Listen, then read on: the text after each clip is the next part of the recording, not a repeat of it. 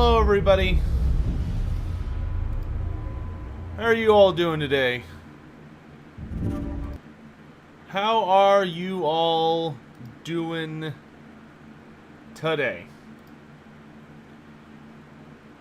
I did some adjusting with my microphone, so let's see if it actually sounds a little different. I bought a, I believe it's called a pop shield, which is designed to make it so that when I say things loudly or that have a sudden increase in volume, like pop, it doesn't cause the mic to spike so hard. But we'll see how it works. It wasn't that expensive. I mean, it was a little expensive, but it wasn't crazy. Let me load up the campaign real quick. And then we will go through the hello queue and get started. Yeah. Hope you're all doing pretty good today. So if you want someone to, if you want me to say hi to you, you better get your haze in now.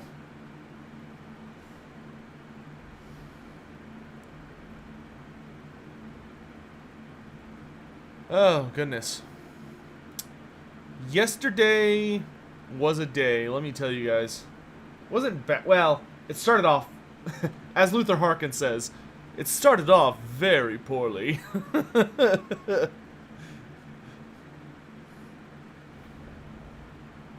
Alright. Where am I? I am... boop, boop, there. And you can see my face shield a little bit, but that's okay. I'm not gonna... or my pop shield, but I'm not gonna worry about it.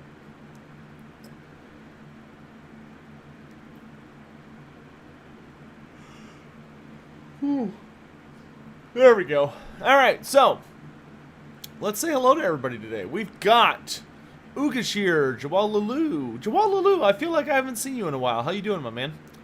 We got Undertaker number 1. Gnarl's back. We got Krumak. Hello, hello. Good afternoon. Then we got Seb's Mad, Mamba King. Thanks to Mamba King, by the way. Big shout out to Mamba King for... I just found his stuff where he extracted the music files from Total War Warhammer 2, which is what you were listening to in the intro this morning. So be sure to drop by his YouTube channel, Mamba King, to listen to all the Total War Warhammer 2 music, because a lot of it is... it's not amazing, but it's decent, and it's atmospheric, but it's really hard to find, and he actually made it easy to find, so thank you for that. We've also got Archmage Eldrin, Servant of the Great Horned Rat, Jaka Wandersmock, Servant... I already said your name, get out of here. K-Dom, Hidishwar Sinj, K-Dom, Zerzernov, Christian Sukiowicz, Lord Inquisitor Ignis, how you doing? Czar94, Donald Hill, Grebo, CJ Ubusta. Also, CJ Ubusta, welcome to the Pimp Club, my dude. Appreciate your support lately. Orc Boss, Edmund Zighibe. We've got... hey, Adenian's also here in Twitch. How you doing, brother? Jaster Miril. Curse Fanatics here. Curse, I do not think Ironjaws will get an updated model line. I think Ironjaws are probably looking at maybe getting a new, like, no, yeah, I think Ironjaws are fine. Especially because they just got some new Underworld models. Ironjaws have 2 Underworld warbands cursed. So, like, I would really recommend looking at those guys, because they make for really badass models for, like, just your regular guys. But I don't think their model range will get updated. Best case scenario, might get expanded. Maybe like the regular Black Orcs will get updated models because they still use Black Orcs and apparently they're decent. But they're the old models. Zerzernov, Edmund Zegibe, Biofoot 78, Don Tavarusa, Incognito, EA Diaz, Dr. Zero, Ulfstare, Liam Hosking, hello, hello. We got Mr. Bone Jangles. Or is it Mr. Bojangles? Oh my gosh.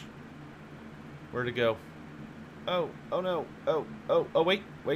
There we go. No, it is Mr. Bone Jangles. Richard Woolner. Grumpy Guard. Hello, hello. Jaster Miril. Quarus, even though you retracted your message. Hello. Oh, no. Okay, you actually did get a hello in there. Uchiha Madara. That's a concerning name, based if my anime memory serves. Tyler Soldecki. Cassin 777. Cassin, sure. Huge on alien perspective. Go for it. Gavin Savage. Ty Belane. Rage Brew Coldclaw. That's a cool name. Daniel Martin. How long was Village the Cursing alive before the end times? Ugh. Village the Curseling. Do I have that book close to my hands? That's the real question. I do. Hold on. It's buried under some stuff. Ugh. Let me see. Village the Curseling. Let's see if we can get a vague idea of how old they are. There we go.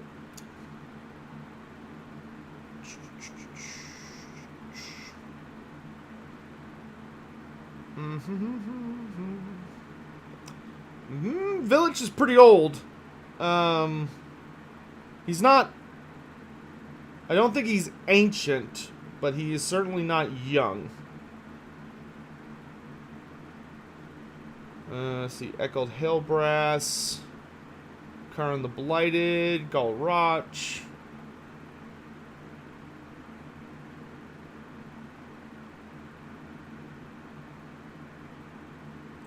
Kolek Suneater.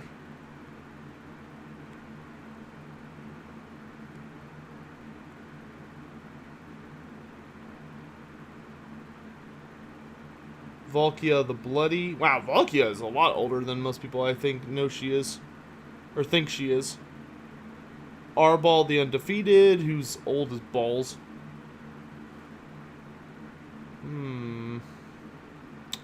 It looks like Village the Curseling is probably in the ballpark of... Village the Curseling is probably a little less than 100 years old. He's probably been around for about a century. As for what special characters he's fought, Village the Curseling actually fought Archaon. He had a huge fight with Archaon. He almost got Archaon killed as well. He probably got the closest, besides Belegar, to killing Archaon Everchosen. Because he tricked him into a trap in Bretonia. Who's stronger, Zacharias the Ever-Living or Archon the Black? Zacharias, by a long shot. Archon does not have a zombie dragon, which is a pretty big deal. And Zacharias actually also has a much larger set of magical items to influence his power than Archon the Black. And Zacharias is one of the 2 strongest vampires in existence. Because he's cured his blood curse, which is a pretty big deal. Isn't the Grimgor the closest to kill Archaon? I was not including the end times. How old is Best Girl? She's older than most people think. Volkia... Yeah, I guess that was a little vague, wasn't it? I was like, oh, she's kind of old, and then I just moved on.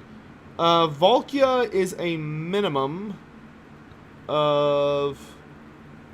Where is it? Volkia has been, like, her current form for at least 1,200 years. So, if I had to guess, Volkia is probably about 1,500 years old. Somewhere in that ballpark. She's almost in the 2 millennia club.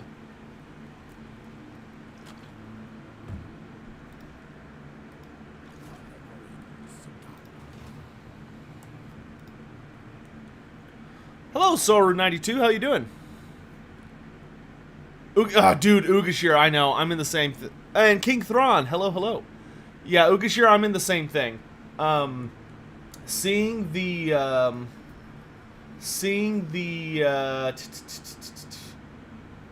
the Chameleon Skink for the Underworld Warband got me stupid excited.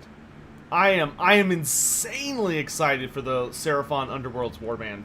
That has easily been my most desired piece of content from Games Workshop. Okay, so this is Tehenhauin's army.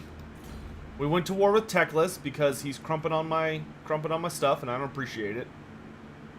I was gonna run you as a Pterodon character, wasn't I? Wait, hold on. Have I been gearing you up for battle? Oh, I have. Okay, so you're gonna be a Stegodon character. That's fine. I'll probably get another Skink Chief in this army at some point to run with a Pterodon. Where does Vlad lie in the scale of lords? The scale of lords. It sounds like quite the club, doesn't it? That's a little bit bigger of a club than I want to focus on. Just because that's so many characters that if I wasn't sitting down and like doing a lot of research and thinking for a long period of time, it would just be vaguely impossible, I think, for me to think of everything. But as far as vampires go, I would say Vlad's in the top 5 when it comes to power levels for vampire counts. I think the strongest vampires in existence are Zacharias the Everliving, Aberash, Vlad von Karstein, Neferata, and Manfred. Those are the big 5. Any fun facts that are known about Tehenhauin or his that are not known about Tehenhauin or his cult? Some fun facts about Tehenhauin is that 1, the Slann actually really did not like him at first.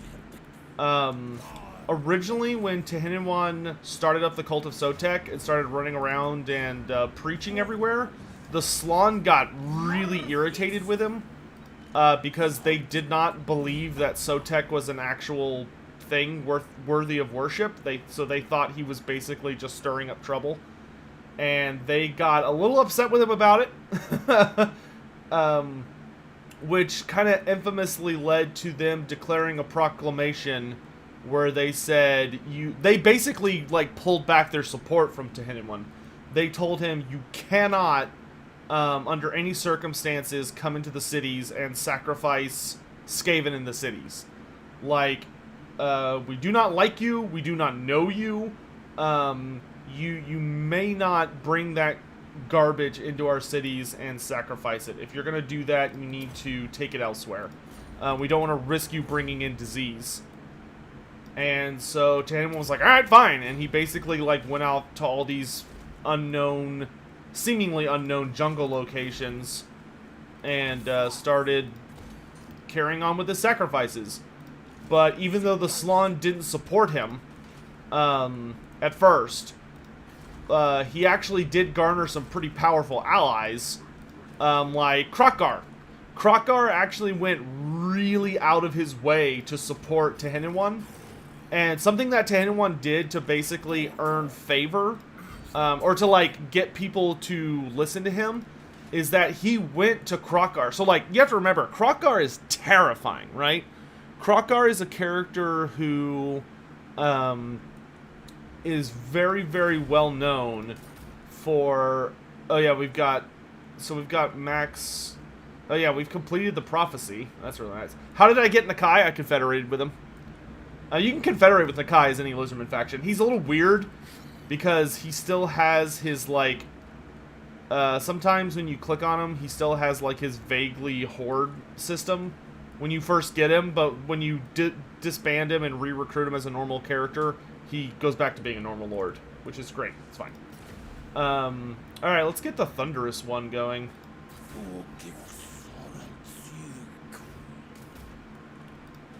And then... What quest do I need to do? Oh, let's do the Plaque of Sotek. That's a perfect way to start a stream. I actually really enjoy this quest battle. This is actually a reasonably difficult quest battle. But hold on, let me fix my army a little bit. I want that Stegodon. So let me drop... Let's drop a regular skink unit. And give me... Oh no, I can't afford him. Dang it. Well, now don't I just look silly? Give me money. But when Tehenhauin, like I was saying, so Kroq-Gar is very difficult to convince of anything, and he's incredibly loyal to different to like Mazdamundi, which Mazdamundi, granted, did not judge Tehenhauin nearly as harshly as the other Slann did. Mazdamundi was much more interested to see what Tehenhauin was going to do. But Tehenhauin actually sought Kroq-Gar out and, like, talked to him. And not only did he, like, have this long, interesting, like, philosophical conversation with Kroq-Gar, but he convinced Kroq-Gar that what he was doing was right. And that Kroq-Gar should support him. So Kroq-Gar ended up joining with Tehenhauin against the wishes of the much of the Slann, and he became like basically became like a celebrity type individual for the Cult of Sotek, because whenever the Cult of Sotek would capture like prominent Skaven generals, they would basically have like a big ceremony that would, at the end of the ceremony, they would drag this Skaven general or warlord or wizard or whatever, Greyseer, all the way up a pyramid, and at the top of the pyramid, whoever Tehenhauin's guest was would decapitate them ritually. So basically what Tehenhauin had Kroq-Gar do is that Kroq-Gar became Tehenhauin's biggest celebrity guest and ended up decapitating the most of the prisoners captured by Tehenhauin. I think it says that Kroq-Gar decapitated over 1,000 Skaven prominent war leaders, which is just nuts. But I mean, that war did last for like 100 years, which is a long time. So I guess it's not that crazy of a number when you think about how long that war lasted. Clan Pestilence and the Cult of Sotek have had like one of the longest running showdowns. Is it possible to convince Gorok of anything? No. Gorok is, of all the Lizardmen that, you know how like we talked about how many Lizardmen are kind of like automatons? Not all, but many. Kroq-Gar is probably the best example of a Lizardman who tends to think outside of his station, because he's just trusted with a lot of tasks, so he kind of has to be a little more aware. But like Gorok and Chakax, nah, they don't do that. Gorok and Chakax are just focused on accomplishing their job, and God help you if you get in their way. Like Gorok and Chakax are the Lizardmen who are so scary that if you were to like approach a Slann because you had really important news and you were a little too like aggressive in how you approach, because you're like, oh man, I gotta talk to the Slann right now, I gotta talk to him right now. Like there is a disturbingly high chance that Chakax would just obliterate you for being in too much of a hurry and like just being a little too presumptive trying to get close to the Slann, even if you're like a skink high priest. Like, he'll just fucking bop you. Which is kind of terrifying.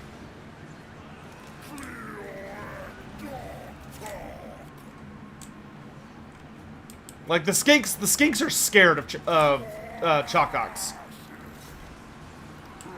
Gorok, thankfully, is not terribly scary, but Gorok is more like a machine.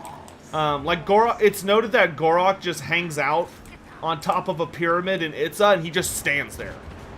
Like Gorok will literally just stand there unmoving for really long periods of time until one of the Slann like telepathically communicates with him and is like, hey, you got a job to do. And even then, he won't move typically until the skinks like get him fully kitted out in all of his gear. And then once they raise the Shield of Eons for him to pick up, then he starts moving. Who is Gorok in the lore? Gorok is known as the Great White Lizard. Gorok is essentially the primary guardian and enforcer for the city of Itza. So he's like if you fuck with the Lizardmen of Itza, which is the first city, and it's also where Lord Croak is interred, if you mess with them and like you piss them off or you steal something from them and they're sending their best guy to come hunt you down, they're gonna send Gorok.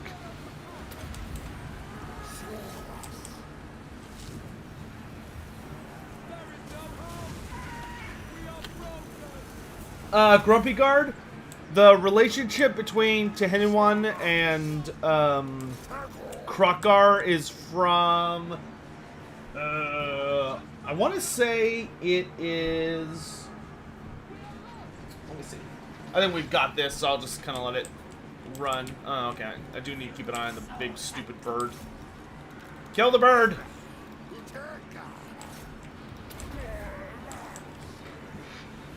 Yeah, is it this one? I know vaguely where it is page-wise, but I have to find it. No. Maybe it's this one?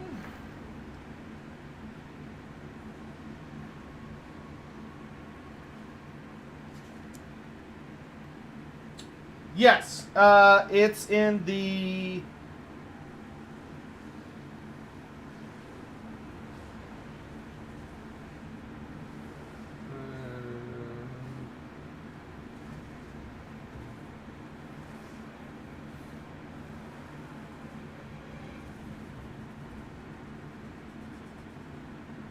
Oh, this was... Okay, so this was after the war against the Skaven.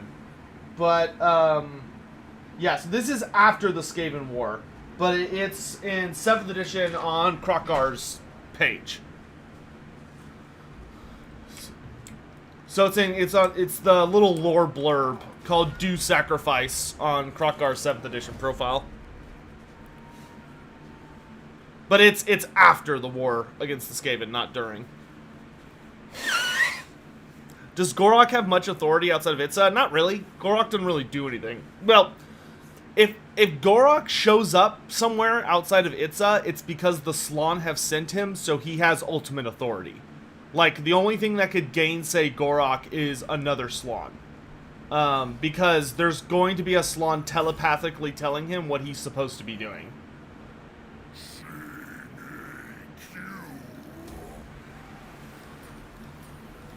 We got the Dagger of Sotek. Very nice. Do Lizardmen and Wood Elves get along? They very, very, very rarely bump into each other. It is super rare that those two bump into each other. I find it funny that they actually let you pick what Gorok's blessing is. I mean, I like it, because it lets you, you know, kind of design him a little more interestingly. But, I find it kind of funny. Oh, he hit level 10. Beautiful. That's when Gorok becomes... No, don't do that. Almost forgot. Give me that Steggy.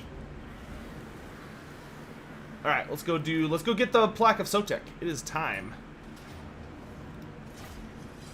Did the Foul Spawn ever make an appearance in the End Times? The Foul Spawn. Remind me what the Foul Spawn are from, Edmund. Also, Metal 2. Thanks so much for the kind words, man. I really appreciate it. Deviant Yufa, good to see you. The Goon White, how often do I stream this game? As often as I can. I spend more time doing, like, YouTube stuff, like making videos and stuff. Oh, speech time. It's a new Slakani Alsik Kot Slanax Shakuta Taxalu Atuon Kani Koapaka Skinkunka Boksha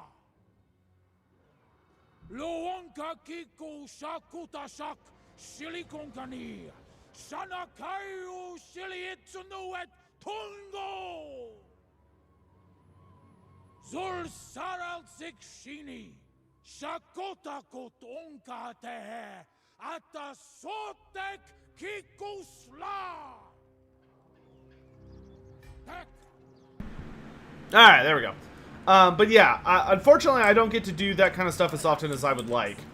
But, you know, it is what it is. Let's go! Everybody go forward. Everybody forward. And then I can summon this, like, this super nice... Oh, now what? Hold on. Hello?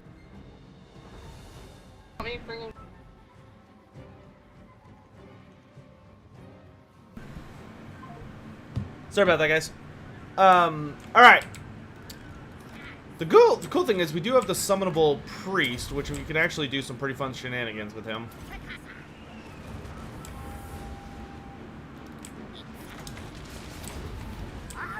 Because you can just kind of summon him and then just drop a comment right on top of him. Okay, I want you to go for them.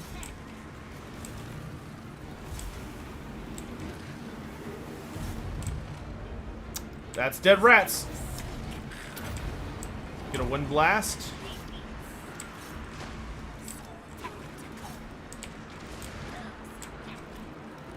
Let's dive in on those rattling guns. Into them!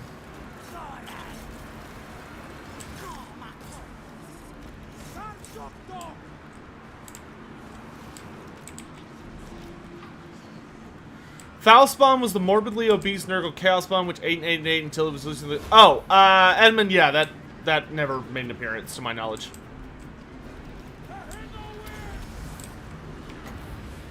Like a Manticore to go harass one of these side armies. I think this is legit one of the better quest battles in Warhammer 2. Like, there's actually a little bit of difficulty to it, but it feels like a lot of fun because you get all these badass side armies to help you out. And, like, to try and hold off the enemy while you're dealing with, like, the main horde and all that crap. I really like the way they did it. It just feels very thematic. But it's also based on one of my favorite battles in Warhammer literature, which is the Battle of Guacamole Crater. Because the Battle of Guacamole Crater, from a Lizardmen perspective, is, like, literally one of the most important battles in the entirety of Lizardman history, because it's where the Skaven finally started losing. All right, let's push all these rats out of here. Activate Bloat Toads.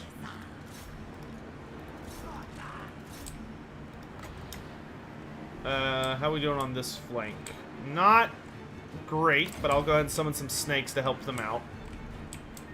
Let's summon a skink in the midst of their army to make a mess.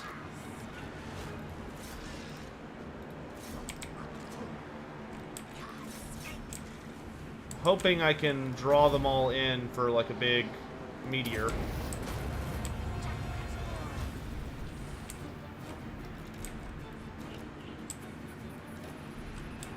Krokar has the worst quest battle in the game? Oh, I don't know about that. Krokars are okay. No, I think the worst one... what is the worst quest battle? Vlad von Karstein has some pretty shitty quest battles. I mean, a lot of the Game 1 quest battles are, like, grotesquely difficult for very little reward. Like, they're not that enjoyable to play, and... Why is this not casting? There we go.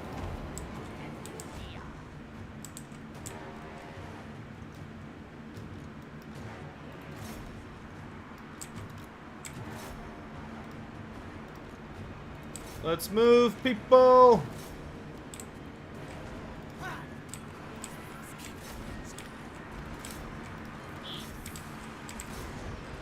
Yeah, those are summons.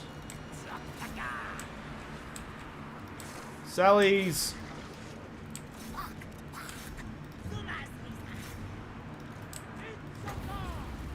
Do another Manticore out here.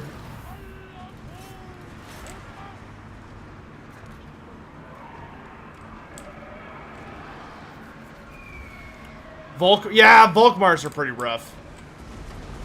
Well, you know, the funny thing about Nakai and Goroks is I actually think, like, I think it's a enjoyable quest battle difficulty-wise. It's just that the AI is really dumb. Like, it has good difficulty, and the theme of the battle is really interesting. because you're like, oh, I'm protecting a city. Like, this is kind of different. But then they kind of come in and are like, oh, you have to keep everybody alive. And you're like, oh my god, this is impossible. Like, you just have to have a very, very fast army to do it. Okay, so this Skaven army is totally kaput. Let's go deal with this one. Grebo, if you're talking about this, it is my microphone. I'll try and push it a little further away. I added like a pop cover to the front of the mic as an experiment to see if it'll improve the sound quality, but it makes the microphone take up more space. I need to move my microphone to like a different side, but I need to get a new web camera. That's what really needs to happen. My current webcam is like complete garbage. I need to buy a new one. Maybe I'll do that here pretty soon. Spread wide, spread wide.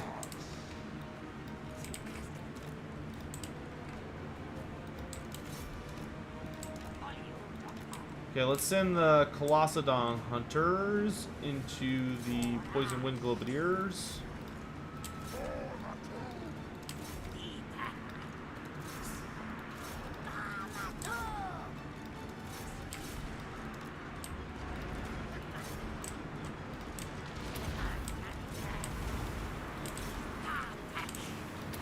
Summon snakes.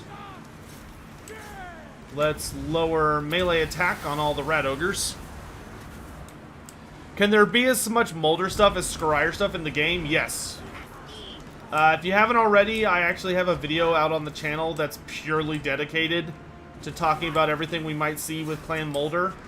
And there's a just stupid amount of shit Clan Molder could bring into the game.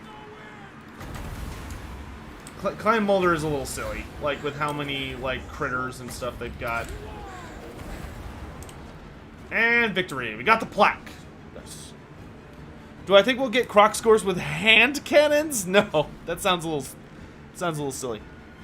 How many hours do I think I've put into the Total War Warhammer franchise? Ooh. I guess I could just check. Let's see. I have 2,600 hours on Total War Warhammer 2, and I have... Jesus Christ. Hello?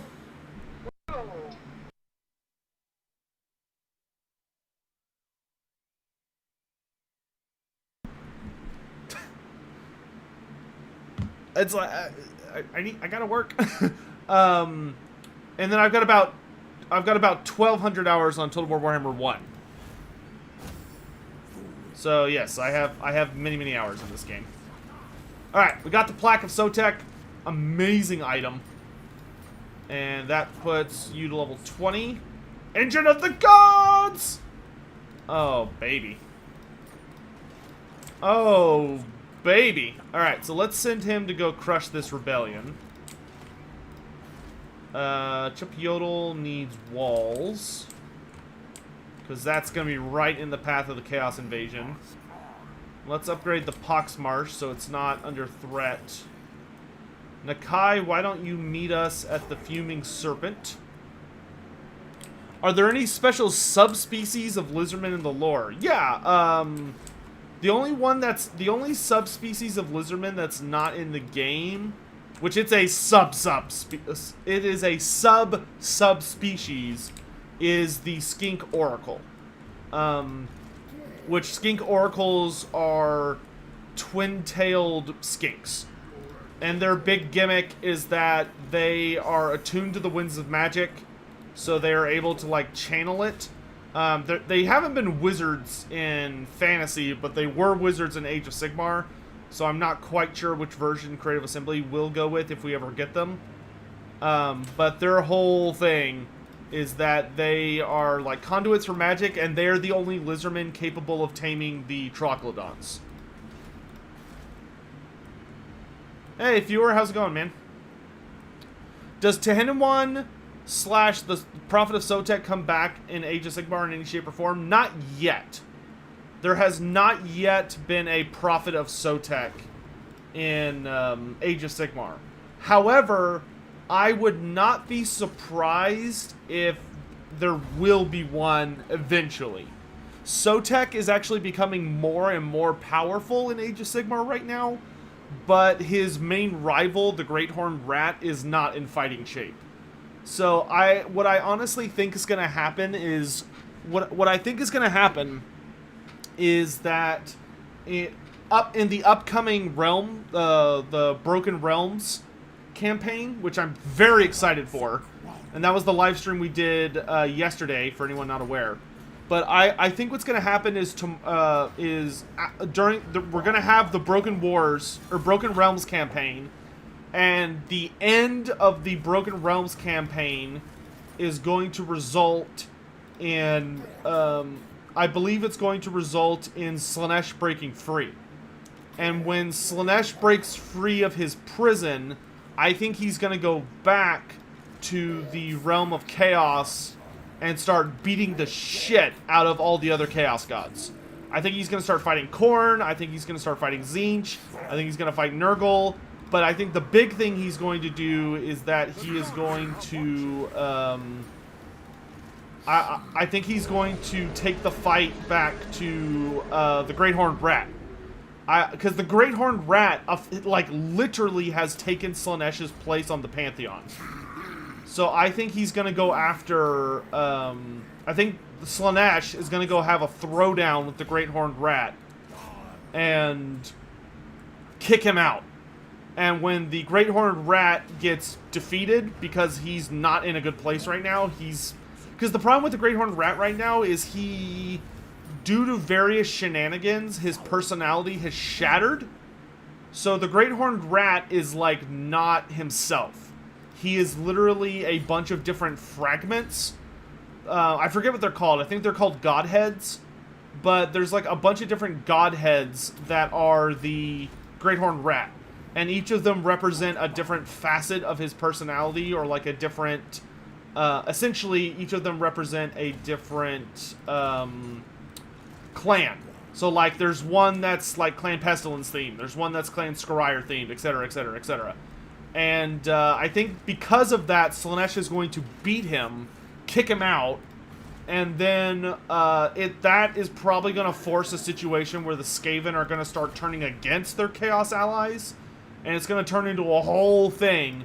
But the big important bit of it is that I think it'll force the Skaven to kind of try and figure out a way to reunify the psyche of the Great Horned Rat, so he's a singular entity again.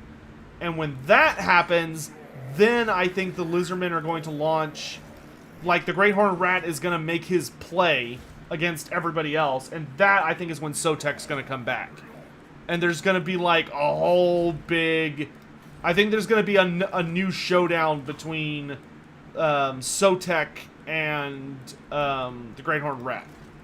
That's what I think is going to happen.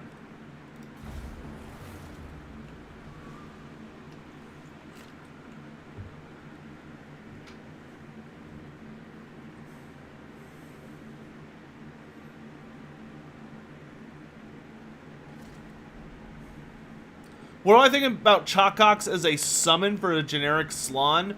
I don't like that. Krell, I think the only reason Krell works is because he's tied to a singular other legendary hero, or legendary lord, and it helps divide, like, it helps keep them as the pair that you were always expected to see them as in the lore. But a lot of people don't like the way Krell was implemented. Like, it's just kind of happened already. So it seems like we're just kind of stuck with it. But I don't think many people would be very interested in seeing it done again. Okay, so we defeated that rebellion. Let's send you there. That's going to take you 6,000 years to get there.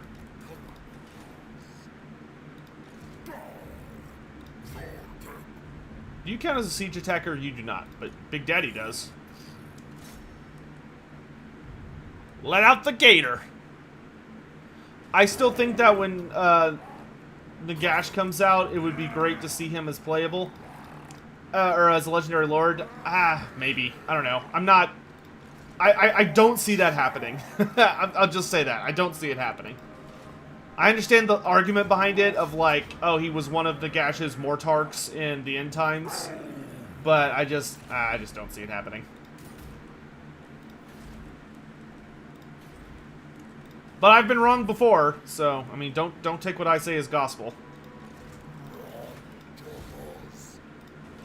I am not always correct. I kind of want to lure the elves out, because I don't really have anything that's going to be super great for a siege. And I mean, neither does he. Nah, we'll wait him out. Or okay, we'll sign up for towers. If we can get towers, this will be easy. And what I'll do next turn is maybe I'll go capture the Foaming Serpent. Like, I'll run back. But, yeah, we'll play it by ear. I think Nagash is a bad idea to add on. Well, I think your bad idea is a bad idea. How would you even balance Nagash during the end times? You start him off like he was at the beginning of the end times, really, really weak. And he has to, like, build up his power.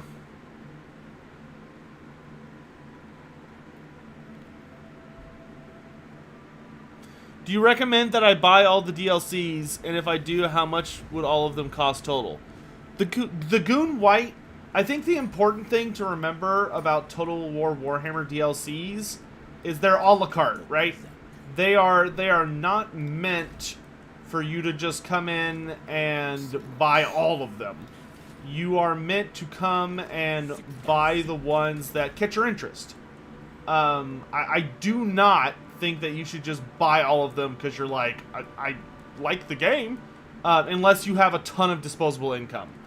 Now, buy all of them over time? Sure, great, yeah, that's fine.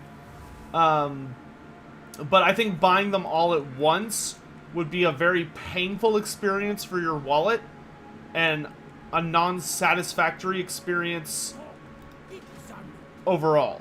I think the best thing you could do would be to just look at it and be like, okay, what do I feel like playing right now? Buy that. And then look at it from, and then like play it. And kind of pay attention to what you're seeing and fighting in the game. And if you're like, man, I really like Skaven, I would love to play a Skaven campaign and see where that takes me, well then you should probably buy the Prophet and the Warlock. Prophet and the Warlock is basically an essential DLC if you want to play Skaven. Or maybe you have a character that like you learn the lore about and you like, oh man, I'd really like to have that character so I can play as them or confederate them. Okay, well then focus on getting that DLC. But I would never recommend buying all of them at once. Unless you are just, you're just like, I've got $100 sitting around and I just want to buy everything. Because that's roughly what it'll cost. It'll be a minimum of $100. Just because you're buying, like, especially during Warhammer 1, we were getting a new DLC practically like every 2 or 3 months. And these games have been out for a while now.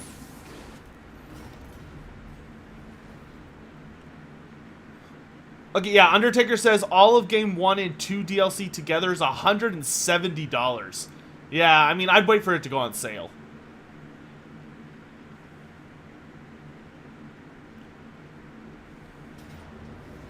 No, I didn't make it to Loxlon in time. That sucks. That's fine. I'll deal with it later.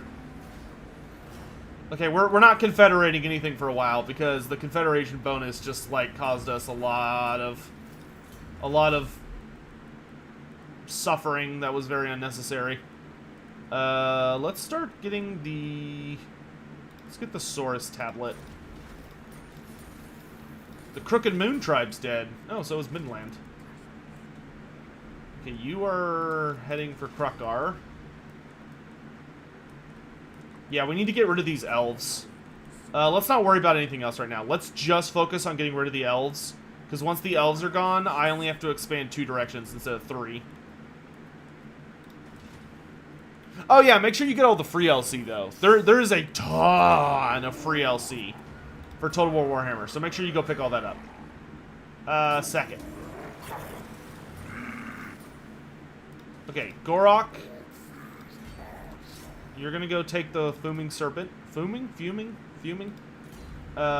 Grant, let's get... Oh god, your stuff is so good. Protector of Lustria and Unflinching. And then Nakai's gonna capture the Star Tower.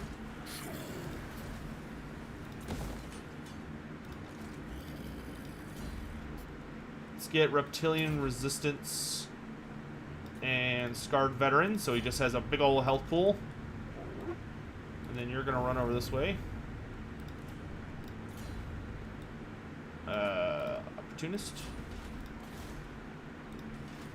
Okay, so Floxlon is probably going to be our next major focus.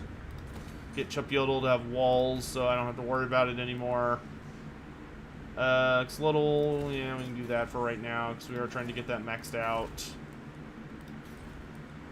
I hate that Ikit Claw keeps sailing across the entire ocean to fight me. It's so annoying.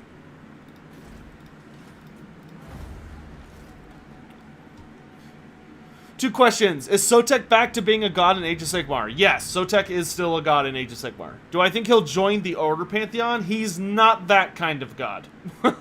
He's not a... So in Age of Sigmar, there are two types of gods, essentially. There are gods that are essentially... They like represent a lore of magic. So those are like the gods of Age of Sigmar. The playable ones. They're the incarnates. They are one of the lores of magic made manifest. Or they're one of the gods of chaos.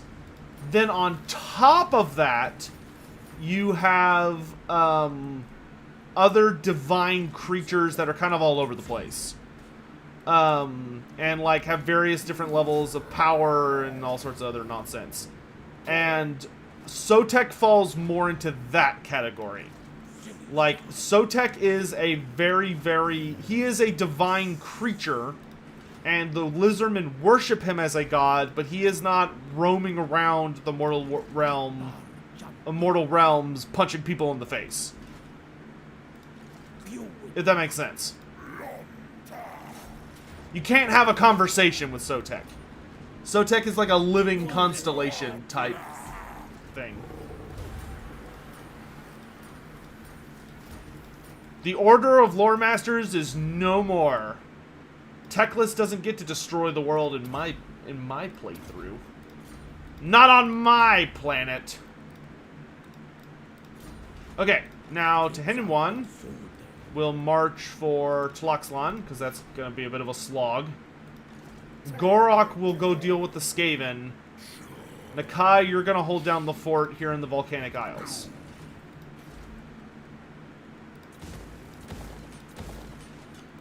Cool? Cool.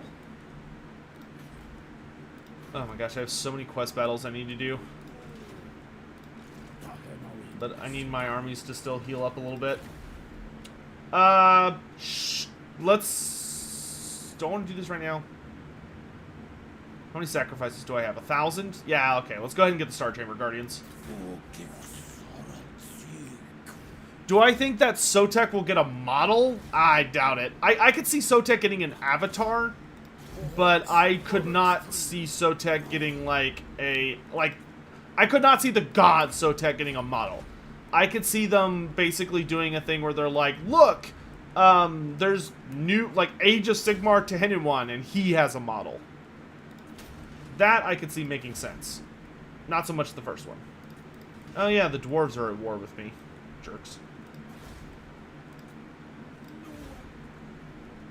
Not too worried about Tlonksla right now. And yeah, you're just hauling ass until you get to Krokgar's domain.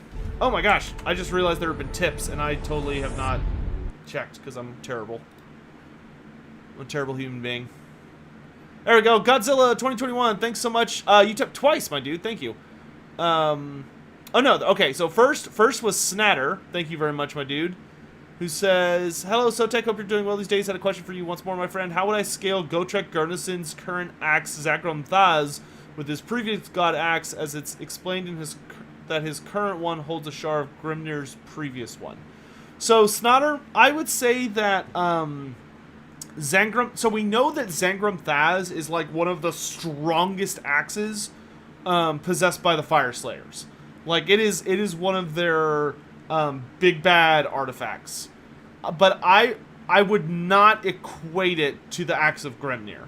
I would say it's a respectable power axe, but I do not believe it is as powerful as Gotrek's original axe. I would say it's maybe like 75% as strong, maybe 60% as strong. It's up there, and it's not gonna like get shattered by an enemy weapon, but it's not the same, I would say. And then Godzilla 2021, thank you for the tips, my dude. If CA does Lizardmen versus Beastmen or Warriors of Chaos, what units, lords, and heroes would I like to see? So I would say that for the Lizardmen, if we got another Lord pack for the Lizardmen, I would very much like to see the new Lord be the... So I wouldn't, personally, I don't really think they need another Lord. I just know CA is going to do it if they do it, because that's just how it works. But I would think that... So here's what I'm thinking. I am thinking it would be something like Oxiodal. I don't think there's any other choice but Oxiodal.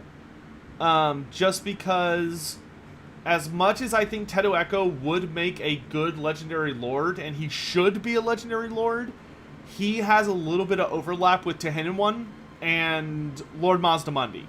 In that, like, he's a defensive-focused character that rides a palanquin, so he's like Lord Mazdamundi, but he's not nearly as good, because he's not Lord Mazdamundi, he's just a skink priest. But at the same time, he shares a lot of real estate with...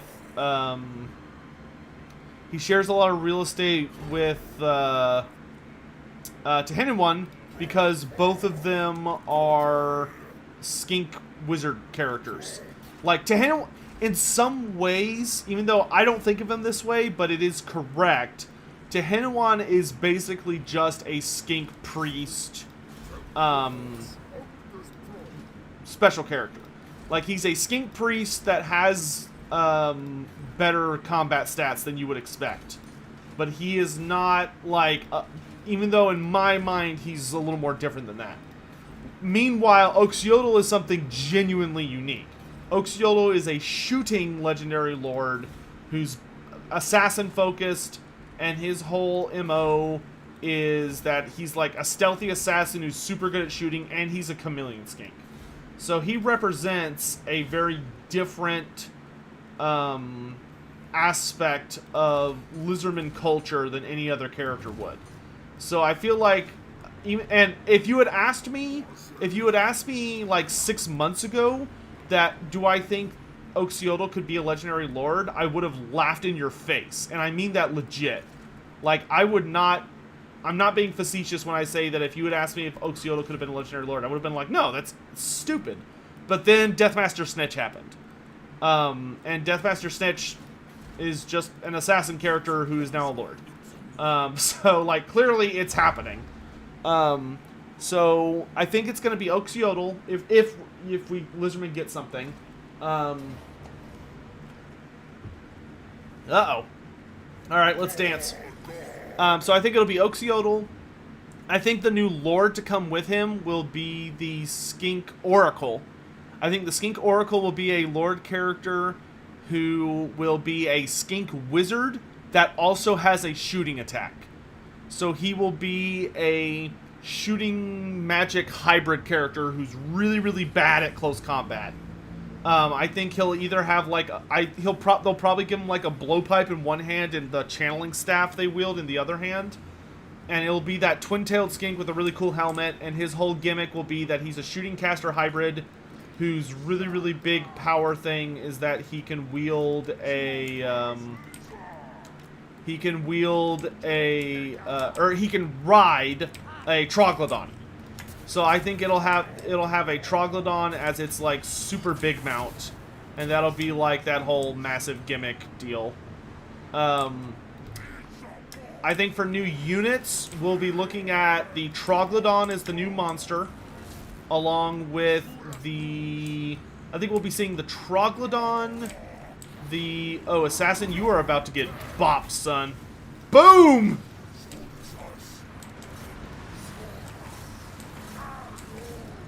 These guys want to tussle. Let's tussle.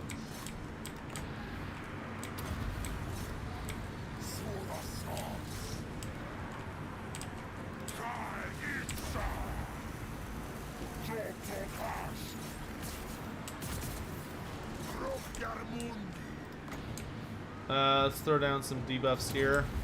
Let's see. Outside of that, I think I see... Okay, so that's... So Troglodytes... So usually Lord Packs come with like 3 new units per faction. That's like a rough estimate number. So keeping that in mind, I think we'll see a Troglodon. I think we'll see the Codals, which are the flying... like they're like big flying Aztec-themed dudes. And then I think we'll see...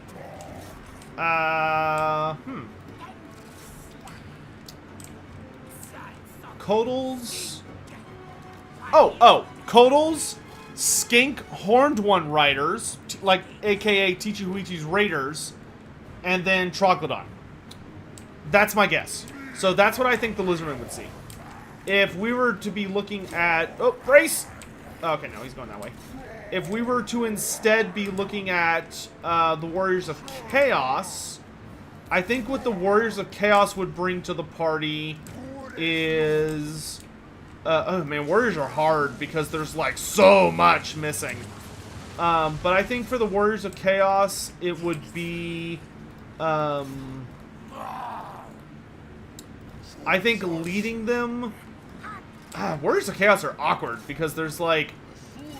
I don't see... I don't know if we're going to be getting Warriors of Chaos separate from the gods, is the thing. Like, that's what it comes down to. Like, if they are going to have a thing for the Warriors of Chaos, are we looking at... are we looking at a situation of they're just joining the Warriors of Chaos roster? Or are we looking at a situation of they're going to be splitting them up into god-specific factions? Because if you're asking me, okay, I want them to do an update for the Warriors of Chaos, how would they do it, period, end of story? Ugh. The best thing I can think of is... I always love that it blows up. The best thing I can think of is... See, what character could you give the Warriors of Chaos who would stand out the best? You have a melee caster hybrid with Archaon. You have a monster with Kolek. And you have like a generic Chaos Lord with Sigvald. So it would need to be someone who is different from that. I would do Galrach. I would have a big, scary Chaos Dragon Wizard hybrid. So I would do Galrach. Because I just don't see Galrach being in like a pure Tzeentch faction. I see Galrach being more of Warriors of Chaos Undivided. Because pure Tzeentch, like, yeah, you'd probably see, like, you would see Chaos Dragons, but... And Galrach is definitely Tzeentch associated, but I feel like he's very loosely Tzeentch associated. Yeah, Egrin von Horseman would be good. I could see Egrin von Horseman being really good as well. Because he also upgrades to have his dragon mount with Valdros. So, Ikit didn't have nukes? Apparently not. I mean, he probably didn't have one made. Ah, plus 10% research rate. Thank you, Ikit. Dude, I've got so much magic on Gorok. It's gonna be perfect when I pick up Lord Krog for him. So let's say either Igrum von Horseman or Galrach. And then for a new Lord for the Warriors of Chaos, you'd have to do Demon Princes. Like, you have to. Demon Prince is literally the only thing missing. So, you get a Demon Prince, and then past the Demon Prince, you'd be looking at, for new units, they pretty much just need monsters at this point. Like, you know, it's like, okay, what new units do we need? It's like, okay, well, we need the Slaughter Brute, we need the Chimera, we need the Mutilith Vortex Beast, we need War Shrines. Chaos War Shrines would be a good one. So any of those, any combination of those, I think would be really good. So yeah, I think that's good for the Warriors of Chaos. And then outside of that would be Beastmen. Which Beastmen I think are actually pretty straightforward. Beastmen, I think it would be Tarx the Brass Bull, because he's the most different from everything we've got so far, being a monstrous character. Well, monstrous infantry, but you get the point. So you get your monstrous infantry character with him. And then after that, for your generic lords, you get the Doom Bull. They better give us the Great Bray Shaman for free. Like, the Great Bray Shaman better be free LC. Please, CA. It's the only right answer. Like, it's the only way. To do otherwise would be to betray the hopes and dreams of the people. And then beyond that, for new units, Jabberslythe, Gorgon, and I feel like asking for 3 monsters would be a little much. I would really like the Preton, but I would think if they do Beastmen though, they'd come with like a full rework, kind of like how they've told us they're doing with the Wood Elves. I imagine they're going to do the same thing for the Beastmen, which would change how I would expect things to go a little bit. But hopefully that's enough of an answer. Is the Doom Bull a Minotaur Lord? Yes.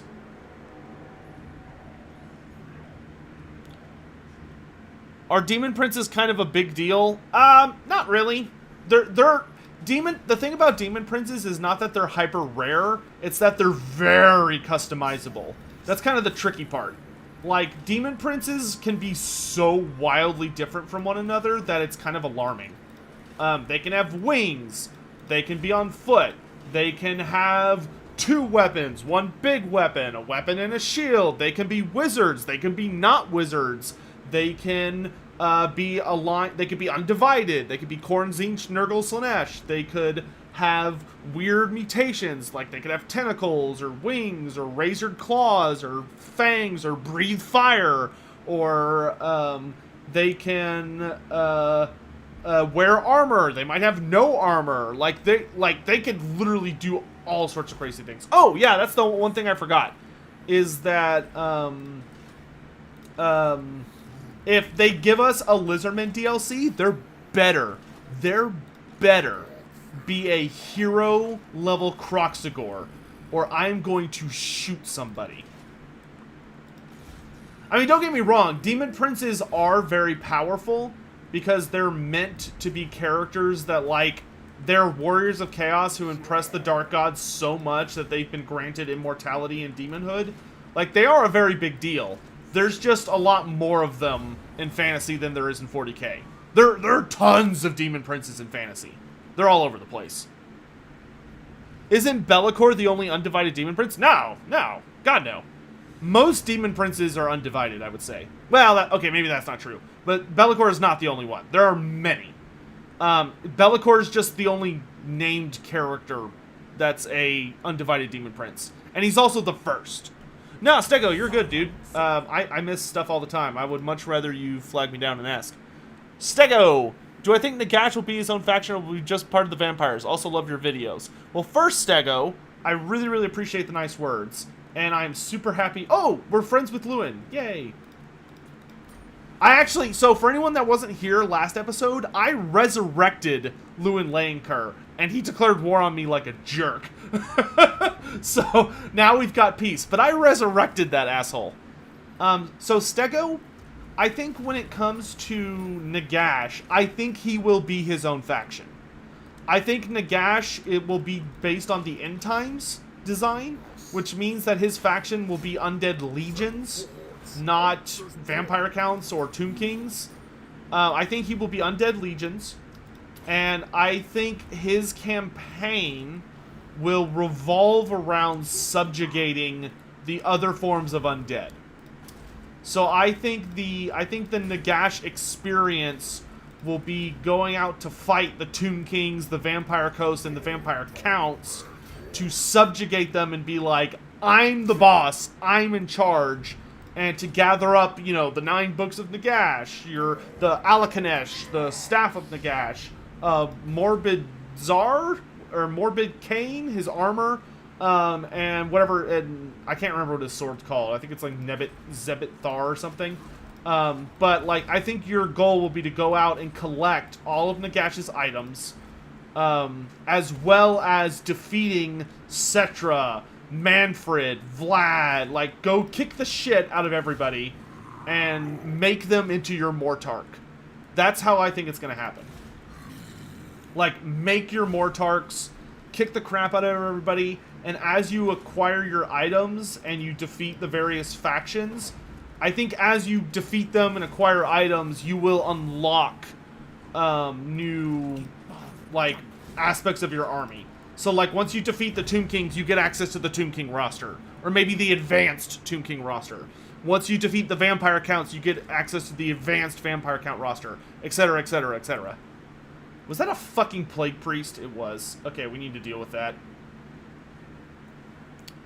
Is Lady of Sorrows a good book? Lady of Sorrows is an excellent book, my dude. I cannot recommend that enough. I loved Lady of Sorrows. If there's a demon prince and a greater demon, who's in charge? Whoever kicks the shit out of the other one? It depends a lot on the greater demon and the demon prince in question. Because they are relatively equal.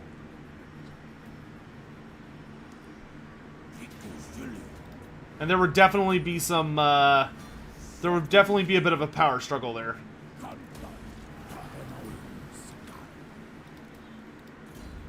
Honey, I'm home. Ah, he broke the Temple of the Eclipse. What a jerk. It's okay. I'll hunt him down this next turn. Gorok, splat the rat. And splat.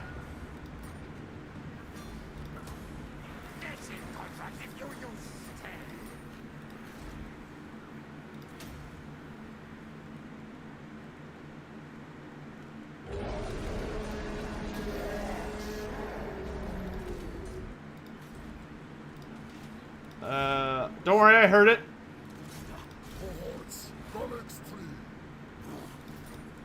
Okay, so after we deal with this, we'll go punch the dwarves in the face. And where is my priest? You're not a priest. What are you? Oh no, you are a priest. Get rocking. We gotta find Big Daddy. Are there any books where Krokar features prominently or is the main character? No, there is not a single Lizardman. There is no book that involves a Lizardman special character. Outside of the Lizardmen army books and the Lizardmen aspects of the end times. Games Workshop, or Black Library hates anything that's not human. Snotter! Thanks for the tip. That's fair. His new axe is about 60 to 75% the same as his previous god axe. And next and final question, though. Do you consider fantasy Go Trek as... Oh, no. Snatter, no. Yeah, no. Age of Sigmar Go Trek is leagues stronger than fantasy Go Trek.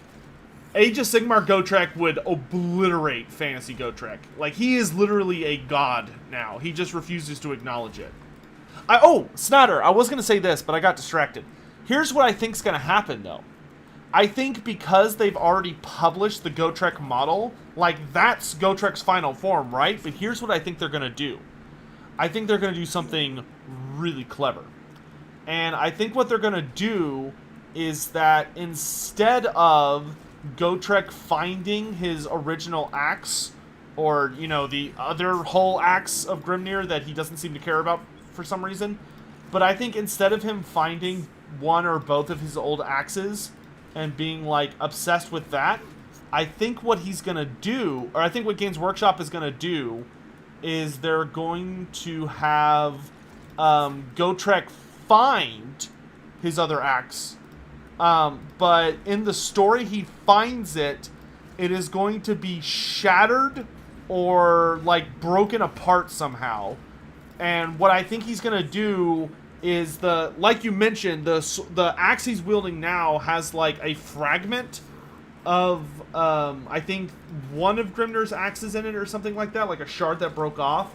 But I think what he's going to end up doing is, like, feeding the pieces of the old axes of Grimnir into his new axe. And it's just going to get, like, crazy beefy until he becomes, like, the legit God of Fire. That's how I think they're going to play that card. Because I do think he is the God of Fire. Even though he keeps, like, dancing around it. I don't think they're going to resurrect Grimnir. I think that Gotrek is just finally going to have to step into his role. And, like, accept that. And I think he will find Felix as well. Unfortunately, I don't think Felix is going to come back. But I do think we will get a resolution to that story. So feed the old axe of Grimnir to Zangrom Thaz. Yep, that's what I think is going to happen. How should demon rivalries work mechanically in Game 3? That depends on a lot of factors. I would have to, like, make a whole thing about that. But that depends on if you even can mix the different god stuff.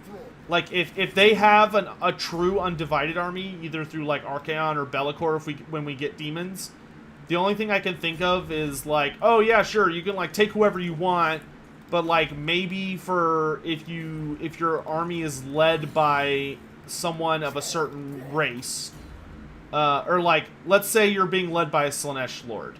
So it's like, okay, your army's led by a Slaanesh Lord, but in exchange, like, he buffs the leadership of all Slaanesh units, but or has lower upkeep on them, but in exchange, all of the Khorne units have lower leadership, or maybe have lower, increased upkeep. I don't think they're gonna pull a Wood Elf scenario, because they know everybody fucking hates that mechanic. And here's the thing. You should never, ever let the lore get in the way of, like, making the game playable. Like, yeah, sure, in the lore, there can be some grinding gears between Khornates and Slaaneshites in the same army, but in tabletop, they just kind of hand-waved it. We're like, yeah, whatever, just take whatever you want. Like, you could, when you play demons, you would have, like, a Keeper of Secret for your Lord, and there were no penalties for taking, like, a Khornate unit. I think, like, maybe the general, like, using his general aura, like, I think maybe, like, your BSB wasn't able to affect it or something. Like, there was like, some really simple, stipulations that you could just totally ignore. Like, it just wasn't a big deal. And I think they're gonna continue that journey, because everybody would hate it, if they didn't. And you should never let, like, little lore tidbits get in the way of an enjoyable experience. That is the wrong way to make a video game. And that's just a fact. I don't even consider that an opinion. That's a fact.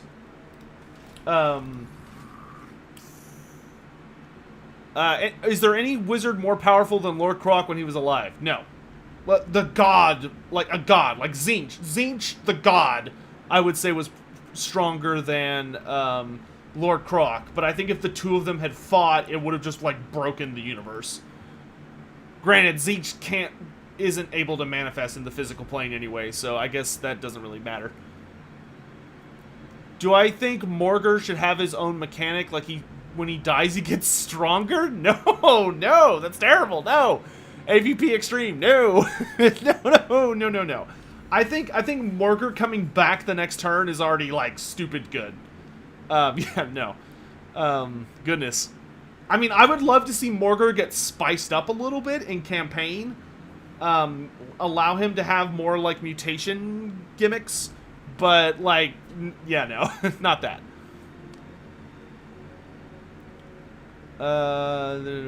Who would win, Nagash or Lord Croc with a shotgun? Lord Croc would bitch slap Nagash. Like, Lord Croc would not need a gun. Yeah, no. Even undead Lord Croc, like, even dead Lord Croc would be a difficult opponent for Nagash. Do I have any suspicion ideas if Krokar will be back in Age of Sigmar? No, I do not know what they're doing with the Lizardmen, or the Seraphon, narrative-wise. No idea.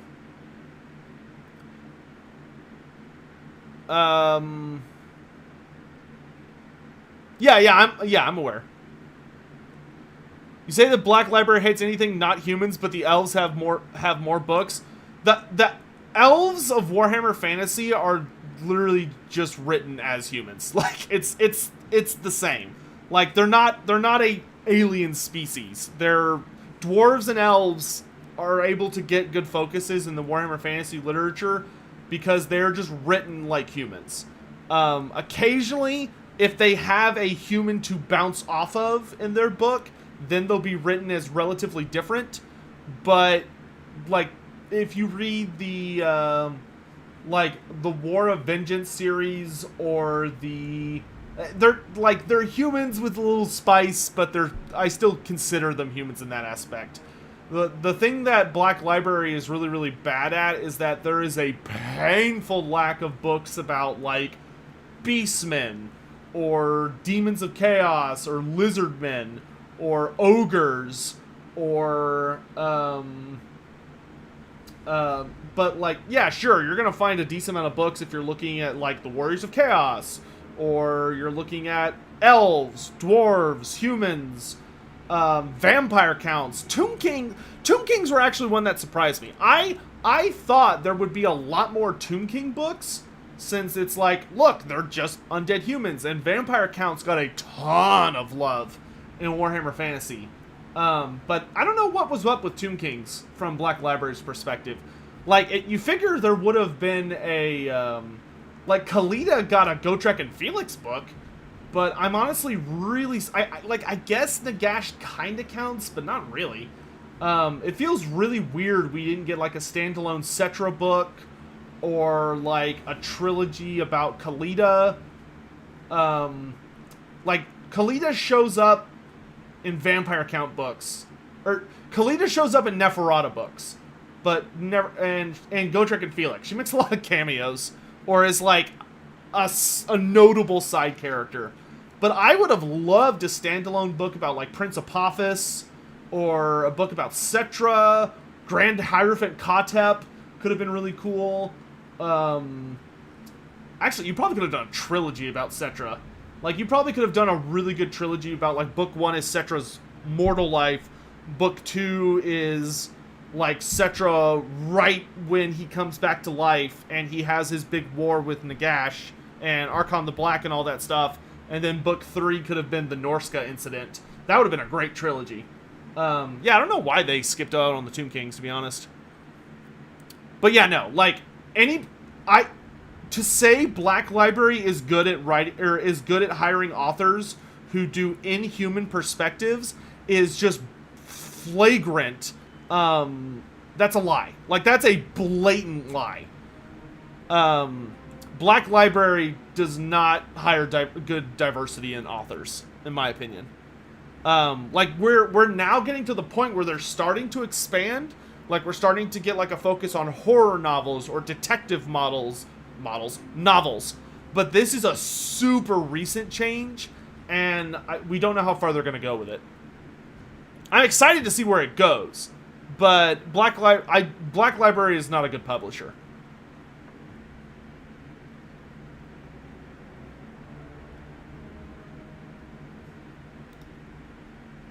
Yeah, thankful books are good.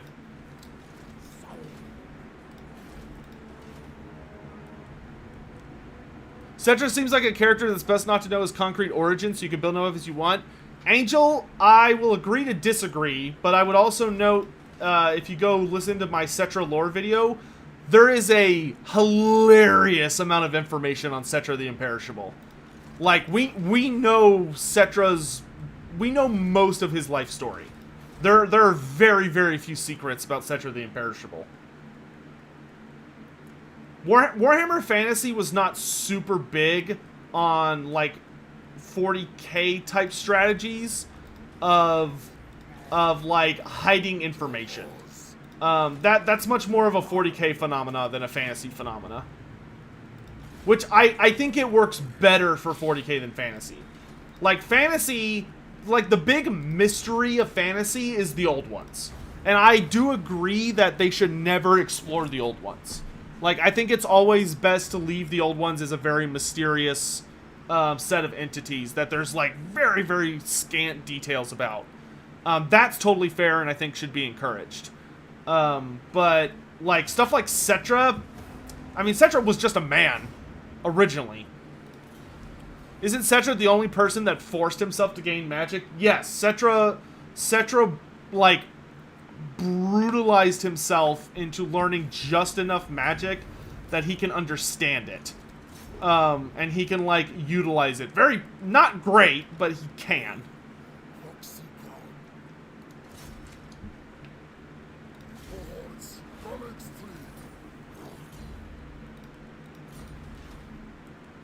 How long do you think until we get a trailer for the Wood Elf DLC? I would not bet money on it. I would not bet money on it, but I am hoping that we will see a Wood Elf Lord Pack trailer at Gamescom. Which Gamescom is this week. It's at the end of this week.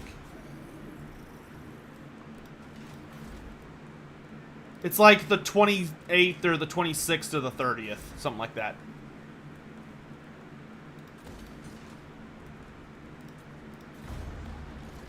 Lizard on Lizard War, what is this cold-blooded heresy? Hey, Lizardmen on Lizardmen War happens sometimes. Their alignment with the Great Plan doesn't line up with my allotment of the Great Plan, and I'm right, so they're going to get in line or I'm going to kick the shit out of them. Do I think we'll ever get Tiger Beastmen? That depends on how far east the Game 3 map goes. Gamescom with Warhammer 3 announcement? I don't think so. Maybe. Maybe. But I don't think so. Can we have peace? Since you're on my doorstep? Don't get me wrong, though. I would be super hyped for Warhammer 3 announcement. Just seeing a single, like, just getting the slightest of trailers for Warhammer 3 would tell me so much information about it. Like, that would genuinely be such a massive deal. Because you would be able to extrapolate just truly absurd amounts of information. So I'd like to see it. Alright, all the rebellions have been put down. The elves have been pushed out of Lustria. So now it is time to go punch the dwarves, because they were rude enough to declare war on me. Though, while I think we'll send Tehenhauin south to do that. But while he's marching south, we will also pick up Lord Croc while we're at it. Why don't you go check out Spectazuma?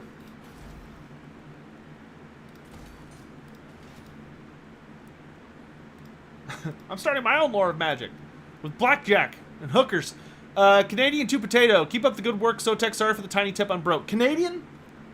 don't you dare ever apologize because of the size of a donation. Any amount is tremendously helpful, and I'm super gracious for any amount of support. Do not ever apologize because of you don't think a donation is enough. I am not kosher with that theory.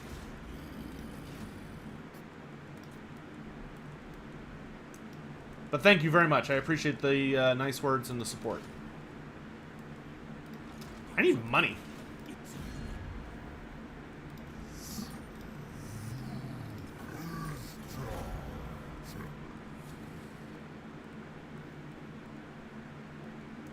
Yeah, unfortunately, all the Hiles are pissed at me right now. Understandably, I did kill their friend. And I'm so powerful. A lot of factions are like flat out scared of me.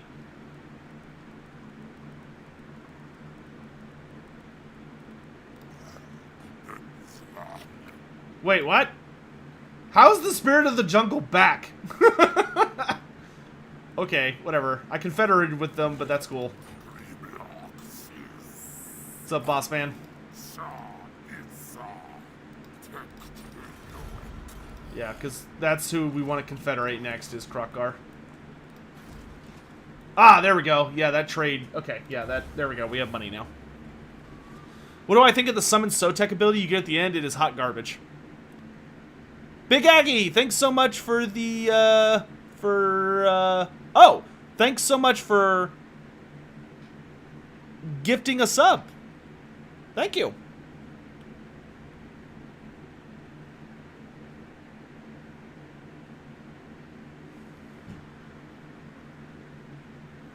Sotek would spend hours dissecting a 5-second teaser. Dude, I just want to remind you all that when they released the trailer for the Dwarves for Warhammer 1, when High King Thorgrim is like looking through the Book of Grudges, as like in the audio he's like supposed to be reading out the grudges as he's going through the Damaz Quran. I very non-ironically went to that like freeze-framed that image and I translated everything that was written in the Great Book of Grudges on that page, which unfortunately turned out to be mostly nonsense. But there was a couple of lines about the Skaven, which was interesting. But I went ham on that.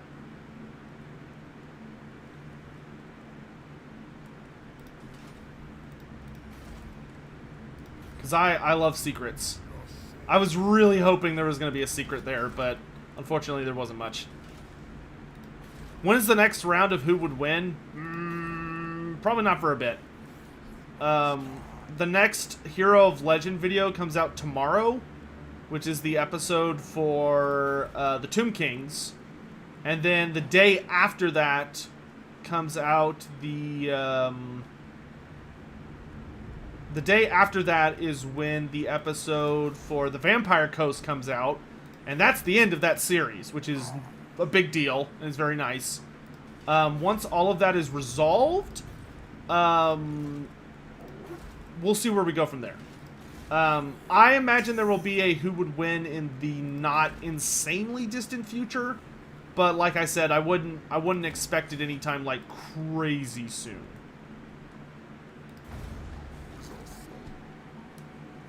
Will they expand the Kara's Encore in Game 3? I doubt it, but it would be nice. Well, wait, hold on. The Kara's Encore? The Kara's Encore, it just means the Dwarven Realms. Are you asking about the Underway? Well, technically, Kara's Encore means the Everlasting Realm, but you get the point. I mean, that's up to you. Have I answered a question today about when the next Quick Head Taker video will be? It's getting close. It's getting close.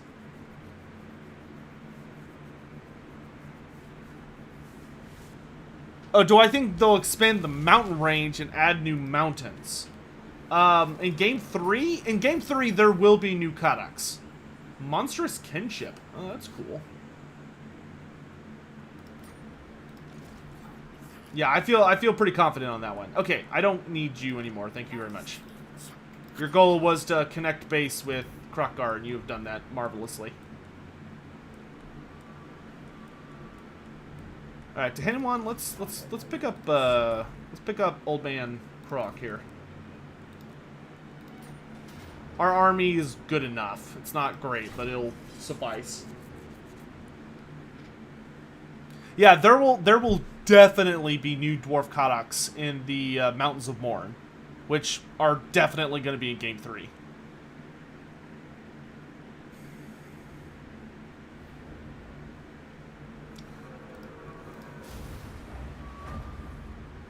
Lord Kroak will be an invaluable ally in the fulfillment of the great plan, but his worldly relics are in imminent danger.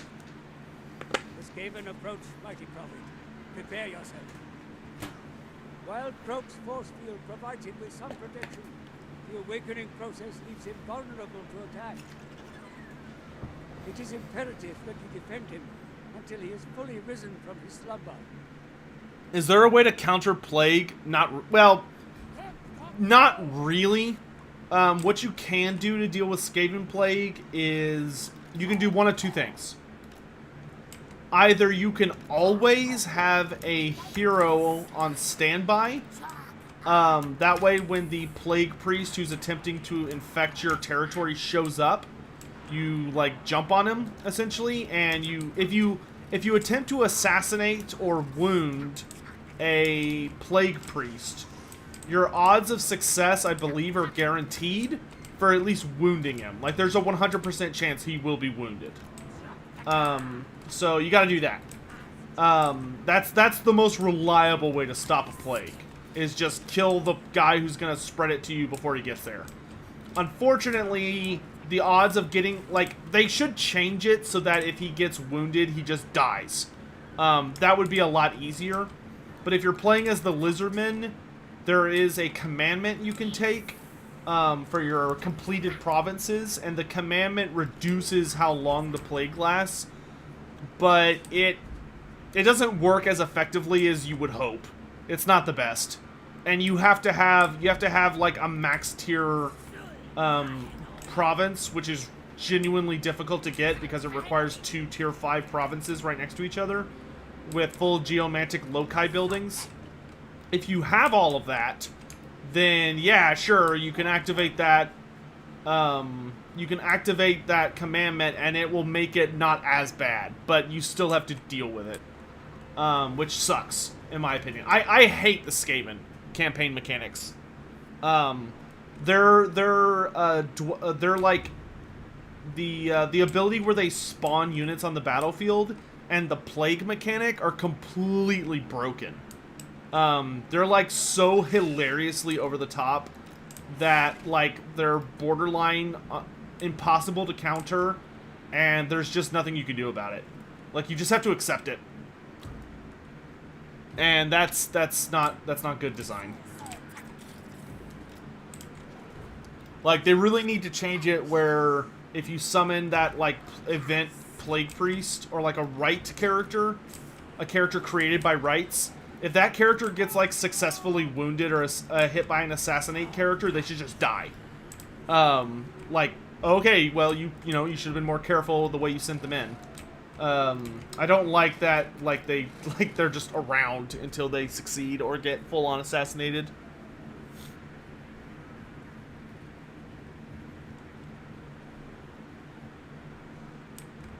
What is a Preton?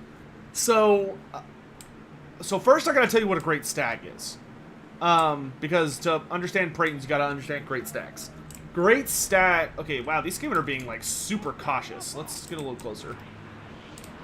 The great stags are the most magical and regal of all of, like, the denizens of the world's magical forests. So, like, even the unicorn, which unicorns, you know, are very magical and proud creatures, they are, like, peasantry compared to the majesty and glory that is a great stag. Great stags are, like, the ultimate pinnacle of woodland royalty. Where are you going, dude? But, so like the Wood Elves have a lot of respect for great stags, and great stags are very large. They're at minimum like the size of a demigryph, so they're monstrous cav. They're quite large, quite dangerous. They're so magical that like there's magic playing around their horns and all this stuff. But the big thing about them is that they that the Preton is basically a bastardization of them. Pretons are functionally, well, no, they are great stags that were captured by beastmen. So the beastmen warherds captured the Pretons, or captured these great stags, and basically chained them down in ritual sites, where a great Bray shaman would come up to them and perform this horrifying ritual. And the purpose of the ritual was that it corrupted the very essence of the great stag, which being such like magically charged creatures of nature, when their essence gets corrupted, it gets fucked. So the beastmen basically kind of turned the whole situation on its head, and by doing so, they functionally create an abomination. And the Preton kind of loses itself. The Preton is a horribly twisted, almost like amalgamate creature that is a great stag that has been forcibly mutated and transformed against its will into a horrible monster. But it remembers what it used to be, but it's so filled with corruption and hatred and like dark power that it basically gets consumed by endless malice and self-hatred and all these other really nasty personality quirks that make it into a raving lunatic monster that its only like goal or desire is to destroy everything around it, including itself. Like they are very, very self-harming creatures.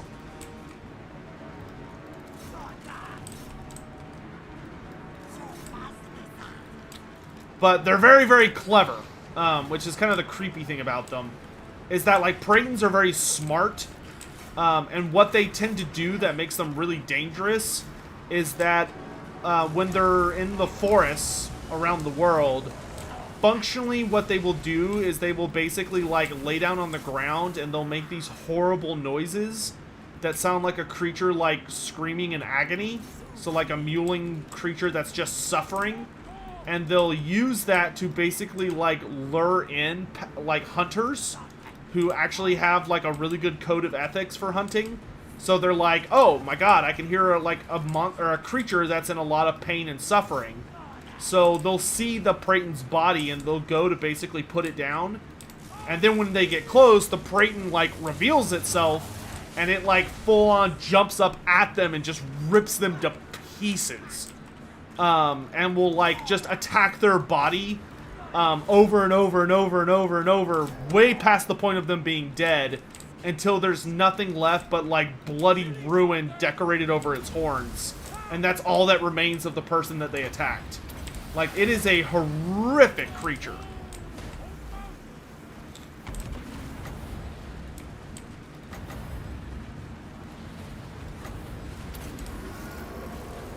It's also very sad.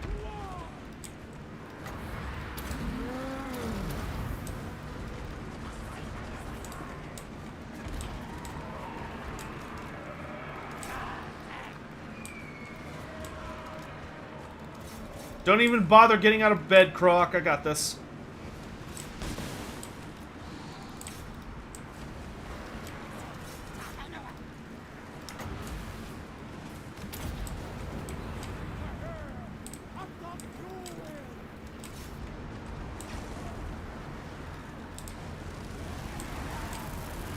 I love the smell of roasted rat in the morning.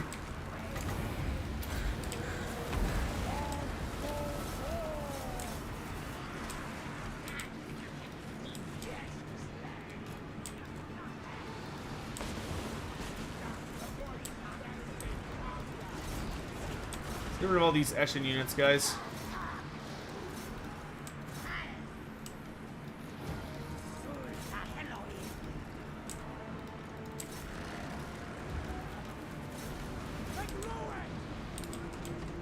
I heard Soul Wars is a good place to start reading Age of Sigmar. Yeah, Soul Wars is a good place to start. Soul Wars is not a bad place to pick up. Santa could probably annihilate a Preton. What? What?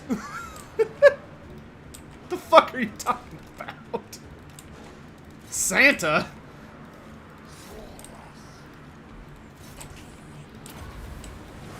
Son, this is Warhammer. If anything, the closest thing we have to Santa is probably some horrific version of Krampus.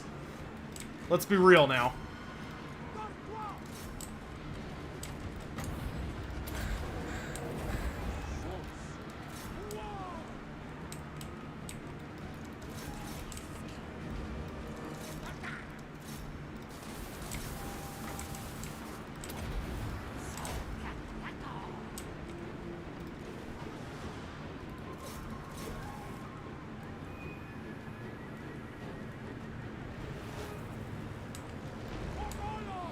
It's Grombrindal.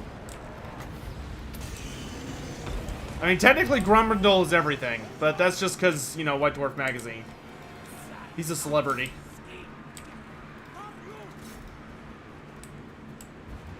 Santa is a dwarf. I mean, Grombrindal is... I mean, Grombrindal's also technically a space marine by that logic. Or Adeptus Mechanicus. Or a tech priest, or a, oh, like, anything and everything. Thorgrim is Santa. I don't think Thorgrim would be the kind of guy to be handing out presents. The only thing Thorgrim hands out is vengeance.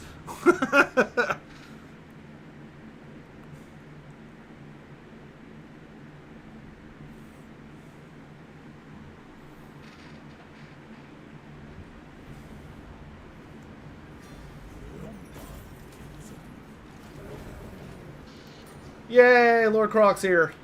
Okay, go find Gorok. That's where you're meant to be, Big Papa. We'll see ya when we see ya. Tehenhauin, let's work on your melee tree. Yeah, that's a good idea. There are dwarves to be squished.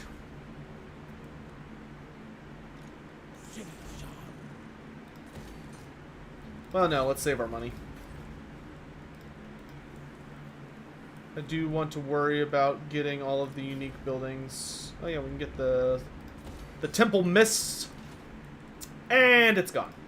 There go all my finances. Oh, Plague is such bullshit, my gosh.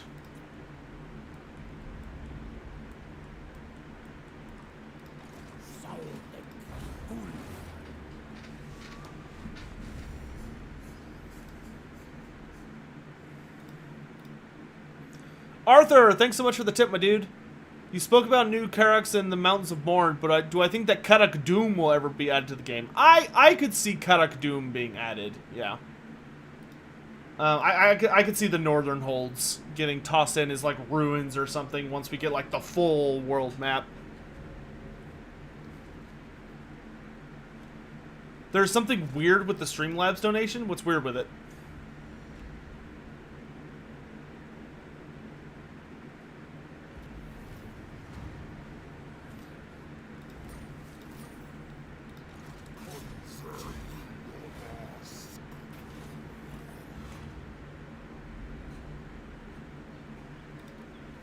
Ooh, the war drums.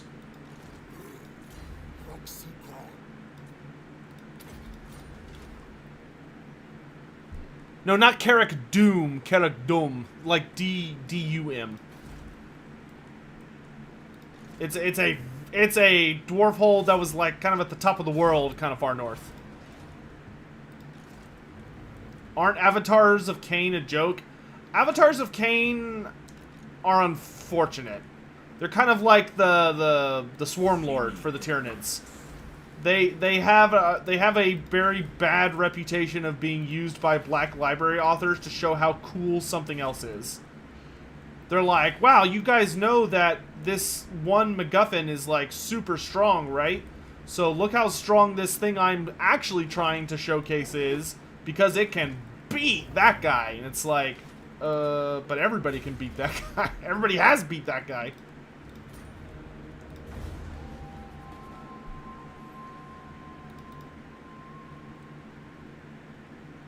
Have any of the Skaven characters returned in Age of Sigmar? Thanquol. Thanquol is the only Skaven character still alive. When and how did I get interested in Warhammer? Well, Mikasa, when I was a mere 9 years old, 10 years old, somewhere in that ballpark, I was in elementary school. My parents were looking for a hobby for me, because I had not yet gone into middle school, which in the United States, middle school is usually where you start developing a hobby through like your education system, because when you get to middle school, they basically, like, at least in mine here in Texas, they basically put you in a room like and then they're like, pick a thing. Like you have to pick something that you're gonna do with your free time. Like, are you gonna yeah, I don't even think so. Like, they're like, maybe you want to do sports, or maybe you want to do music, or maybe you want to do... But that's beside the point.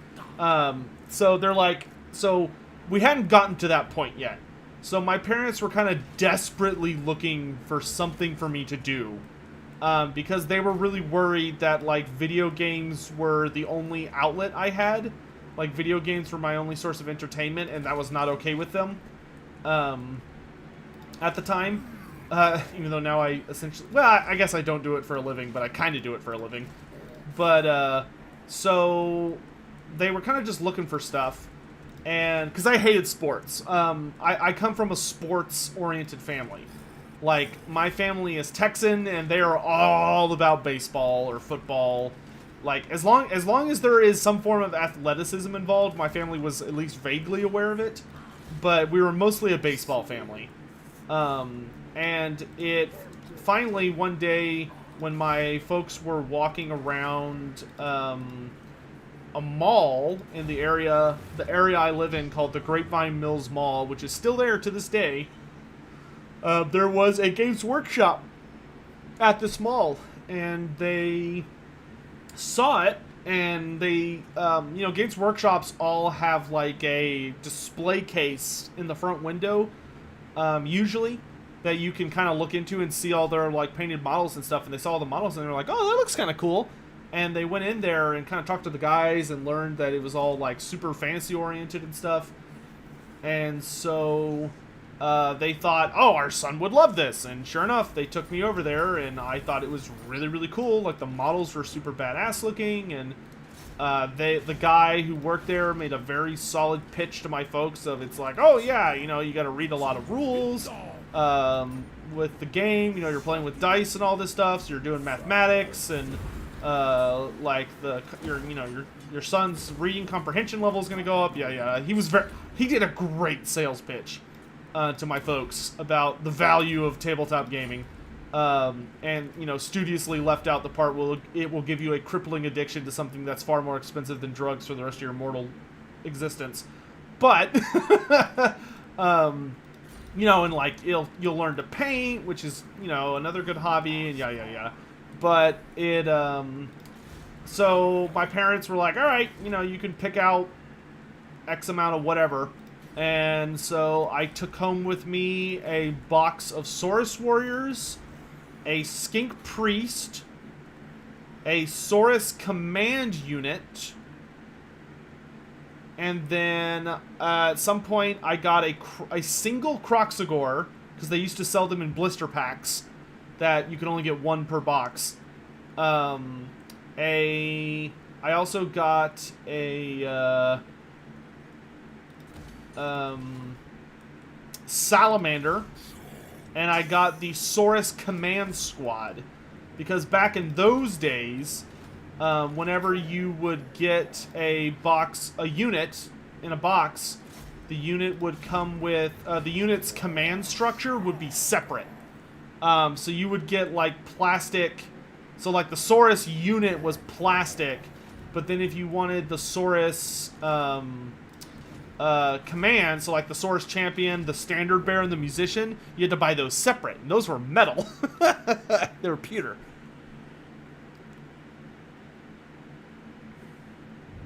Do I share my armies or units online? I have not yet, but I should. You're right. I should make some time to do that. Occasionally, I'll like show one on stream or something. And I did for a while. I was making a lot of good progress painting my new Age of Sigmar army, which are Nighthawks. I was having a ton of fun with that. Okay, let's go ahead and get the Avatar of Sotek.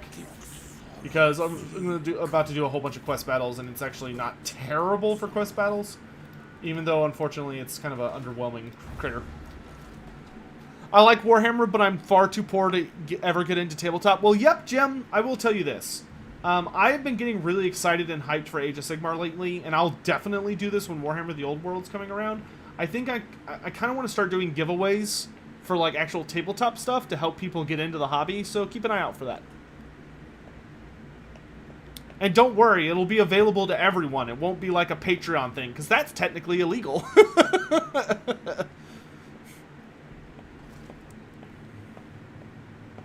Or, you know, you could just get a 3D printer and make your own models.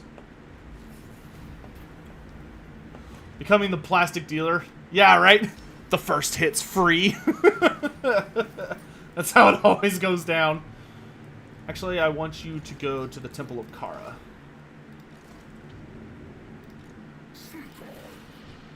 Isn't there an online tabletop for Warhammer? Yes. You can download Tabletop Simulator, where you can learn to play Warhammer Fantasy or Age of Sigmar or 40k for free, and it's a lot of fun. But it's not the same, I will say that. Like, it's a good place to learn or to play with people who live across the country or the world or whatever, so there's just no realistic way you'll ever get a game with them, and you're like, man, I'd love for us to, you know, be able to play a match. So in that case, yes, it's worth it. And granted, I think it's worth it, period, of the story, because it's a great way to, like, test out models before you buy them. That way you don't buy something, and then, like, play a game with it, and you're like, oh, I didn't realize this model's actual name was complete fucking trash. But yeah. What quest battles do I have available right now? All of the Nakai ones and the Shield of Eons. Okay. Okay. We are getting there. Nakai, just hang in there, big man. Wait, do you already have that trait? You do! You have Astronomer. Dang it! Okay, do the channeling stance.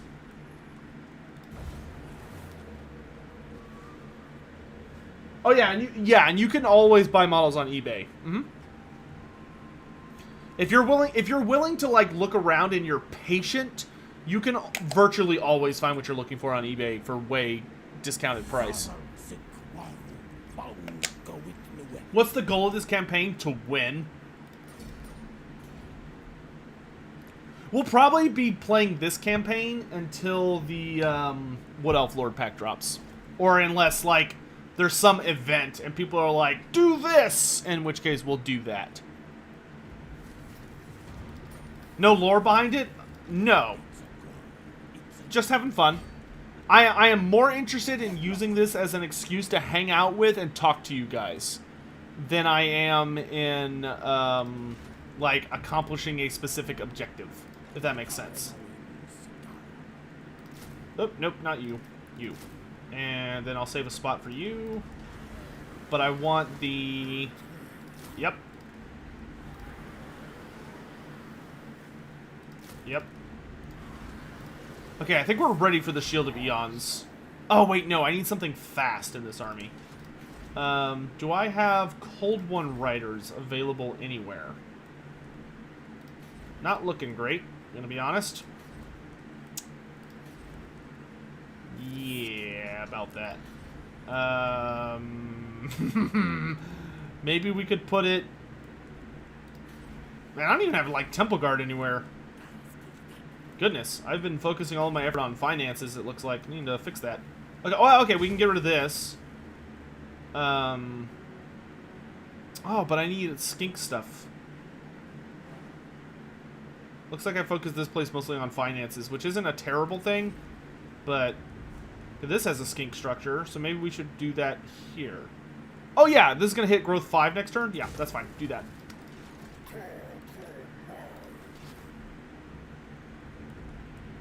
ROR cold ones. That's a good point. I can't afford them this turn, but we'll do that next turn. Oh, and I have a Carnosaur as well. Standing by. Standing by. Let's do Sacrifice of Sahua. Who could defeat Durthu in a one-on-one duel? Kolek Suneater could fight Durthu. I don't know if he'd win, but it would be an even contest. Who else? I mean, there's a lot of characters. Archaon, I think, would actually be a good fight for Durthu. That would be a fight.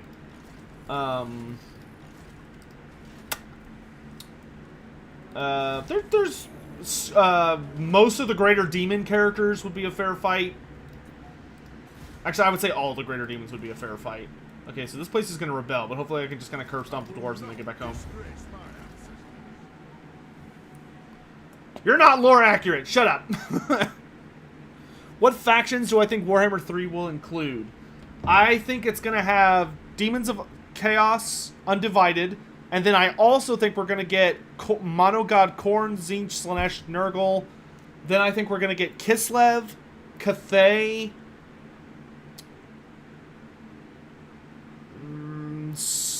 Dogs of War, Ogre Kingdoms, Chaos Dwarves. That's my prediction right now, as of this moment. Oh, don't do that. Oh, wait, I've got the Great Invocation of Sotek. I might actually be able to win this. Cathay? Yes, I'm being optimistic. Dogs of War? Yes, I'm being optimistic.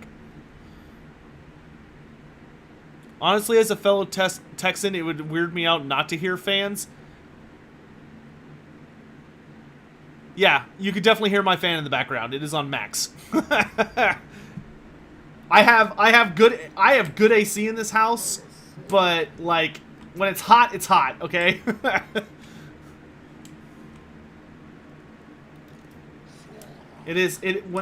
Yes, as you Europeans would put it, it is above 40 degrees Celsius. It is toasty.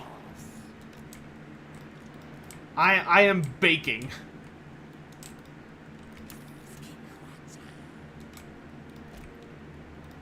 No Nippon. Nippon could happen. It just depends on how far the map goes, my dudes. Cathay because of Total War Warhammer, because of Three Kingdoms? No. Cathay because I led the charge on that big campaign where we harassed the shit out of Games Workshop for like 2 months. Nicely, but we did. And because I'm like, it can't all have been for naught. Because I'm an optimist. And moderately insane.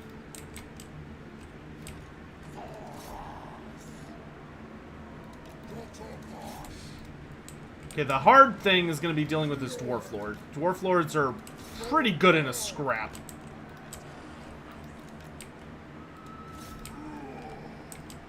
Alright, if I could get everything kind of lined up in a straight line.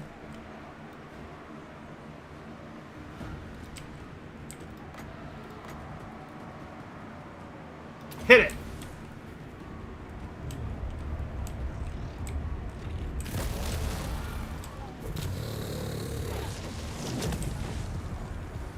Pretty good value. It just sucks you can only use it once per battle. It would be so much better if you could use it multiple times. Okay, why don't you pull back, dude? You're taking a lot of damage. Commit! Go over there.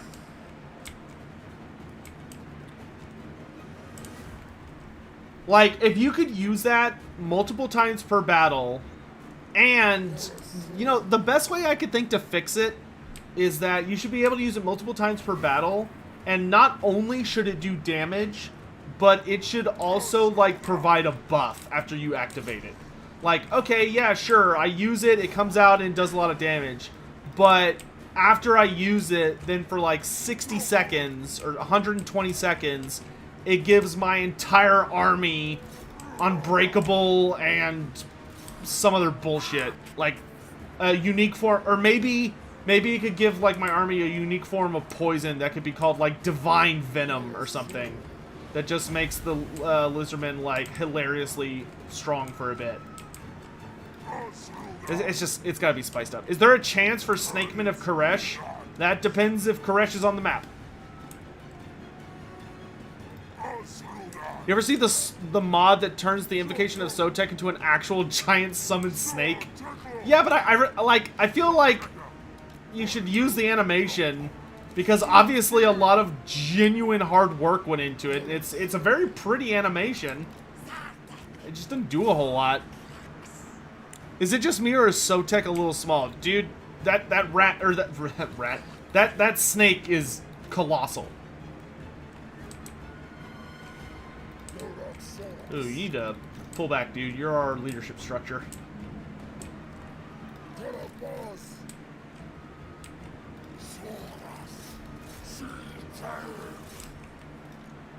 Good job. Oh, dang it, the skinks broke. Summon the snakes! No, don't break, don't break, don't break! Ah, fuck. That was really bad timing. That was super shit timing. Oh, that is a bummer. Ah, that was a lot of wasted value. This bothers me. Okay, let's commit you guys here. Y'all are very, very good at tearing up light armor.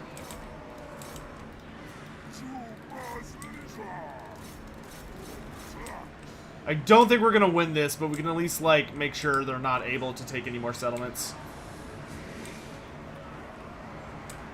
Yeah, screw that stupid spell. Terrible spell.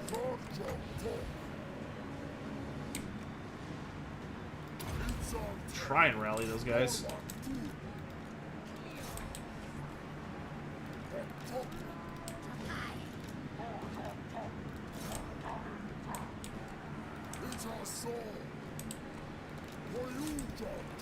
It's like, oh, you've unlocked the most powerful ability in the game.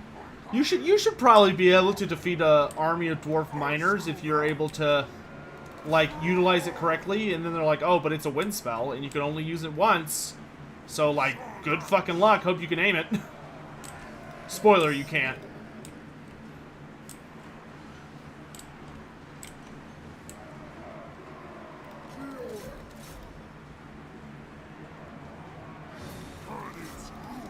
If we could get him to safety, that would make me feel a little better. Yeah, you guys stay.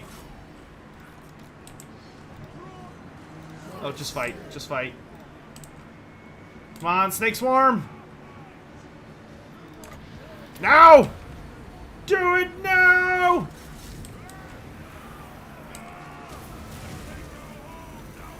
Good grief, they really milked that swarm ability. Like, it's strong, but like, man, it takes a very long time to cast, very long cooldown. It should allow us to win this little pocket, though. Problem is, there's like a full health Dwarf Lord still on the battlefield. If it weren't for that, I think we'd actually be okay.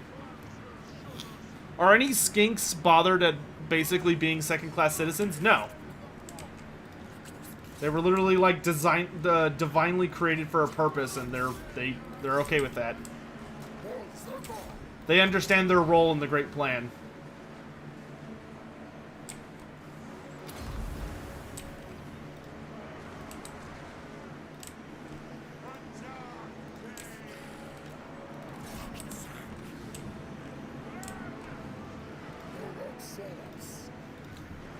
You know, this battle makes me think. I was kind of farting around on YouTube the other day, and I watched a video by Zerkovich. And I've actually been seeing a trend of this lately. But I've been seeing like a trend of YouTubers who I think have a more multiplayer angled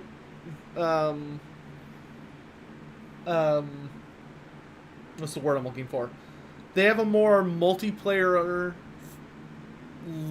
focus on the game. And Zerkovich's was probably the video that just kind of caught my attention on it. Mindset, yeah, sure. And the thing that I couldn't help but notice is that there's this really interesting situation going on right now, it seems like, where a lot of those people, those creators, like, hate the dwarves. Like, they seem to, like, genuinely despise the Dawi playstyle and, like, faction. And I was curious about it. So I sit down and I watch this video. And I found it quite interesting. Because while I agreed with him that the dwarves have some issues right now, I could not have agreed less with all of his proposed solutions. Like, and that's something I keep seeing over and over and over and over again, it feels like, is I keep finding, like, videos or circumstances where you'll essentially have a creator who talks about how much they, like, hate the dwarves, and then they'll go, oh, the dwarves would be fixed if they had cavalry, or the dwarves would be fixed if they had a tank, or the dwarves would be... And, like, to me, to my mind, as someone that, granted, is, you know, obsessed with the lore and has a lore background, when I hear that, what my brain hears is, oh, they should fix the dwarves by having them not be dwarves. You know, they should completely change their aesthetic and break them away from their identity so that I can enjoy them more. And I legit think I'm going to make a response video to that this week. Because it's a lot of them. It's like Zerkovich, Lotus Moon, mostly multiplayer guys. I don't think I've ever heard a single player guy like ramble about dwarves. Usually if like you deal with a single player person, they're like, I like guns, and that's like that's the end of the discussion. Because I just really did not like everything I was hearing. I think my eyebrow just kept getting like perpetually raised the longer and longer the video went. Because I was just like, what are you talking about? Like, I can understand some of your frustrations, but all of the proposed solutions were just wild to me. Just absolutely wild.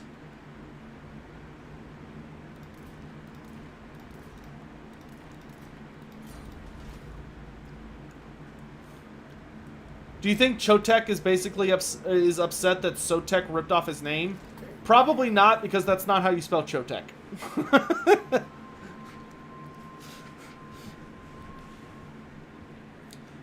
Nerd Rage Fred, hello, hello.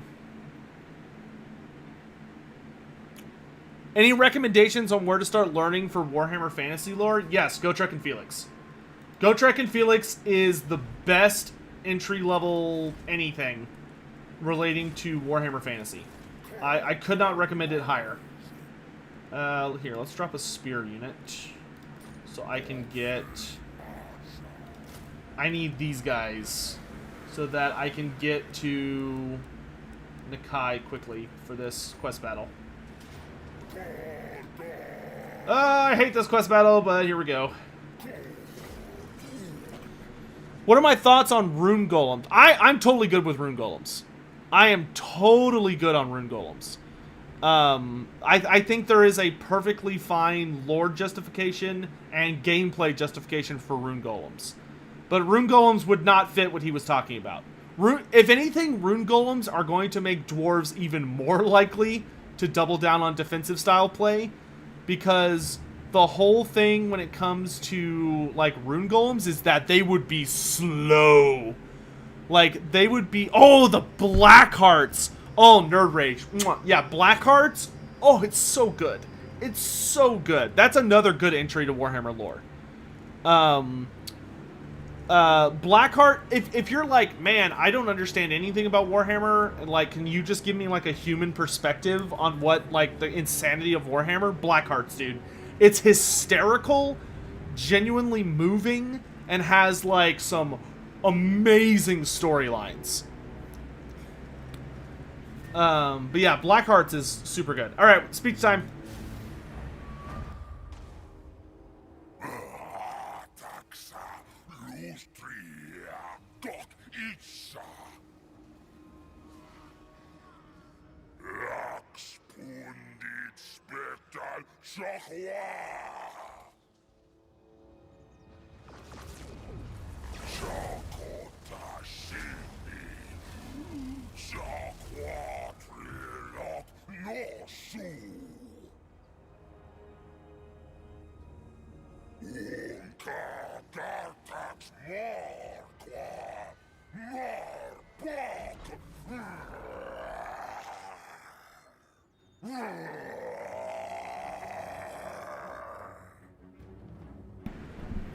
Okay, we gotta hustle. This is not a quest battle where you can take your time. You guys, get going. Go help Nakai right now. Lord Croc, go with them. Everyone else, forward!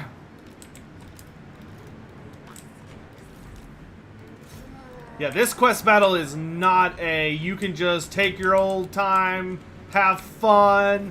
Like, no, you gotta rush. Because this thing gets super messy super quick.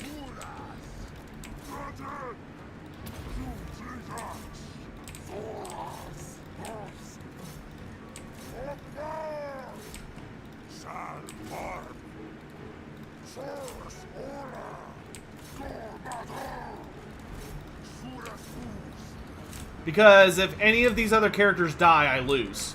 Let's send the Chameleon Skinks to support over here. And we're gonna summon Sotek right about... Ooh, this is gonna be a little... right about there.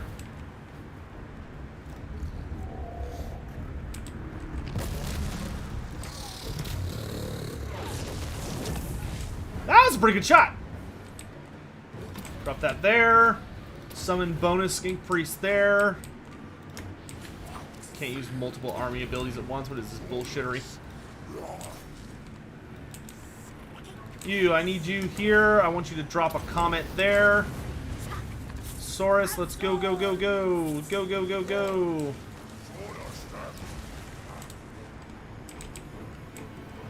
You guys are just about up there. Go after the mortars. You keep keeping on.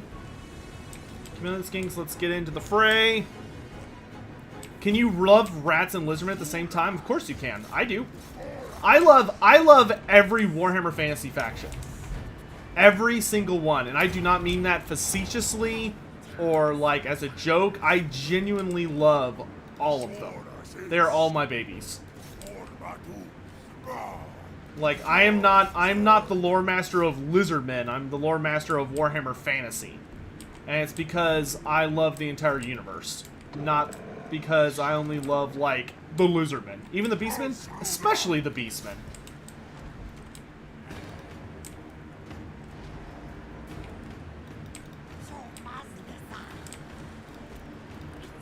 Which is actually kind of a funny side tangent.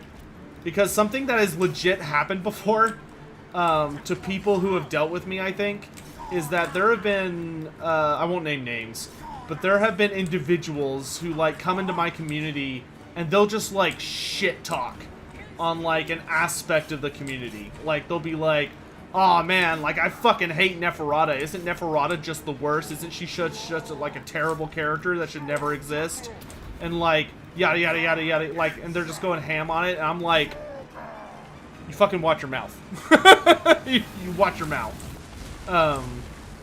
Like, don't you talk about the first vampire like that. You show some manners. Except Elspeth von Draken. Elspeth von Draken is the one exception. I will concede to that point. Elspeth von Draken can die in a pit.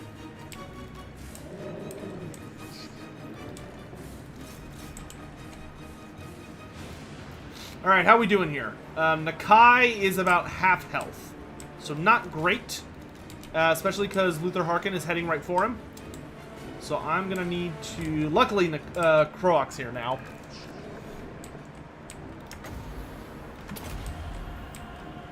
to do our damnedest to protect him. Chameleons, to me! To me! What is still, like, over here? Just dumb garbage. Okay, anyone who is not chasing... no, y'all need to chase him. Let's go, let's go, let's go, let's go, let's go.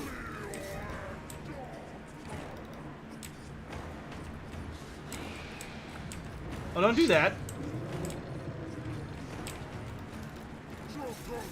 Kill the crab. Protect Nakai. We gotta protect Nakai.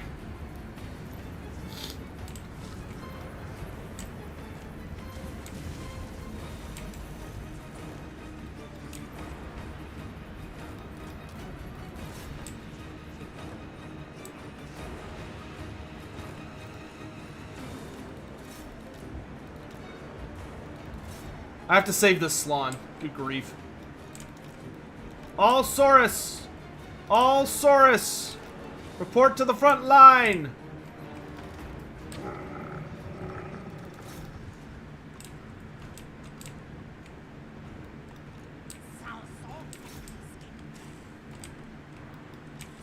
Spread! Spread!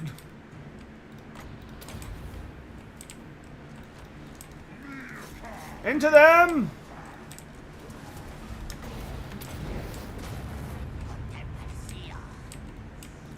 I can already tell this is going to be uncomfortably close.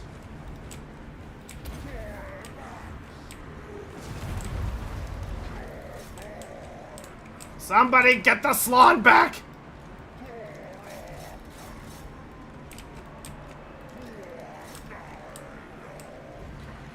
Okay, Harkin's being harassed. Okay, we killed the crab. Something died out here. To me! To me!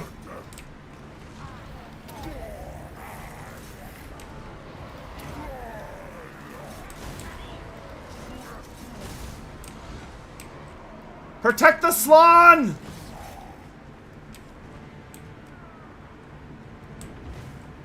Harkin is getting absolutely demolished by those chameleon skinks.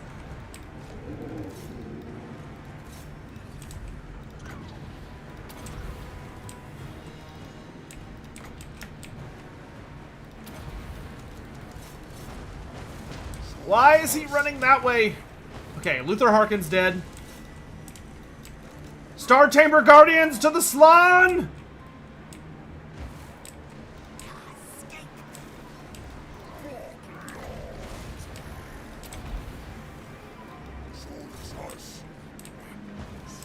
Yeah, Star Chamber Guardians, you just protect this dude. That is your job. Of course he rallied just to spite me, what an asshole.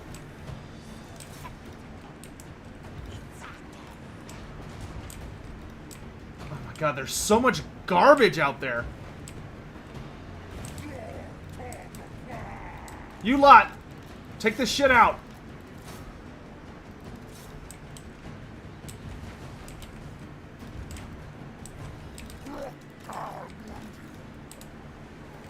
Chameleon skinks, get your asses out here! Come on!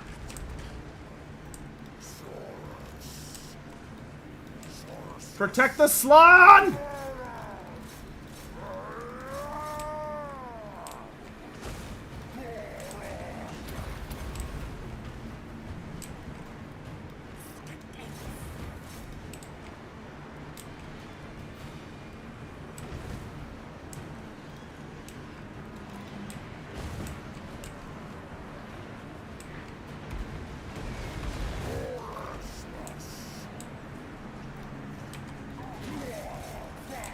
Get those deck gunners offline!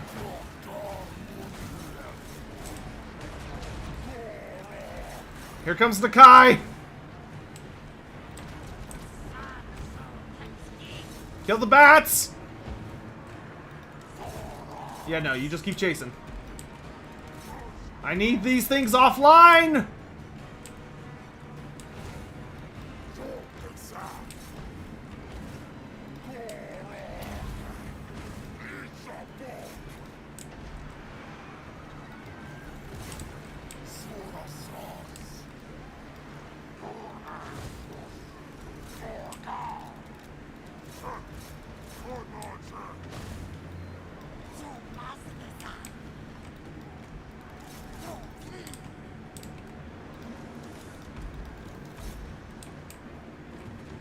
Okay, we're in on that.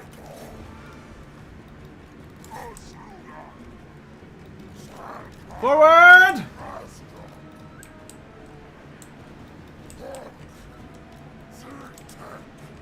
Woo! Man, that was close. That was really close. Yeah, 1,000 health left on the Slann and 1,200 health left on the Kai. Woof. That battle is a bitch. that is not an easy fight. Oh my lord. Yeah, that quest battle is a freaking nightmare. My lord. But we got through it. We got through it in one piece. We got the Shield of Eons. Life is good.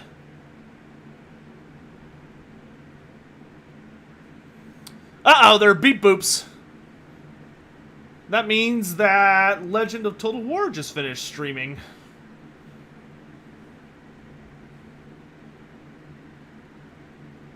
Thoughts on Mandrid's Skaven Slayer? Or, I think you mean wait, is it No, it's Mandrid's Skaven Slayer, not Manfred's Skaven Slayer, right? Pretty sure it's Manfred. Or no. Now I'm not sure. He has a great story.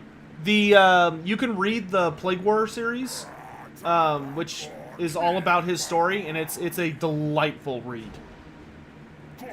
Yeah, it's like, I'm pretty sure it's Mandrid. Yeah. Yeah, it's a great read. I highly recommend it to everybody. You should definitely pick it up if you haven't. Blighted Empire, Dead Winter, and Wolf of Sigmar. Excellent, excellent, excellent story series. It's a shame that he died. It's a shame that he died so quickly afterwards. If he had been able to like actually hold on to being emperor, he could have really turned the empire into something truly special. But it was not meant to be. Unfortunately, the Skaven went pretty ham in making sure that he did not survive.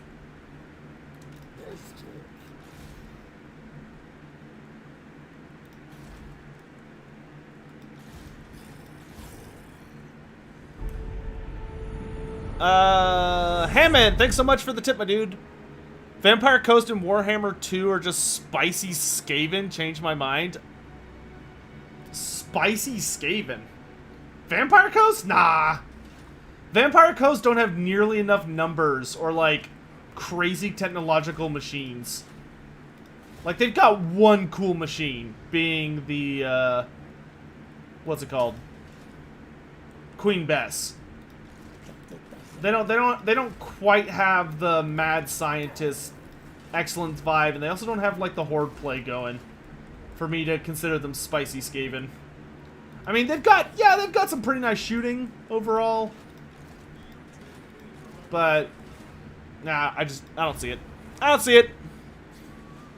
Jeremy Miller, Legend of Total War suggested I ask you, do vampires consist of only humans, or can there also be elf vampires and dwarf vampires? Great question.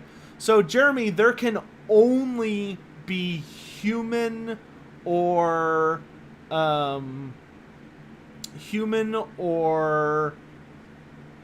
technically human vampires.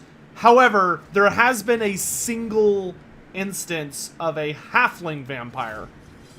And theoretically, because a halfling was able to become a vampire, theoretically an ogre could become a vampire. Which that would easily be the scariest thing that ever happened in the history of Warhammer Fantasy. Like, an ogre vampire would be terrifying. But it is not possible for a dwarf or an elf to become a vampire. And the reason for that is vampirism is not a natural phenomena. Vampirism is basically the side effect of an elixir that was created by Neferata. So Neferata, of course, being the first vampire, was a very, very powerful queen of Lamia, which is a really big city from Nehekara back during its glory days. And Neferata, in a bid for more power and immortality and other stuff like that, essentially she stole into Nagash's pyramid, or one of her agents did. Originally she does in the story, but I think that got technically changed. But she tried to recreate his elixir of immortality, but she goofed it up. She did not successfully recreate it because she only had one book of Nagash as opposed to all 9 of them. And she also didn't know Nagash's, didn't have all of his amazing knowledge when it comes to all that jazz. So her version was vastly inferior.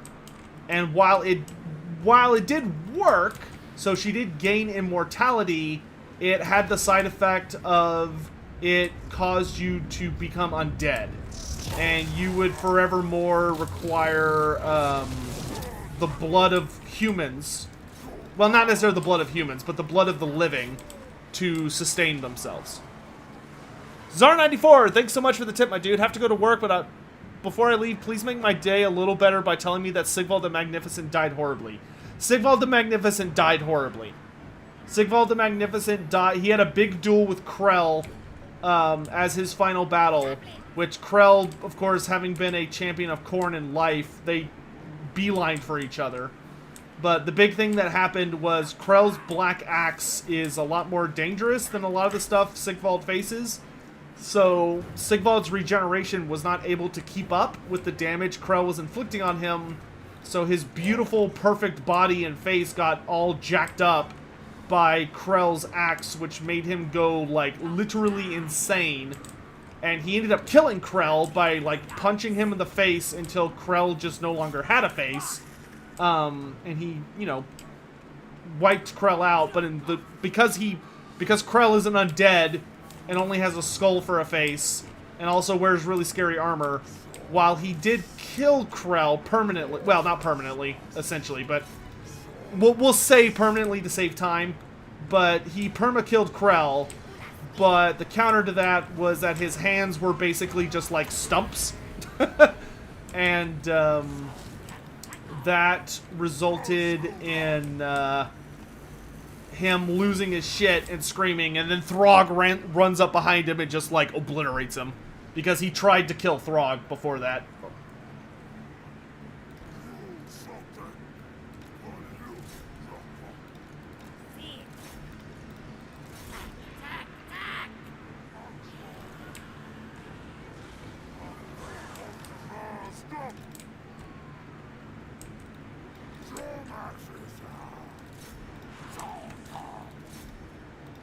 Man, if this was a Rune Lord, I'd be like, we got this. But it's a Dwarf Lord, so I am much more in the we don't got this.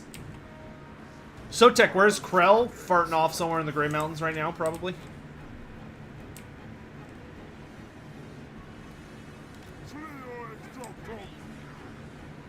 What? Digipichu? That's super cool. I did not know that. Digipichu says over on Twitch, if you play the Shield of Eons quest for Gorok, or you play Nakai's quest, which is the Golden Tributes, which are that quest battle that we just did a minute ago. If you play that on co-op, the other player gets to control the other army. So if you're playing as Gorok for that quest battle, and you're playing co-op campaign, your ally will get to control Nakai, and vice versa. That's really cool. Didn't Throg do something on his corpse? Well, yes, Throg did piss on Sigvald's corpse after he killed him, which was very bizarre and kind of out of character, in my opinion. It was a little weird. So his armor couldn't heal his hands? Apparently not. Could I tell a bit about Ushoran? Ooh, Ushoran. Ushoran's a little bit of a tricky character, because he was probably the least focused on of the like original OG vampires. Like, we know the least about him. Well, that's not true. I would say we actually know the least about Abarash, but essentially, he was... Why can I not use this? Click. Click. Click. Click. Left. Jesus Christ.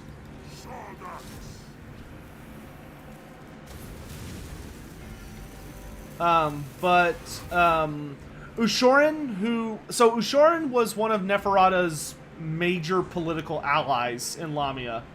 And during life, he was known as the Master of Masks, because Ushorin was basically like a political genius, master manipulator, spy master type guy. And he when he took the elixir of immortality, or, well, the screwed up elixir of immortality that Neferata gave him, he, of course, is the founder of the Strigoi line. Because Ushorin, basically what happened when you take the elixir of immortality, or when you become a vampire, well, it's more for the first time it happened. But the 7 individuals who drank the elixir prepared by Neferata were changed in a very fundamental way. Obviously, they became vampires, but the trick about becoming a vampire is that it's not good for you. And you tend to start to take on some very peculiar traits and abilities based on your abilities and quirks that you had in life. So Ushorin, who kind of had a big issue of like being like a monstrous individual at his heart, and he was all about essentially embracing like incredible violence and almost a truly bestial level of sadism. He kind of turned into something really spooky, in that where all of the other bloodlines founders had their powers significantly augmented, but they remained physically kind of the same. Ushorin changed physically and mentally. Ushorin evolved into like a hulking brute of a monster. Like, he got big. He was basically Vargulf-sized when he was like going full out. And he became the first of the Strigoi vampire lords, obviously. But his transformation was very overt and noticeable compared to all of the others. But Ushorin was crazy. Like, there's no other nice way to say it. Like, other way to say it, frankly. Even compared to all of the other vampire founders, Ushorin was completely insane. He was incredibly violent. He was very paranoid. He was very prone to explosive outbursts. But he was also the only one of them that successfully founded an empire. And his empire would have been fine, ultimately, if he hadn't been outplayed by Neferata. Neferata basically betrayed and manipulated him into a position where he ended up essentially getting invaded by like one of the largest greenskin hordes seen in a really long time. It was mostly savage orcs, but it was like a colossal tide of greenskins. And they ended up washing over his empire, which was the Empire of Morcaine, which was right here. So the Marshes of Madness, here on the Mortal Empires map, this was Ushorin's kingdom. This is where that is. And Morgheim was his capital.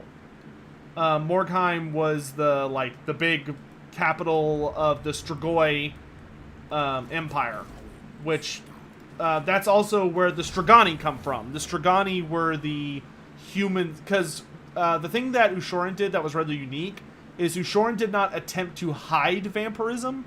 Ushorin embraced vampirism, and like he wanted all of the big, he wanted everyone in the upper echelon of his society to be a vampire. which worked, but Ushoran was really strict about certain rules.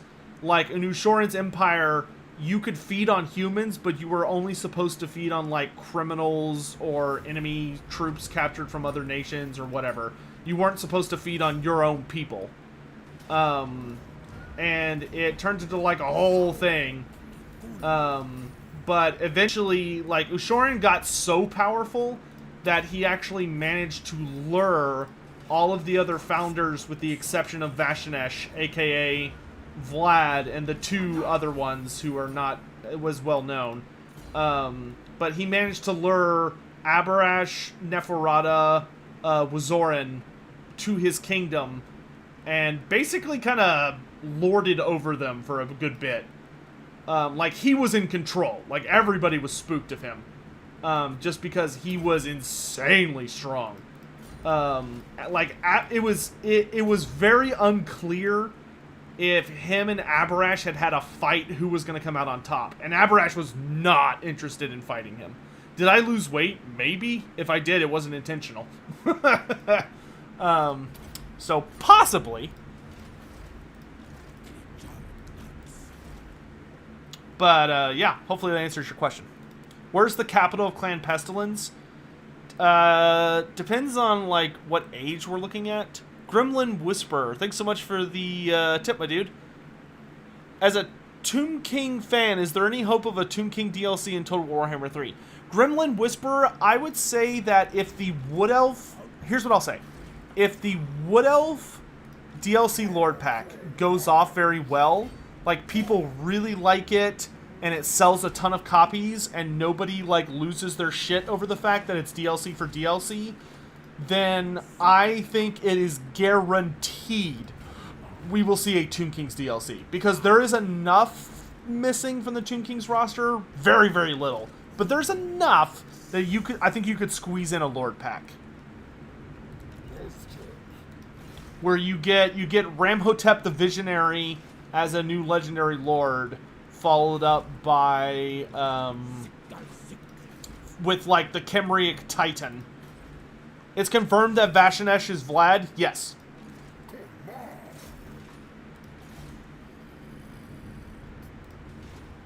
Do we know anything about the two unknown vampire founders? Yes, we know their names and we know where they went. Like, I don't... Well, hold on. Let me just do this, because I always feel bad when someone asks a question and I don't answer it. I need this compendium, and then I need to scroll down to, oh god, what page is it? I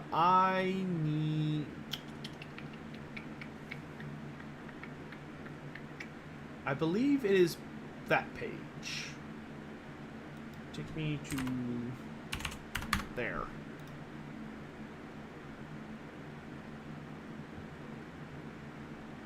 No, I don't care about vampire weaknesses. I see. How to identify a vampire, curses of the vampires, what vampires are weak to, Chronicles of the Undying.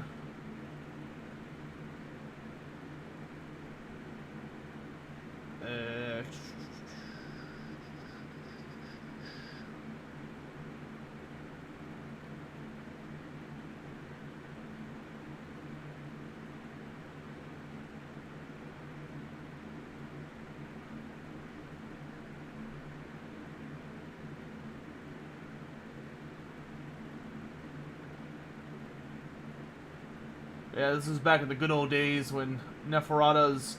Neferata didn't go by Neferata in life, she went by Neferatim. Let's see, where is it?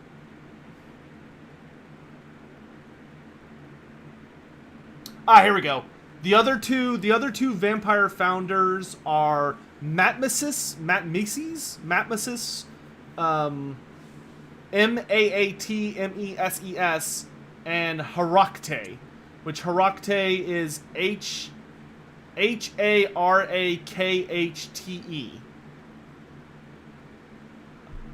I believe that is... because, yeah, those are the guys that scattered after the fall of Lamia. Wait, is that right?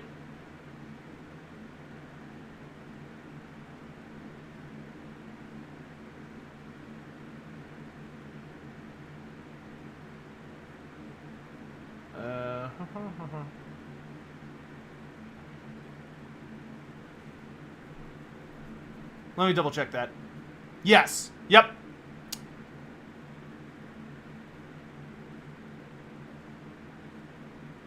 Yeah, Matt Messes was the chief judge of Lamia, and the court vizier was Herakte. And I don't remember, I don't think it exactly notes where precisely they went, but one of them went to Cathay, and the other one vanished somewhere in the north. So there you go.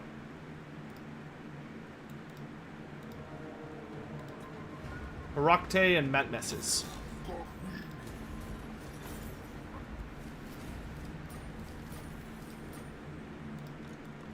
Do I think we'll ever get Neferata in game? Yes. I think Neferata is guaranteed to be in game, to be frank. Alright, we finally got this mess settled. So, Tehenhauin, let's go north.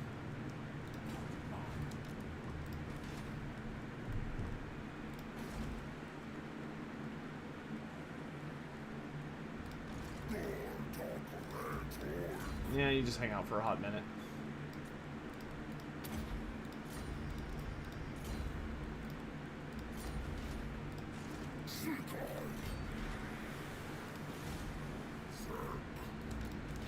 I'm gonna go to war with the expedition next. How are things with old man? Join Confederation. Oh, come on, man. You know you want to. Join me. Maybe next turn. Maybe next turn. I wonder if is Tic-Tac-Toe still alive? Oh, it looks like maybe he confederated Tic-Tac-Toe. That would please me greatly. Then I could have all the Lizardmen characters. And my empire would grow until it blots out the sun.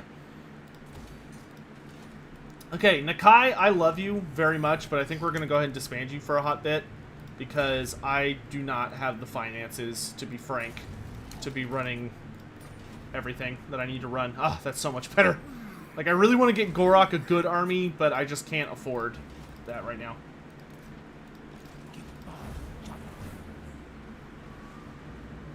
Have I tried Troy? I've not.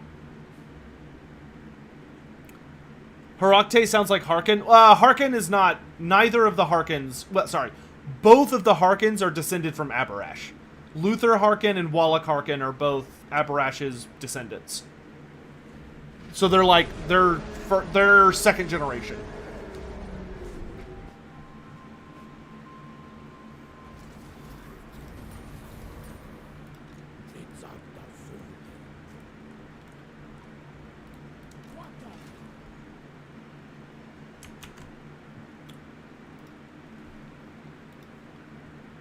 Hey man, thanks for the tip, my dude. As a fan of Warhammer tabletop, okay, in Total War, how would I explain the concept of Total War Warhammer to someone who's only known to, not talking to me, but, okay, so, okay, Hammond, what I would say to someone who's played tabletop, but not, to someone that's played tabletop but not Total War, I would honestly tell them that, I would say it's basically just a very faithful adaptation of this, it's a celebratory adaptation of Warhammer Fantasy across multiple editions. So in my mind, it's not just a celebration of 8th edition, it's a celebration of a lot of editions. Because you have a lot of things that didn't exist in 8th edition present in this game. You know, things like the Vampire Coast, which was like a White Dwarf faction. You have Grombrindal, the White Dwarf. You've got Gotrek and Felix. Like, it's literally just a celebration of everything that's Warhammer Fantasy. And it's just continuing to get bigger and better the longer it runs for. So anyone who loved Warhammer Tabletop is probably going to fall in love with this game. just because it's the same experience, just live action, and appropriately tweaked so that it can function in live action. But I mean, it should. I imagine, like, I have a hard time not imagining that it's like this is literally like every Warhammer Fantasy player's wet dream. So, what Total War Warhammer 1? What Total War Warhammer 1 DLC? There we go. Do I think has aged the best? Honestly, right now, I think the King and the War. Yeah, I would say I think the King and the Warlord has aged the best. Skarsnik is very, very enjoyable now, and Belagar can be fun. Even though I honestly think the Dwarves campaign needs a rework, because the Dwarf rework they did was pitiful. Like, it did something, but it wasn't nearly radical enough for what Dwarves need to, like, be functioning as a full awesome army. That being said, I suspect when the Wood Elves get their rework, it's going to make the Realm of the Wood Elves into the best DLC. Like, flat. Because the only, like, it's a great DLC, it's just their campaign sucks. So I imagine once they get their rework, Wood Elves will probably be the strongest. Do I think Ushoran would ever make it into Total War? No. I hope dearly that we will get some more Vampire Count DLCs, and because I want Neferata to represent the Lamians. I would like either Wallach Harkin or the Red Duke, or both, to represent the Blood Dragons. And then I want Vorag Bloodytooth. I want Vorag Bloodytooth to represent the Strigoi, not Ushoran. Ushoran died a really long time ago. Granted, there's some weirdness about his death, but for all intents and purposes, he was removed from the setting. Not like retconned, but as in, like, he's no longer relevant. Ushoran died during the fall of Mordheim, or the Strigoi Empire, and I think he should stay dead. If you want a playable Strigoi character, then the person you actually want, in my opinion, is Vorag Bloodytooth. Vorag Bloodytooth is a badass.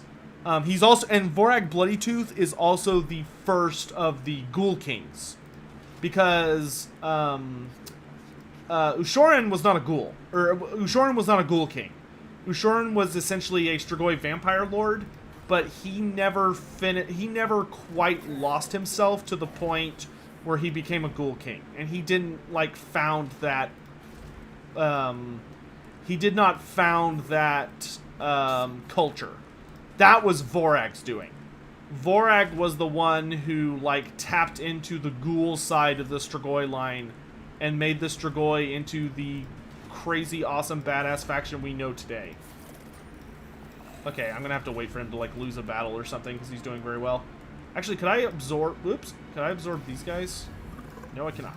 Okay, we'll put a pin in that. Okay, so what do I want to focus on building right now? We could really use a unlocks recruitment. Okay, none of these. Okay, so what we could use here is a thing that lets me get Temple Guard. So I don't need to worry about that in Oaksiel. Oaksiel gives Pterodon buffs, but it's for all areas, so I don't need to worry about building that here. We could do this to get us more Scar veterans, but I'm not super worried about that right now. I almost kind of want to focus this place purely on, money. So let's get a Geomantic Spire. And then Zlon Hapek.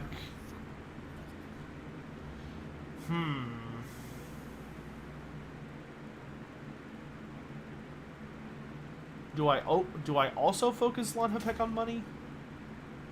No, I mean, I've got some structures going here.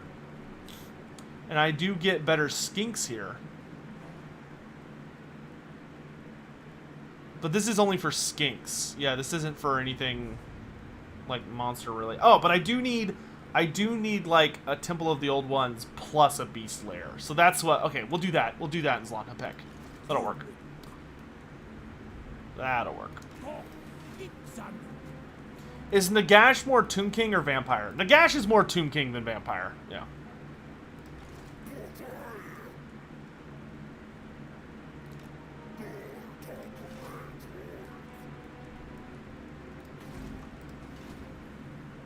Is Ushorin the Carrion King in Age of Sigmar? It is heavily suggested that he is, yes. It has been very heavily suggested that both Ushorin and Abarash are still around in Age of Sigmar. I personally, I was really hoping Nagash was going to track down the Carrion King in 2nd edition and bend him to be one of his Mortarchs, like the Mortarch of Madness or something. That way, the Flesh Eater Courts had a Mortarch, but he hasn't done it yet. Technically, the Flesh Eater Court's Mortarch, to my understanding, is Manfred, but I don't like that.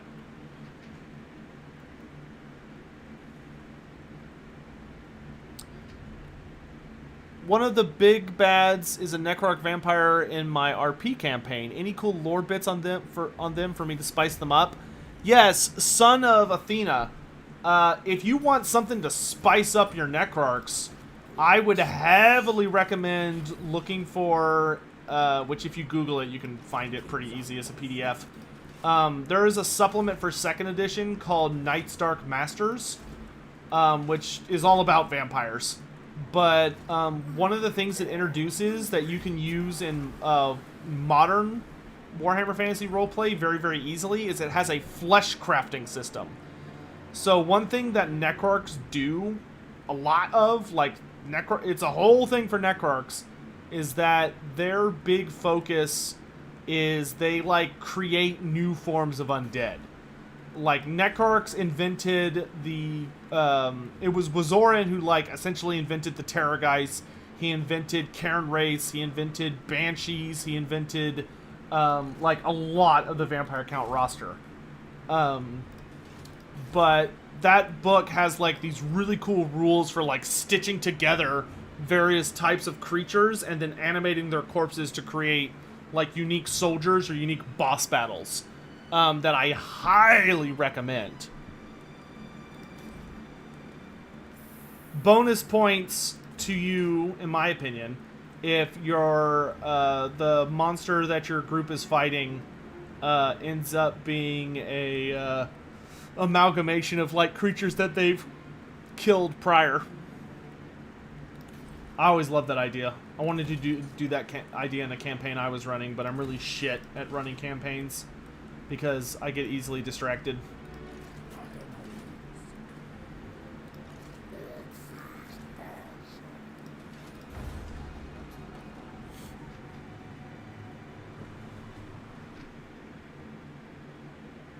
That's also why I really want a Zacharias the Ever-Living DLC for Total War Warhammer. Because I want Zacharias to be the Necrarch leader and give us access to flesh crafting so we can, like, create our own, like, regiments of renown. Not to mention the vampire counts are missing, like, a shitload of units if you're willing to go back far enough. There is a ton of extra things for the vampire counts that you could add. Ooh, how do I get Blessed Temple Guard? Win 3 battles. You got it, coach.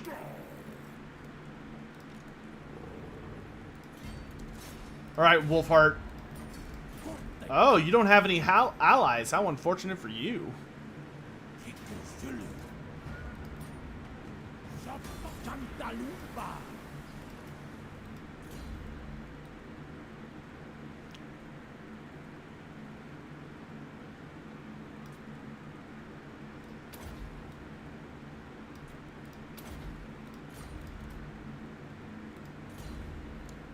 Has there been much lore in Age of Sigmar about what the Skaven are doing and what their goals are? Yes. The Skaven have actually been very busy. The big thing that they've been up to lately is that they participated... excuse me. The Skaven were instrumental for setting off 2nd edition because basically the whole point of leading up to the end of 2nd edition was that Nagash got together his like super crazy big ritual that he was ready to set off to basically dominate all of existence. But Nagash did not plan for the Skaven very well in true Nagash fashion. So right as he's about to cast his big ritual, he realizes that the Skaven are gonna like show up and fuck it up. But it's too late at that point. He's already too far committed. So the Skaven like single-handedly wreck Nagash's plan, which is hilarious. And so that was a big deal. And then the next thing they did that was rather important. Right now, what they're essentially working on is each of the Great Clans kind of has their own little scheme going on.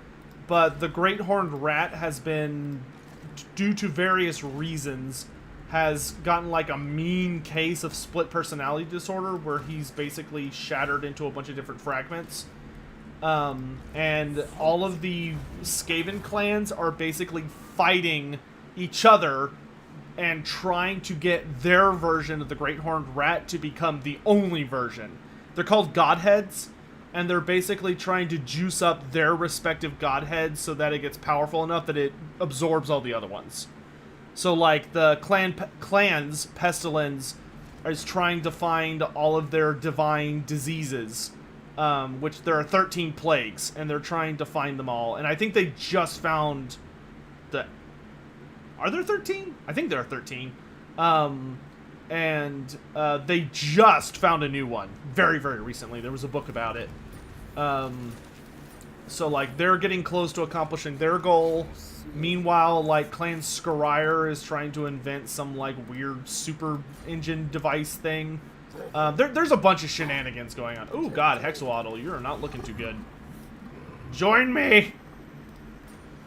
Oh, my gosh, we got him on his last settlement. But Lord Mazdamundi is ours! Zero Ultima is pronounced Slanesh. That is the absolute correct pronunciation.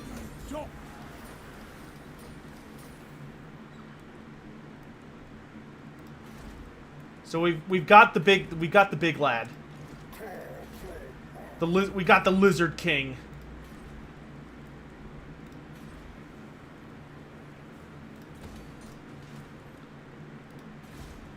I'm not even gonna bother repairing Port Reaver. Well, this is good at least. I mean, at least if we're gonna go to war with him, we've kind of like right. We've got a nice kind of front once I take the Temple of Kara. I'm just not in a rush to take it.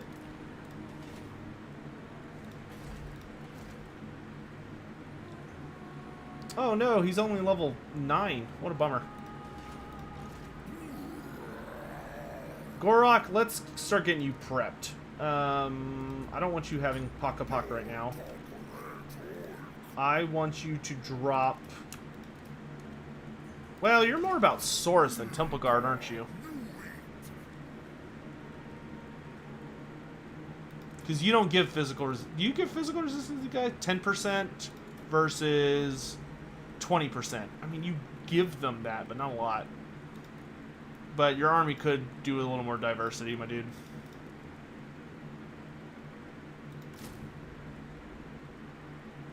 Ooh, wow. These guys would have magic and physical resistance. Okay. Maybe we don't need Temple Guard in your army. Maybe we can just give Temple Guard to, like, Lord Mazdamundi. But what do I want to augment your army with, though? We've got Chameleon Skinks. Maybe just some angry dinos.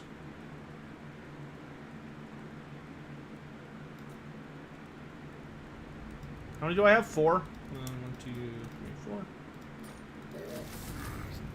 Boop. Yeah, we'll go Temple Guard for Mazdamundi. So I think we'll just go like Saurus and maybe we'll give him like a single Carnosaur. I've got a blessed Carnosaur I could toss in here. So 1, 2, 3, 4, 5, 6, 7, 8. 1, 2, 3. Okay, let's just drop the Star Chamber Guardians then, and give me that blessed Carnosaur. Boom, done. March north. There's work to be done. Would missile units be lore confirmed for vampire counts? Not outside of the von Karsteins, no. Their missile units are exceedingly rare for the vampire counts. Recruit Stegodons? We'll get some monsters in his army once once we have stuff. Are Twitch alerts disabled? They don't seem to be working. They're not disabled. Oh, nope, there it goes. Hallelujah TV, thanks so much for using, subscribing, my dude. 3 months. Just cracking along. Oh, wait, no, that was a donation sound, wasn't it? Yeah, I don't know. It seems like the Twitch alerts are busted. I'll have to fix that later. Good morning, Sotek. I'm thinking of trying out Age of Sigmar. I played Bretonia and Skaven in Fantasy and want to know if they convey well to Age of Sigmar if I had any advice. So what I would say, Hallelujah TV, is that, I would say if you like Skaven in Fantasy, they are basically the exact same in Age of Sigmar. Like, Skaven are, if anything, Skaven have just gotten a lot better. When it comes to... When it comes to... Bretonia does not really have a descendant yet. There are a lot of rumors right now that there will be a Bretonian-esque faction coming out at some point. A lot of people suspect that it's going to be, well, we don't know what it's going to be, but there are significant rumors that there is supposed to be some kind of Bretonian descendant, I guess you could call them, but kind of like an inheritor of the throne there. But if that is the case, we have not seen them yet, which is a bummer. And if they are coming out, we don't know when.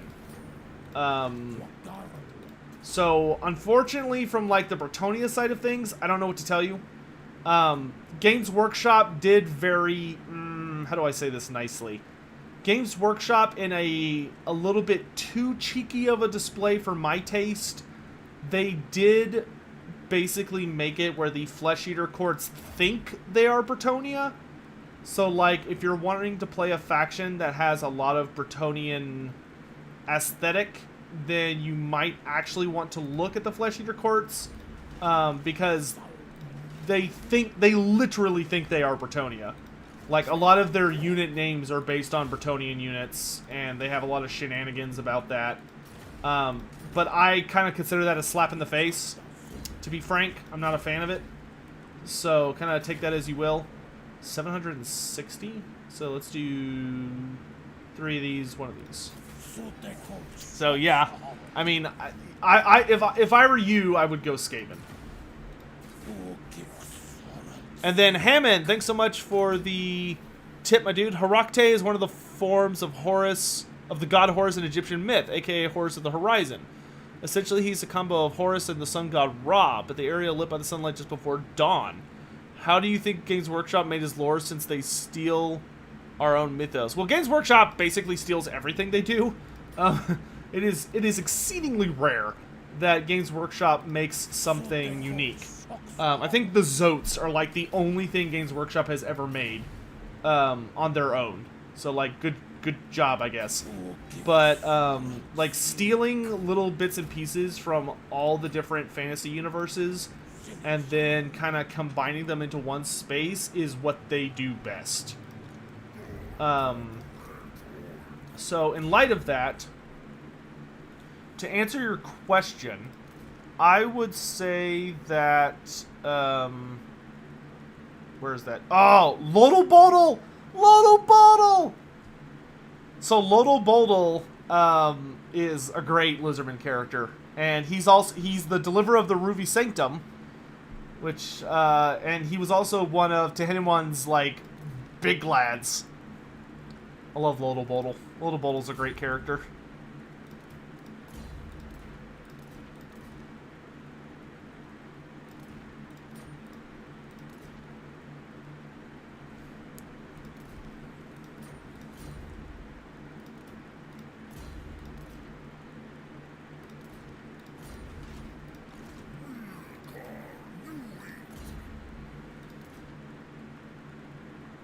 That being said, like, I don't consider it a bad thing that Games Workshop, like, kind of takes from other... Oh, yeah, I never answered your question, did I? So what do I think he would have been like? Well, I believe he is the one that went... It depends on which direction he went. If he's the one that went to the Far East, then honestly, they probably just grabbed the name because they were like, hey, we need, like, a name for a vampire from... like, we need a vampire name for Nehekara. So, it could very well be that whoever was writing that literally, like, picked up a book of, like, Egyptian names. Or, like, well, yeah, back then it would have been picking up a book, not Googling it. So he might have, like, just grabbed something that had a bunch of, like, ancient Egyptian names, and he just threw open a page and was like, that one! I doubt there was much planning behind it, to be honest. Unless, the only thing I can think of is maybe if Herakte was meant to, what do you say you represented? He represents the area lit by the sunlight just before dawn. Maybe that's a hint that he is the one that went east. Because the dawn comes from the east. It's the eastern horizon. So maybe that's what it means.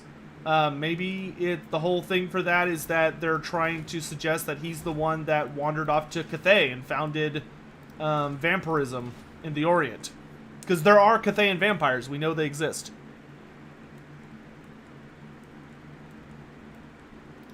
Absolutely not.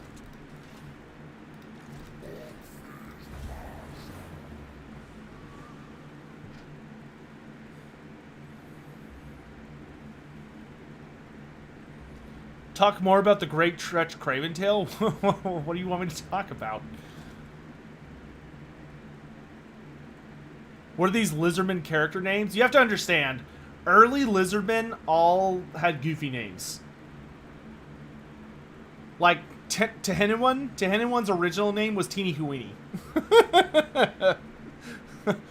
Krokar's original name was just Krok. Lord Croak hasn't changed. He's still the same. Oxyodal's still the same. I believe Mazdamundi existed back then. Hasn't changed. Tic-Tac-Toe. There's the Piranha Warrior, Itsy Bitsy. Who else? There's a lot of very silly Lizardman characters. Name-wise. Lore-wise, they're all, like, super fucking serious. Like, Itsy Bitsy is probably one of the scariest fucking characters in fantasy. Because he's like a Rambo skink chief who tracks people down, and he uses the Piranha Blade, which is this horrific weapon, to, like, track them down, and he, like, rips them to pieces, literally. And, like, while they're alive, he uses his blade while they're alive to tear off massive chunks of their flesh, and he feeds them to piranhas. So there's nothing left of the kills. So, like, you'll never find them.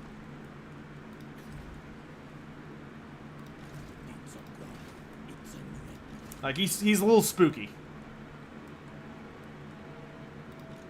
Itsy Bitsy is a character that he's the skink you would look at and be like, alright, dude, like, you gotta chill. you gotta relax.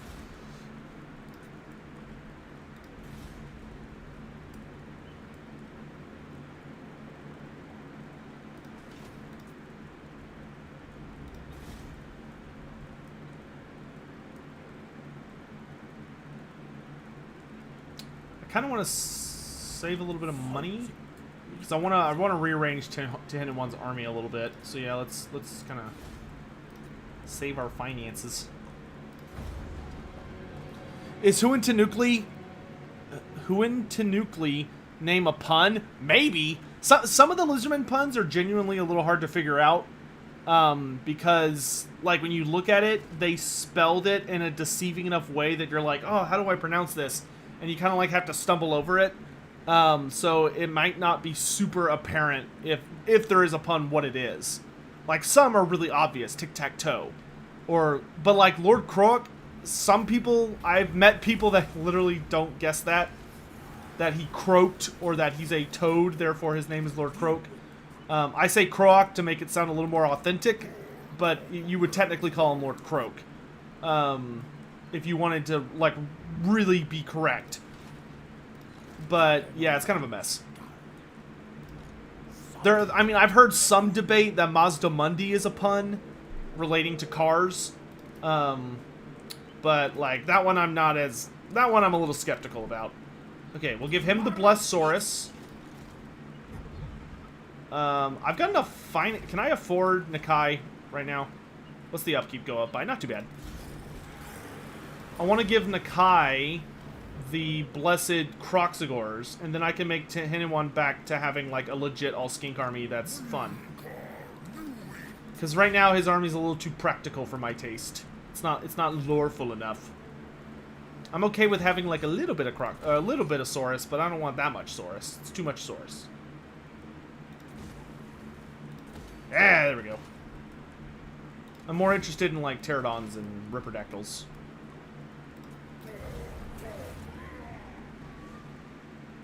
Mazda equals master. What would Mundi be? I don't know. Was there ever a character that worshipped the dark gods, but then at some point changed his mind? Yes, his name was Lord Mortkin. He didn't turn back to order per se, but he did abandon the dark gods. Lord Mortkin is super scary. He was introduced in 8th edition, and he was essentially one of Archaon's rivals. He was the strongest Norskin alive.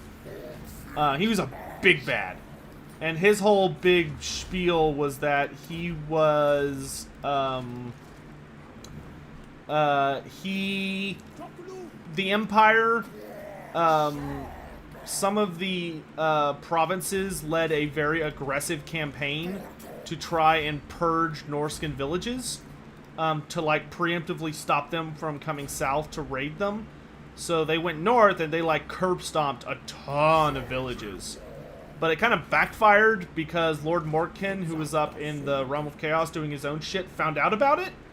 And he was a little upset that, like, his, he was a little pissed that his home, like, where all of his family and loved ones and shit were, got, like, completely obliterated, by a bunch of, like, Southlings. So he got really mad and geared up big time, and he basically led a massive, he gathered up, like, he pulled in every favor he had, dominated, he was undivided. He dominated, like, champions of all 4 dark gods, and Emperor class Chaos Dragon, like, a bunch of crazy shit, and stomped his way down to, Ostermark. And he fucking beat the shit out of them. Like, it was a fight. Like, a ton of people on both sides died. But the Empire lost. Like, flat out. And, as they were losing, essentially, so, like, Chaos, like, the Dark Gods were watching this, right? The Dark Gods are watching, and they're like, oh, this guy's winning. Oh, this guy's winning. And so the Dark Gods start, like, just pouring all of this energy and buffs and shit into him, into our main protagonist there, but he got his revenge. Like, he got what he wanted. So instead of, like, using the power of chaos to like, keep going, because at that point, like, a massive Empire army showed up, led by Kurt Helborg, who is the Reichsmarshal of the Empire. So he's, like, not only is he a really badass special character, but he's, like, Karl Franz's, like, right-hand man. He showed up, and he looks at this Chaos army, and he's like, oh, we're in trouble. But Lord Mortkin was like, alright, I've had my revenge. I'm satisfied. I want nothing else. Like, all of my people are dead. My family's dead. I don't want to do this anymore. So he, instead of fighting or continuing to rally his troops, he just pulled off his helmet, refused the offers of the dark gods, and he just stood there while, after he killed the guy, or the guy he was trying to kill, he just stood there and waited for the honor guard of that guy to run up and just impale him a whole bunch of times. So he gets stabbed by like a ton of dudes and just dies. But it's very noted that he never sold his soul to the Dark Gods. They didn't have control over him. So he just totally abandons the Dark Gods at the last second, much to their anger. And he went on to the halls of his ancestors. He wasn't consumed by the Dark Gods. They were not happy about it. And because he died, his army just completely fell apart. And the Empire was able to mop him up. Is this the guy who fought Valkia the Bloody to a standstill? I think so.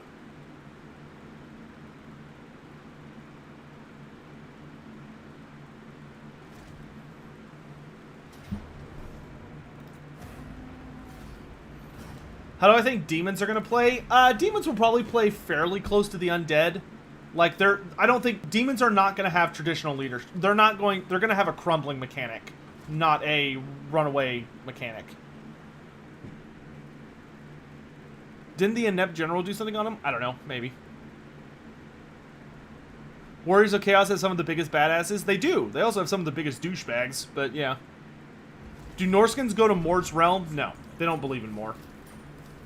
The Norskins, most Norskins, it depends on the tribe you're dealing with, typically.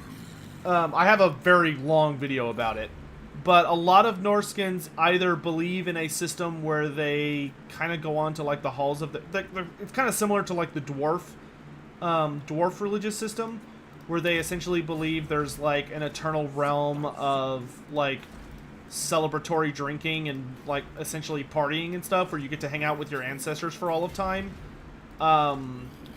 Or there are others that just, like, believe that the Dark Gods are all there is, and they, like, believe that the current world is just a dream, and the only way to escape the dream is to die honorably in battle. Well, not honorably in battle, but to die in battle. They don't really care how you die in battle, as long as you die in battle. Which is a very spooky belief system, because if you believe the real world is not real, and that the only way to escape the not real world is to die in battle, then you are just not scared of death. Which makes them very scary, from that standpoint.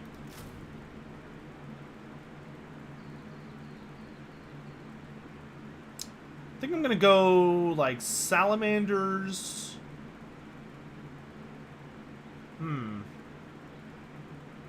Maybe, do I want to go, like, Razordons, maybe, instead? Because I kind of need more AP than anything else. So, yeah, I think I'm gonna go... Razordons.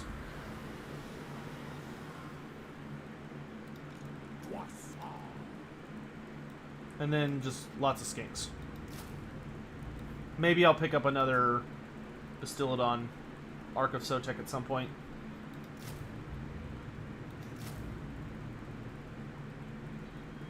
I kind of want to get, like, Ripperdactyls and Pterodons. So maybe that's what we'll do with our last two slots. Maybe we'll go... Okay, let's go, like, 2 regular skinks. And then we could pick up another unit of Razordons, another unit of Ripperdactyls, and another unit of Pterodons for right now. I might... and then maybe I'll phase out the regular skinks later for, like, another Bastillodon and another Skink Chief. Because I would like a Skink Chief that's flying on a Pterodon to lead my flying units.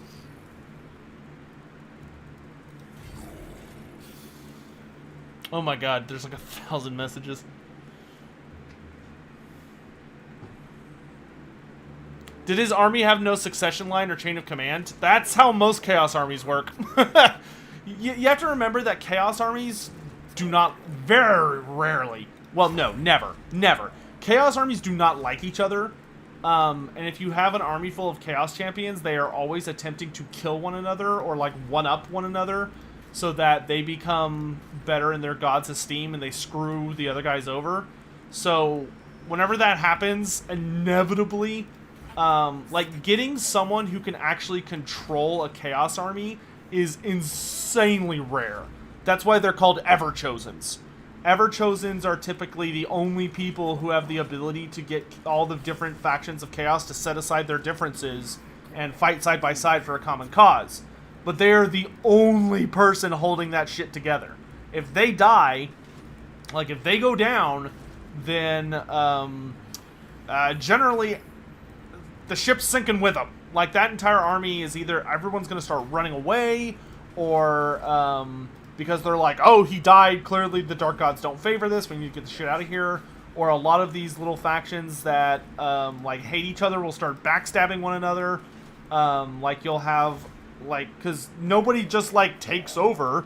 You're going to have, like, oh, Mortkin died, so you have, like, this Tzeentch sorcerer stand up, and he's like, oh, I'm in charge now, and then you're going to have, like, a Nurgle champion across the field go, nah, fuck that guy, I'm not listening to a Tzeentch guy, I'm going to kill that guy. And, like, it just completely just collapses in on itself.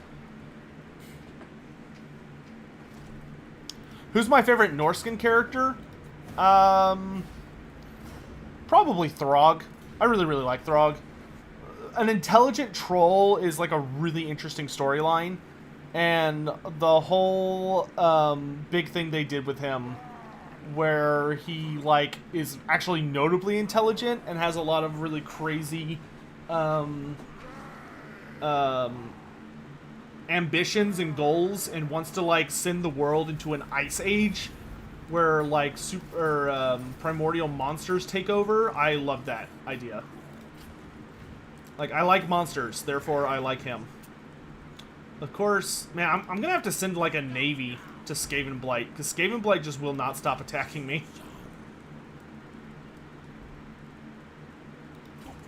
Oh, I was gonna send Nakai to defend it. I mean, Nakai will watch over it after Tehenhauin clears it, but I think Tehenhauin's gonna have to clear it first. Just gonna hang out, like, right here.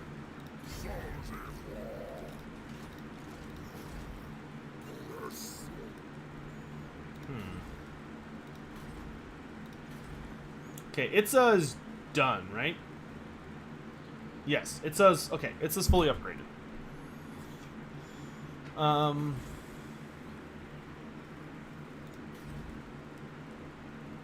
So let's focus on Oxiol next. Are there any hints to Krokar surviving? Yeah, Krokar did survive the end times. Krokar left on one of the flying city things. Krokar 100% was not escape the planet. What happened to him after that? I don't know.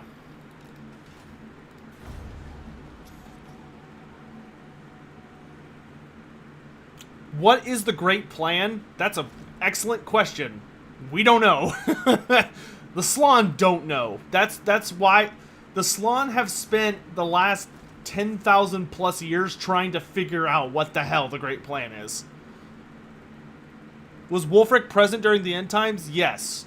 Wulfric showed up. Wulfric joined Archaon's horde, and he showed up during the siege of Middenheim, where he dueled. He engaged Volten in a duel, and he died.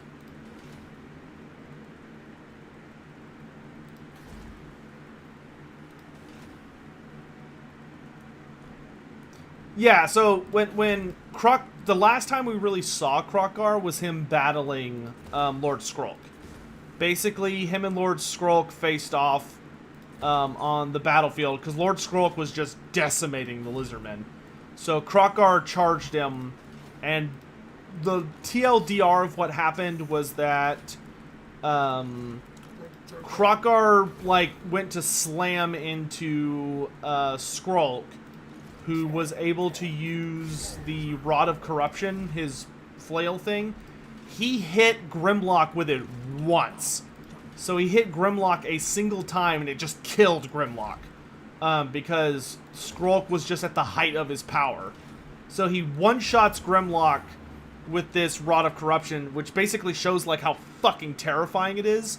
Like, he hits him, and it causes Grimlock to just, like, wither and decay in a matter of seconds.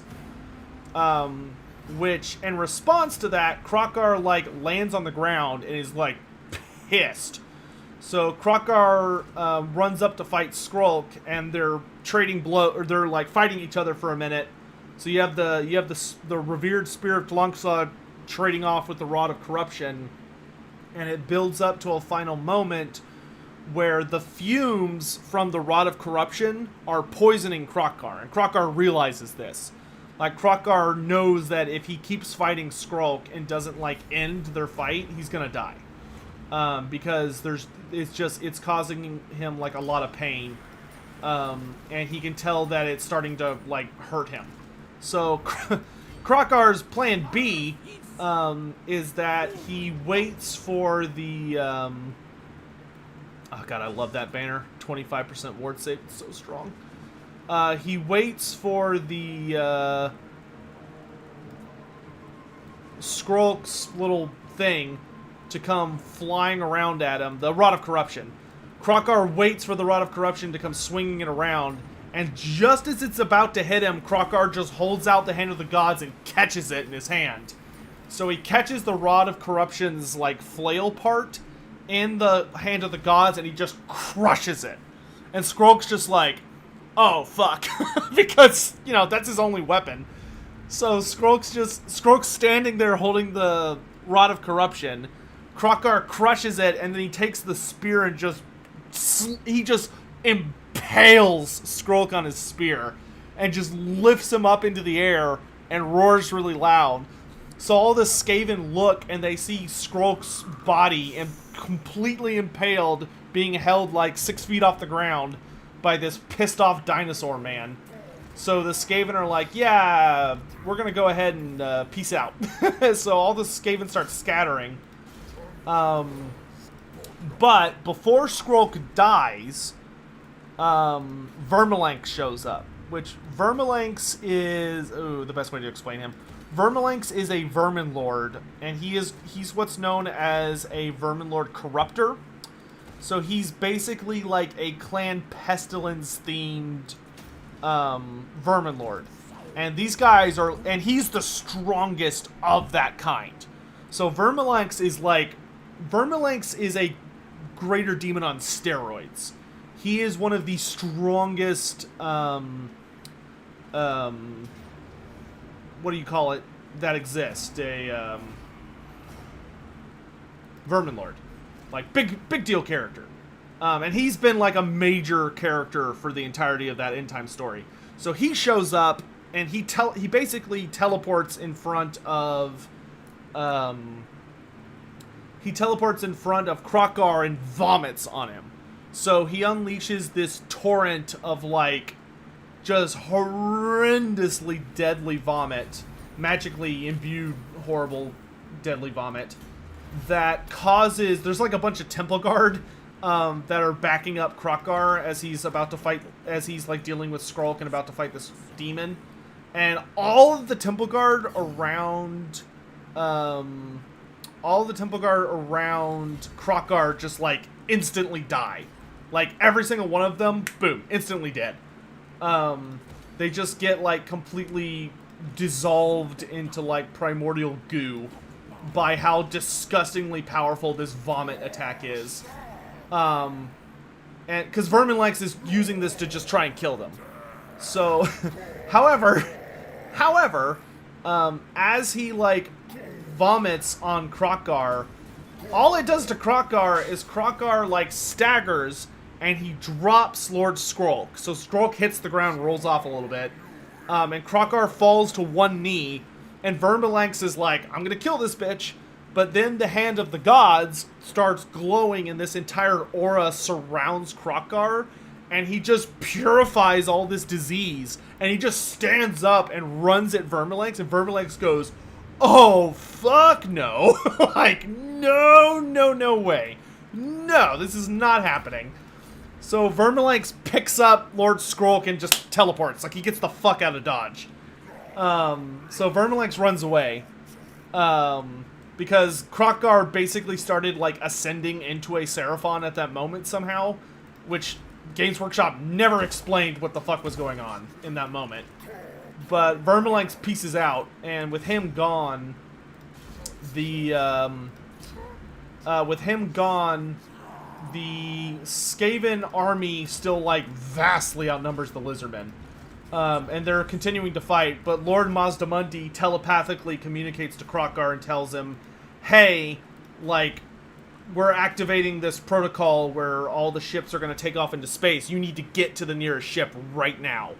So Krokar, like, basically, like, snaps his fingers and a new Carnosaur appears and he jumps up on it and he runs off to where he's supposed to go. And he goes into space, and that's the last time we ever see him.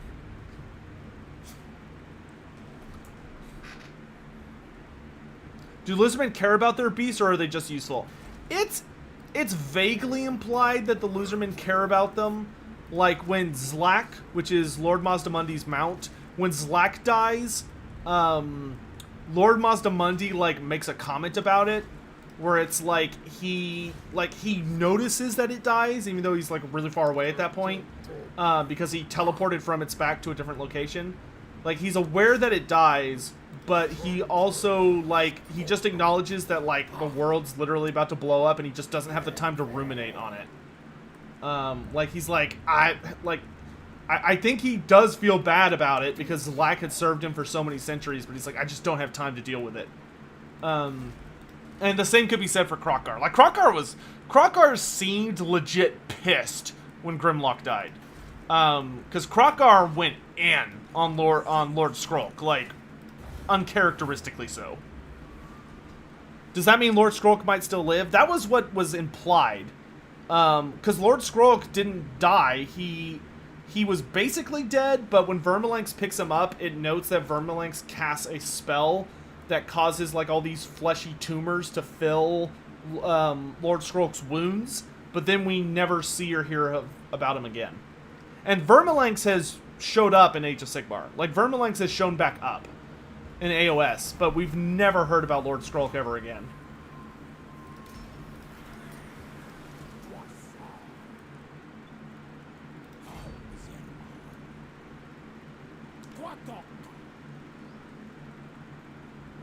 Yeah, oh, dude, Krokar is insane. Krokar is, without exaggeration, one of the strongest characters in Warhammer Fantasy. And that is not something I would say lightly. Because I know my opinion on that particular subject carries a lot of weight for some people. But Krokar is terrifyingly powerful.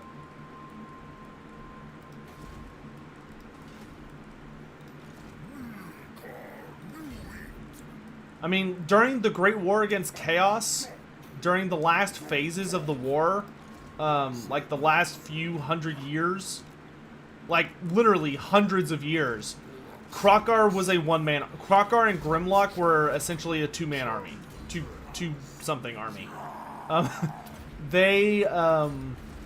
It's noted that after their city fell, after Shodal was destroyed, which Shodal was actually the first of the Lizardmen cities to be destroyed by the demons. But after it was destroyed, for hundreds of years after that, Krokar and Grimlock just ran through the jungles pursuing entire armies of demons. And were just butchering them. Like, he just went on a one-man rampage across the entirety of the continent for hundreds and hundreds of years, chasing demons and vanquishing them and, like, fighting greater demons and just punching them in the face. Until the war ended. And then when the war ended, Mazdamundi was basically kind of taking stock of Lustria and noticed that he was still alive. And he reached out to him telepathically and was like, hey, come to Hexawaddle. I need to talk to you. And that was before Krokar had the Hand of the Gods. Like, he didn't even have it. All he had was the spear and Grimlock. Do I want to fight this? I'd rather fight you one at a time, so I'll fall back for now.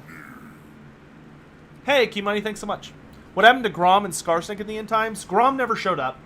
Grom never made an appearance. And Skarsnik played a massive role in the battle for 8 Peaks. But Skarsnik gave up when Gobla died. When Gobla died, Skarsnik literally got depression. Which, depression is so foreign to the Greenskins that, like, Skarsnik couldn't even figure out what the word for the way he was feeling was. But he got very depressed when Gobla died, and he just gave up. A Vermin Lord teleported into his room and basically offered him a deal of, hey, I will give you Belagar's head. Like, I know you hate Belagar more than anything else. I will give you Belagar's head and I will also give you essentially a nuke. One of Ikit Claw's, essentially Ikit Claw's doom, one of his doom spheres, to break it, to simplify the situation a bit. In exchange, you leave. And Skarsnik was basically so tired, he was like, yeah, fine, whatever, let's do that.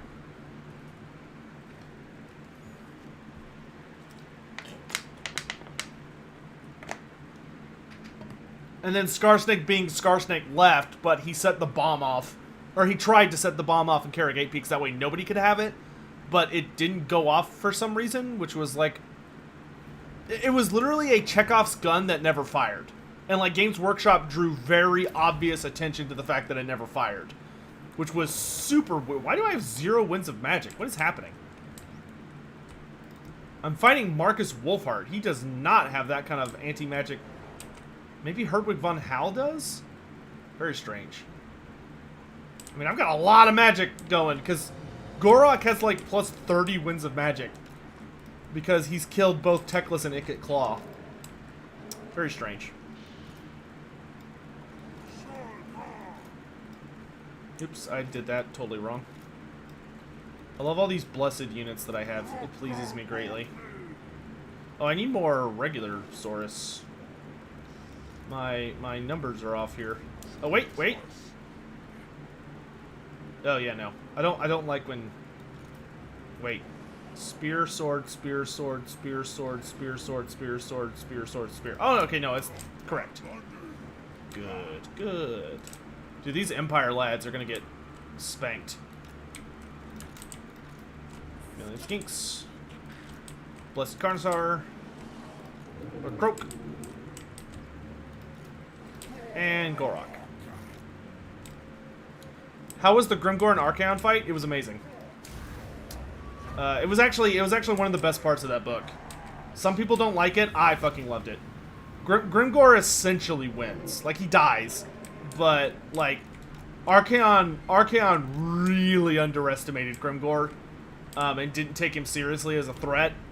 And because of that, he fucked up. And, Grimgor was able to not only mess him up pretty good, but Grimgor shattered the Eye of Shirian, which is Archaon's third eye, which is a gem that sits in the helmet of the armor of Morkar. And it's like a fundamental piece of what makes you ever chosen, is the Eye of Shirian.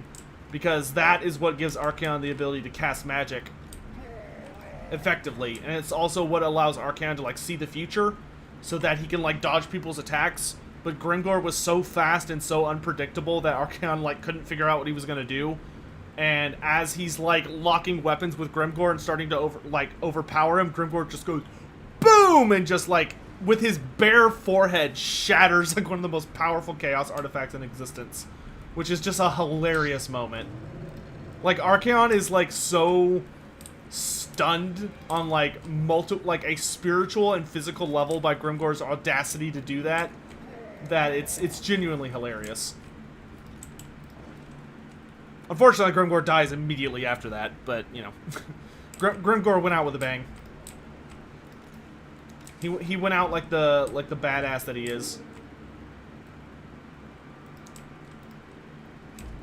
How the hell do I have more melee attack on Gorok than melee defense? Very carefully.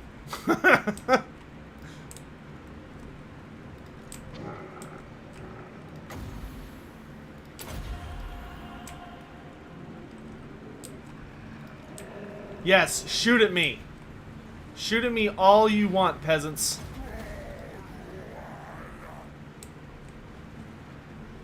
You ain't gonna do jack to me. I'm coming for you, Wolfheart. Activate anti-shooting protocols.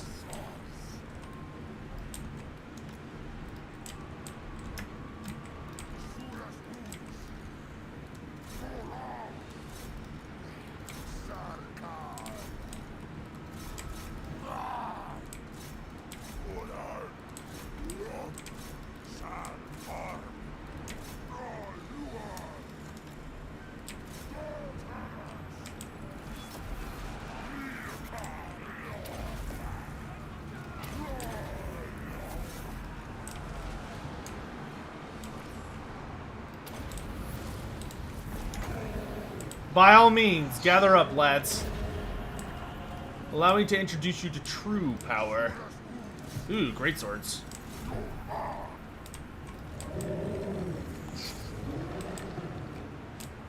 Save up for a big one.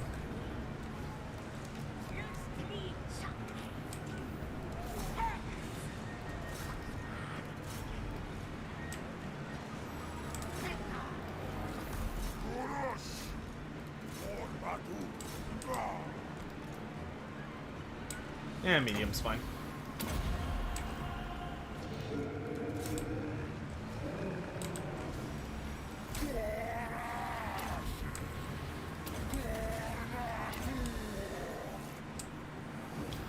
What happens to Azhag in the end times? Oh, dude, Azhag was dead a long time before that. Azhag died like 10 years into the reign of Karl Franz. Azhag died a long time ago by that point. I want to say he died in like 2512.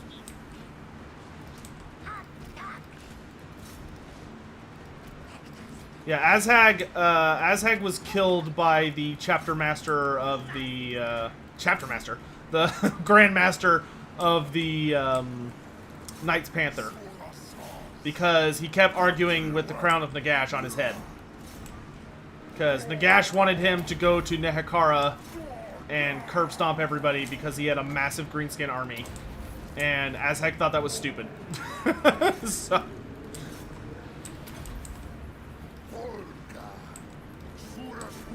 How badass is Gorok compared to Grimgor or Krokar? Gorok is the definition of tenacity. Like all of oops, I forgot my Karnstar. All of Gorok's like amazing power and might just comes from the fact that he's like absurdly stubborn and just kind of refuses to die. But at the same time, Gorok is very reliant on being told what to do, and he's more of like a perfect. He is a machine that will just kind of keep going until it can go no longer. And he refuses to admit that he's dead when he probably should be dead. Which is, you know, that's a notable power. But I would not say he is in... I do not think he could take Krokar.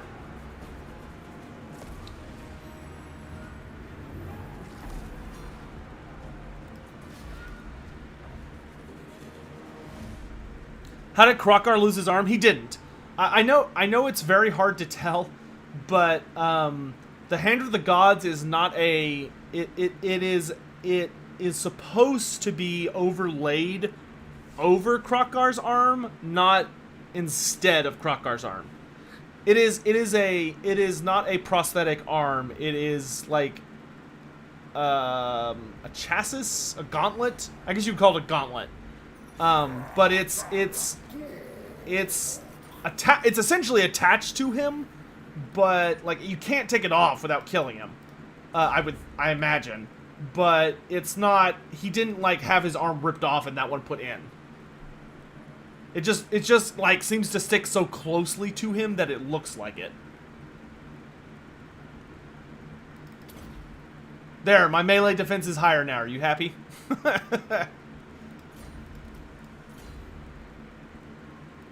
You know, funny enough, the scariest thing about Krokar's claw, the Hand of the Gods, is that from a tabletop perspective, the Hand of the Gods was actually much stronger in the older books than it is now.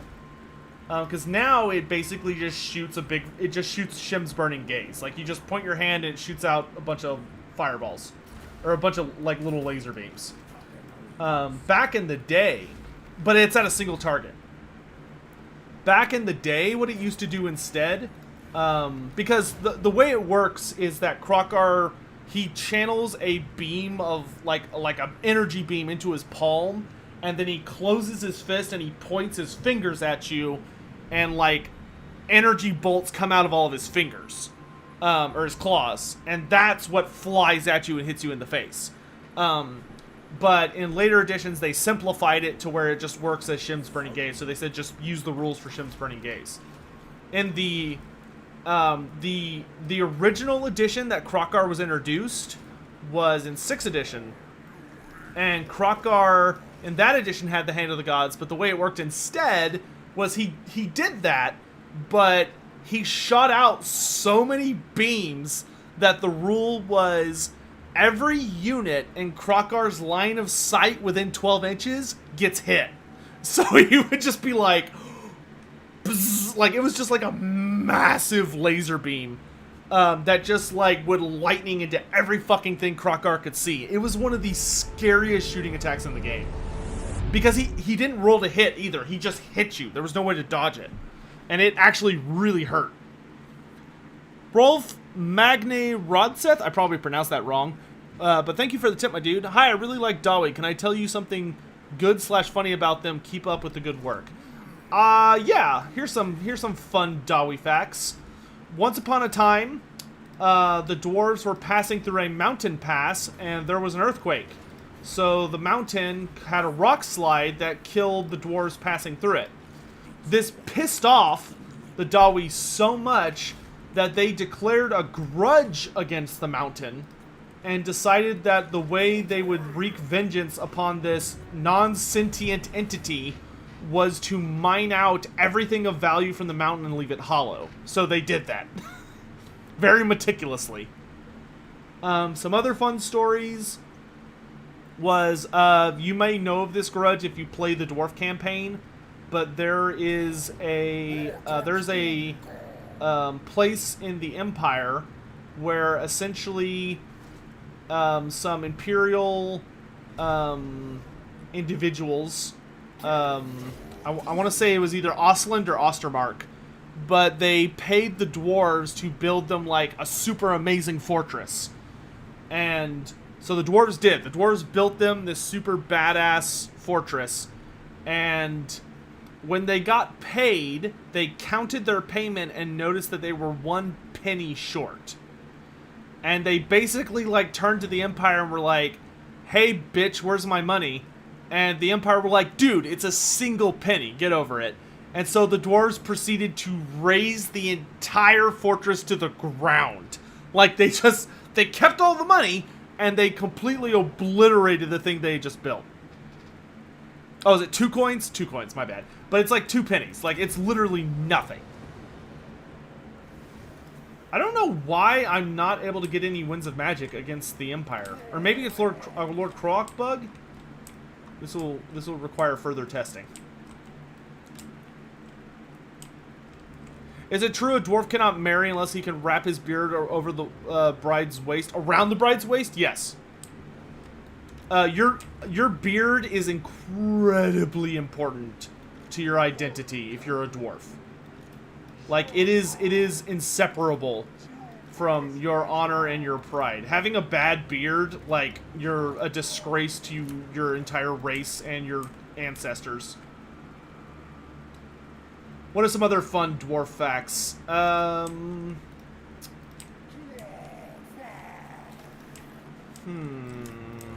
to think of something that's like genuinely amusing. Oh, sometimes when dwarves have a dispute and they want to attempt to settle it non-violently, the way that they settle the dispute is they have what's called, I think it's called like a Rankuraz or something like that. Rankuraz. I can't remember the pronunciation for it. But they have a, they basically have a shouting contest that is also basically it's like a rap battle or like a diss track, where the point of the contest is you have to shout at one another and you shout insults at one another. But it's a very particular form of contest, because the trick to it is that you can't just yell the most insulting possible thing you can think of, because if you do that, you could end up shaming yourself, and you could end up pissing off your opponent so much that they try to kill you, which would obviously be against the point. So what you have to do is you try and... Nah, it's not like a haiku. There's not like a form to it. It's more like roasting the shit out of them. And your goal is to try and say something that will make them so angry that And yeah, that's the. Oh, hey, Palooka, what's up, man? Yeah, I believe it does have to be true as well. Yeah, it happens in the Doom of Dragonback. That's the book where they like actually have it happen in a novel, and it's amazing. But basically, you have to like insult the other clan, but without, and you have to piss them off so much that you get like a massive reaction out of them, but not too much so that they like basically declare war on you and try and kill you. it's an art.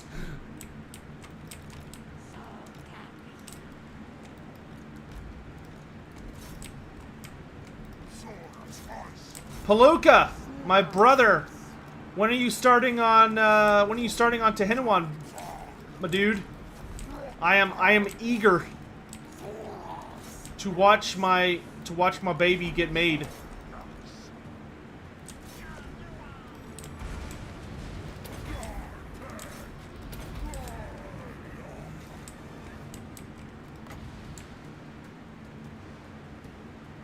Most of the shooting's gonna go this way. Whoop.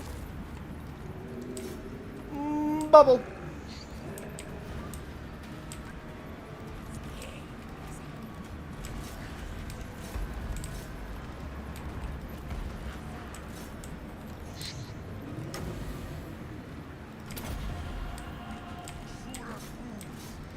Let's go, people. Let's go.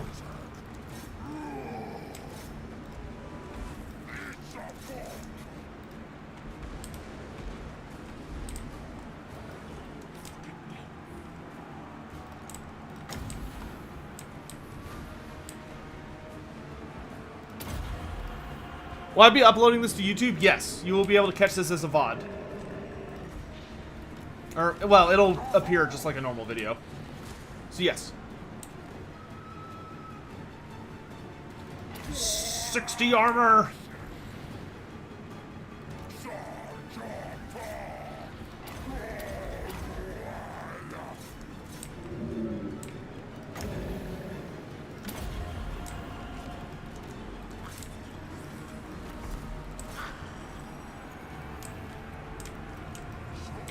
Get that Carnosaur over here.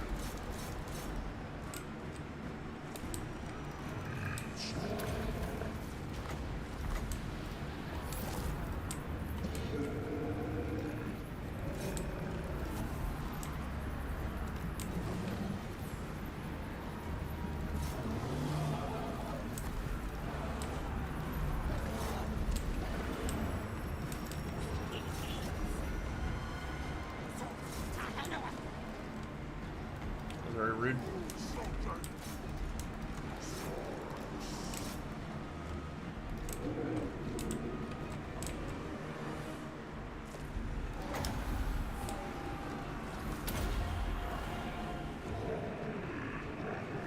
Oh, you've started assembly? I want to see it. When's your next stream? Yeah, so for anyone in chat, I'm actually going to do a plug right now. This is kind of important. Listen up. This is important.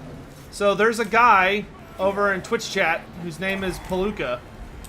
And not only is he a good friend of mine, but he is a absolutely amazing painter of tabletop models. And I shit you not, he is doing a full Tehenhauin project for me that is going to be nuts. And I am super excited for it to start. But all of you people should like look him up on Twitch and follow his Twitch channel, because you can learn a lot of really amazing paint stuff by watching him. Work is magic. And he's going to be making for me a model that's not only going to be Tehenhauin, but it's going to be Tehenhauin in my army's color scheme on an ancient Stegodon that has like a fuckload of random upgrades and bits added to it. So it's going to be better than anything you've ever seen on a table. It's going to be amazing. I'm so excited.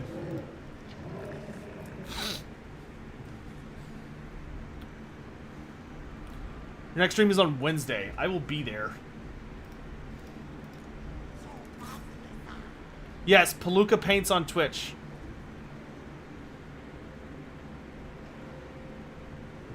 If we have any mods here, I would really appreciate one of y'all linking to that in the chat. What would happen if all the Lizardmen were killed off? Demons would invade the material plane and everybody would die. Is he going to paint it on stream? Yes. Kislev stream when? Eventually. How would I like Krokkar to return in Age of Sigmar, and what would he do? I would like Krokkar to essentially return as a Coalesced.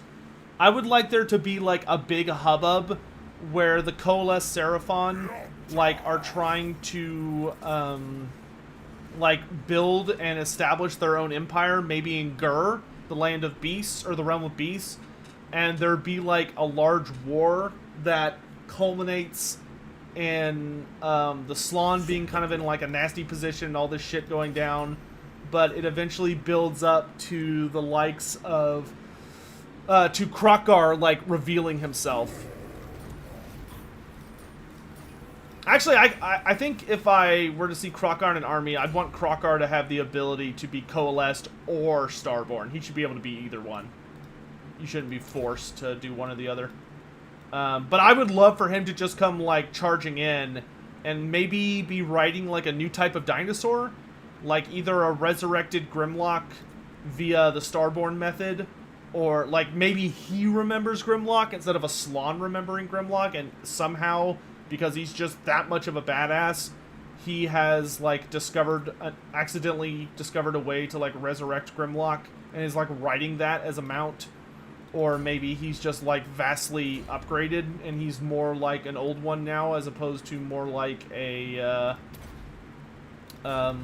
Supersaurus. I don't know, there's a lot of cool ways they could go with it. Okay, we're gonna let him heal. Though these assholes are gonna attack me if I stand too close, but that's fine, I'll be in defensive stance. I can beat them easily.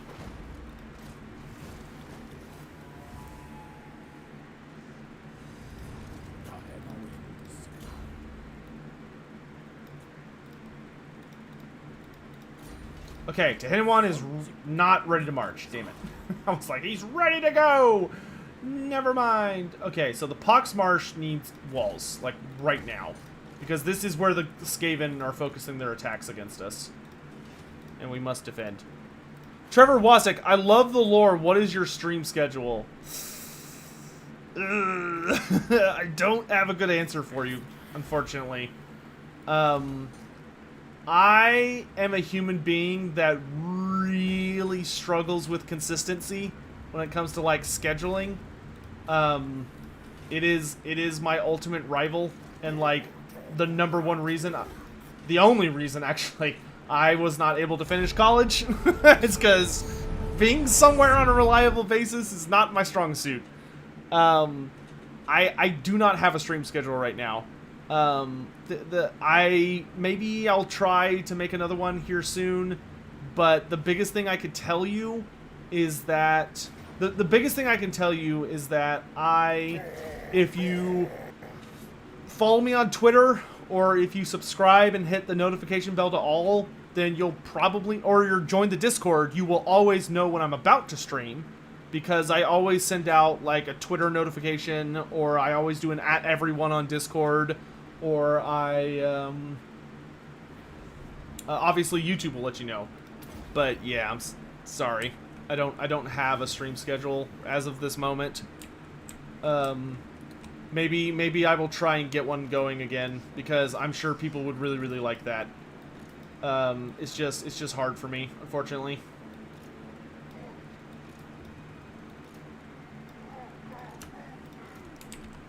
I don't have a good excuse. It's just one of those things.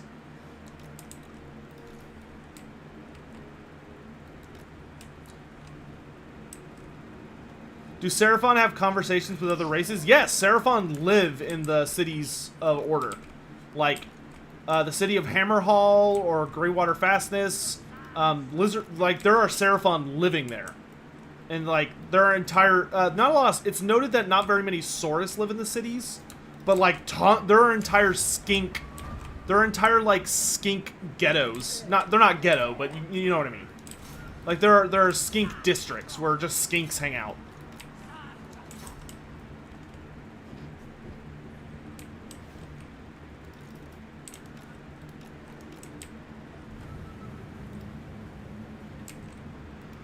Ooh, excuse me. How do I think they'll implement Nagash in Game 3?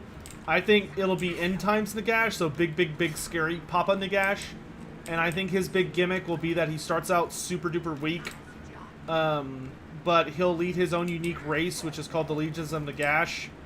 And your goal with him will be to go out and conquer or subjugate all of the different undead factions. So like the Vampire Counts, the Vampire Coast, and the Tomb Kings.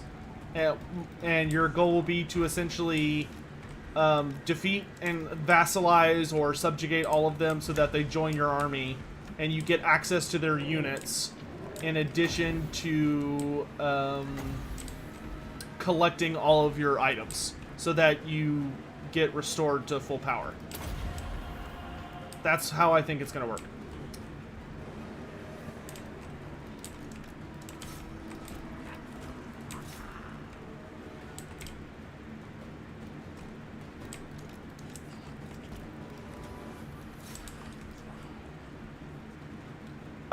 TB War. Found your channel through a recommendation from Legend of Total War. I learned so much lore since I found you. Here's a little something for the lessons. Hey, dude, I really appreciate that. It's very generous of you. Thank you.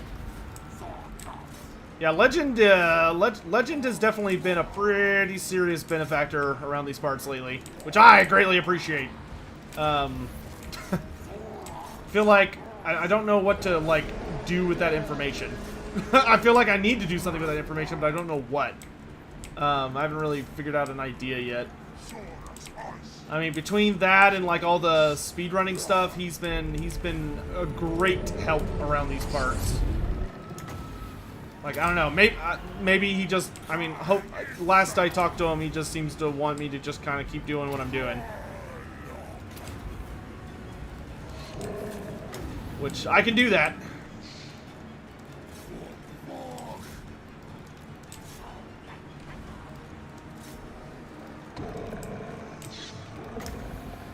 Yeah, Legend is definitely a steadfast ally. I'm always very pleased to work with him. Speaking of the next speedrun, well, it's not going to be a speedrun, but the next community event, I need to announce that pretty soon, don't I? I know there's a lot of people waiting on that. And I think this time I'm going to try and do something extra stupid, because why not?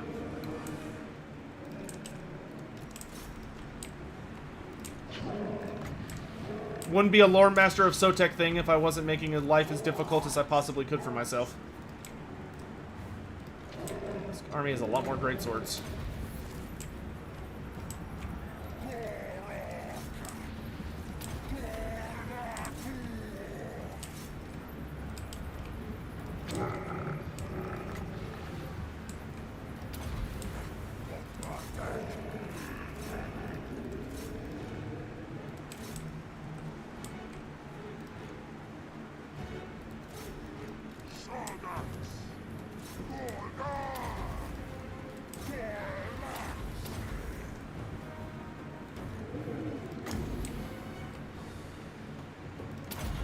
Eyeball around there.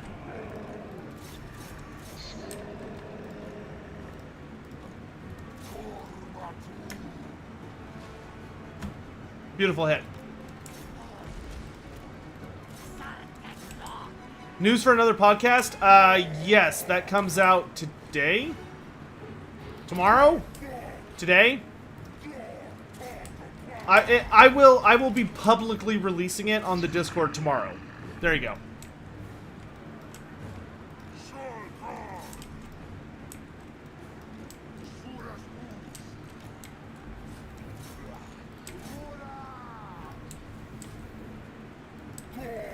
I fucking love Gorok. Gorok just doesn't give a shit when someone charges into him. He's like, yeah, no, fuck that getting knocked back business. I'm just gonna spank you right in the frickin' face.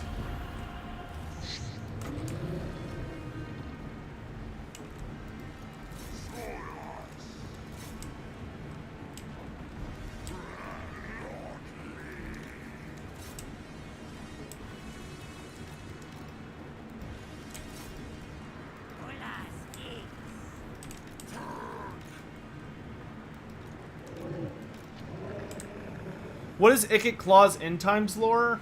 Ikit Claw... So, Ikit Claw basically... Ikit Claw was actually a big deal in the end times. He pioneered a design for a device that was meant to... the Warpstone... I think it was called like the Warpstone Tractor Beam or something like that. But he designed a device that was intended to basically shoot out a beam that would grab the Chaos Moon and drag it closer to the planet. Unfortunately, it didn't end up working out super well due to various other factions like messing with him and some other problems. So he kind of gave up on that plan, and instead he was sent to deal with dwarf holds that were holding out against the Skaven invasion. Which he was the one that destroyed the city of... Oh, which hold did he destroy? I think it was Barak Var that he destroyed. But he destroyed one of the dwarf holds. And after he destroyed one of the dwarf holds, he was... No. It was Karak Azul. Karak Azul was the dwarf hold that Ikit Claw destroyed. Because both... essentially both of its rulers, like its greatest generals, had been killed. Both of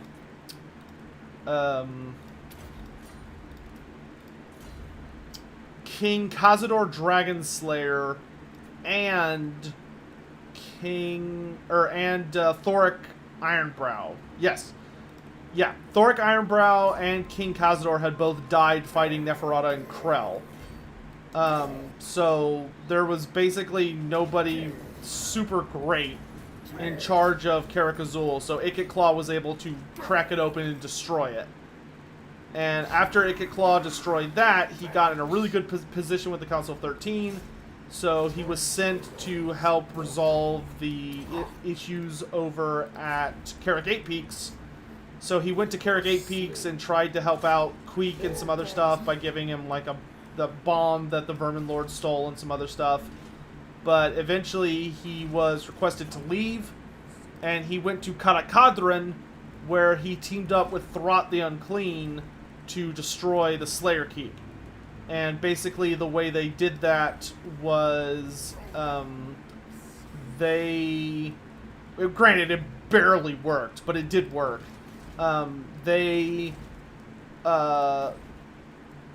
the Unclean had brought along with him like a bunch of just huge... He brought 3 like truly massive Hell Pit abominations. They were like the best ones he had. And Ikit Claw suggested filling them with poisonous bombs. So like gigantic bombs that would just... that would basically set off like a poisonous... So like the spheres thrown by Globadiers, but like massive ones. And so with Throt the Unclean's help, the two of them... Because the two of them had also pioneered the Storm Fiends. The Storm Fiends, which are rat ogres that have like these little artificial brains attached to them that allow them to use Clan Scarier weaponry. That was the brainchild of Ikit Claw and Throt the Unclean teaming up.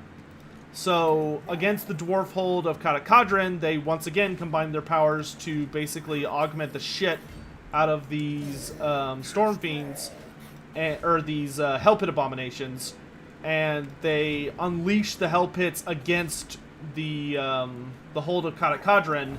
But at the exact same time, Ungrim Iron Fist and all of his army came out of the hold and started like obliterating the Skaven.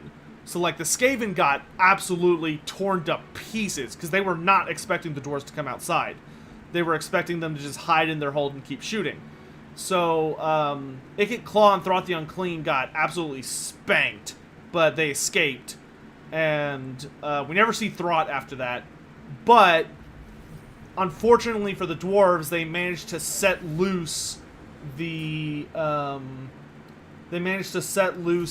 Pits, the augmented Hell Pits. So these Hell Pit abominations just literally run straight into the wall of, or the gate of Karakadran, and one of them is killed outside, and blows up, but the other 2 make it inside. Or no, I think 2 die outside and 1 makes it inside. But one of the Hell Pit Abominations manages to get inside where it blows up and it kills everybody in the hold. So like every single dwarf inside of Kadak Kadrin, so everyone not in Ungrim's army is killed by this bomb, thanks to the poisonous gas. And that makes Ungrim not in a good mood. But after that, Ikit Claw goes on to assist in the final siege of Karasakadak, where Ikit Claw has joint leadership of the army along with Queek Headtaker. And they have their really big battle there, where the 2 of them, once again, were depending on, like, siege warfare. But they got hysterically outgunned. Like, Ikit Claw, I think, had like 100+ war machines ready to attack the Everpeak, and Thorgrim just told his guns to wait until he marched outside. So Thorgrim marches outside to go beat the shit out of these 2, and the Everpeak guns open fire and just obliterate Ikit Claw's war machine line. Like, it was pitiful. So they destroy Ikit Claw's shooting, and with his shooting gone, he tries to kind of reorganize himself, but in his attempt to get reorganized, he fails to realize, like, they get Thorgrim surrounded, and just as they think they're about to kill the High King of the Dwarves, both Joseph Bugman and Ungrim Ironfist, who is now the incarnate of fire, show up, and they have this big final battle where Ikit Claw faces off against Ungrim, and Ungrim literally yells fire at him. Because Ungrim doesn't breathe fire like a normal incarnate. He fucking, like, he just yells angrily, and, like, fire comes out. So he, like, completely melts Ikit Claw. Well, it seems like he does, but Ikit Claw's armor basically melts because he gets, like, just smashed by Ungrim. But he survives. Kind of in the aftermath. And so, like, Ikit Claw has to, like, peel parts of his armor off of his melted flesh. And he escapes. And then the last time we see Ikit Claw is he gets hired by... after the armies of Chaos and Skaven unite. So Thanquol and Screech Vermin King make the pact with Archaon, so that all of Chaos is now united under one banner. That Ikit Claw gets hired to blow up the pyramid, the Black Pyramid of Nagash, and he succeeds. He basically leads a team in there using, like, warp grinders and some other shenanigans, but they bust their way into Nagash's pyramid, where they proceed to basically set a bomb, a doom sphere, and this one actually works. So it goes off and it destroys the Black Pyramid, which prevents Nagash from absorbing the entirety of the Wind of Death, which also means that Nagash, at that point, no longer felt very confident about his ability to solo the Chaos Gods. At that point, he was like, well, shit, and he packed up, left Sylvania, and went to fight, or went to join the Council of Incarnates. The end. And that was the last time we saw Ikit Claw. Presumably he died in the explosion, but we never saw him again after that.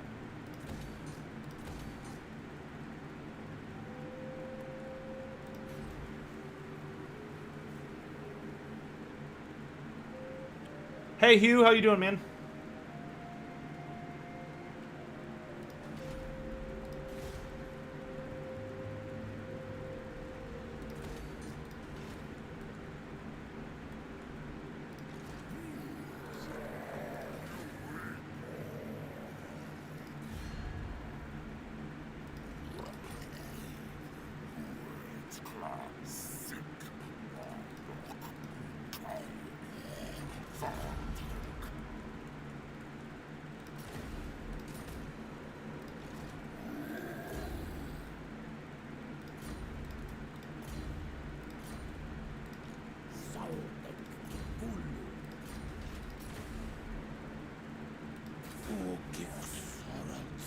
Oh no, I should check my donation messages, shouldn't I? I'm really bad about stupid shit like that. I'm sorry. Does Queek have any children? Not that I'm aware of. Swamp trawler. Hold on, let me do this and then I'll check my messages. Ooh, Shroud of Chakwa. That's a pretty nice one.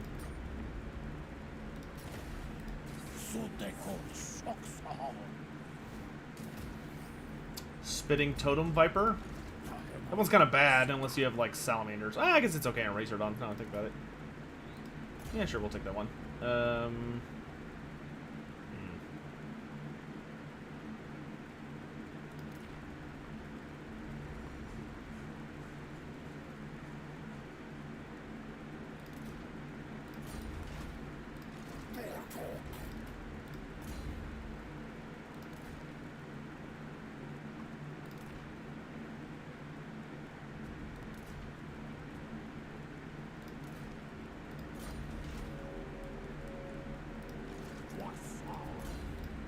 Oh, I didn't get any new guys for him. That's dumb.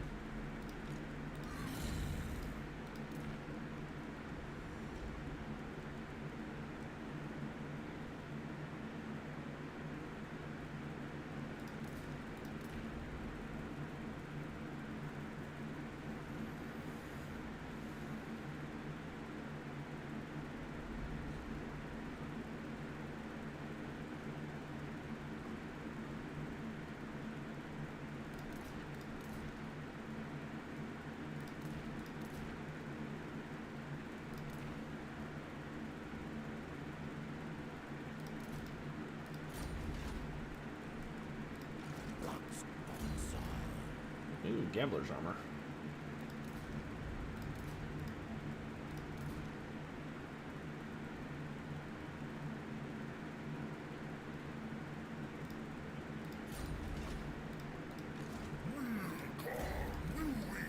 We're not having the best luck with good magic items, unfortunately.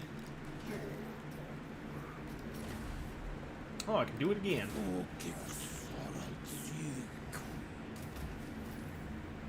I don't think we're going to see the Incarnates in Total War Warhammer 3, but I do think we'll see Nagash. The Incarnates I don't think we'll see because that has more to do with, like, changing a character. That's, like, already in the game to be something very, very different. Which I don't think they're super interested in doing.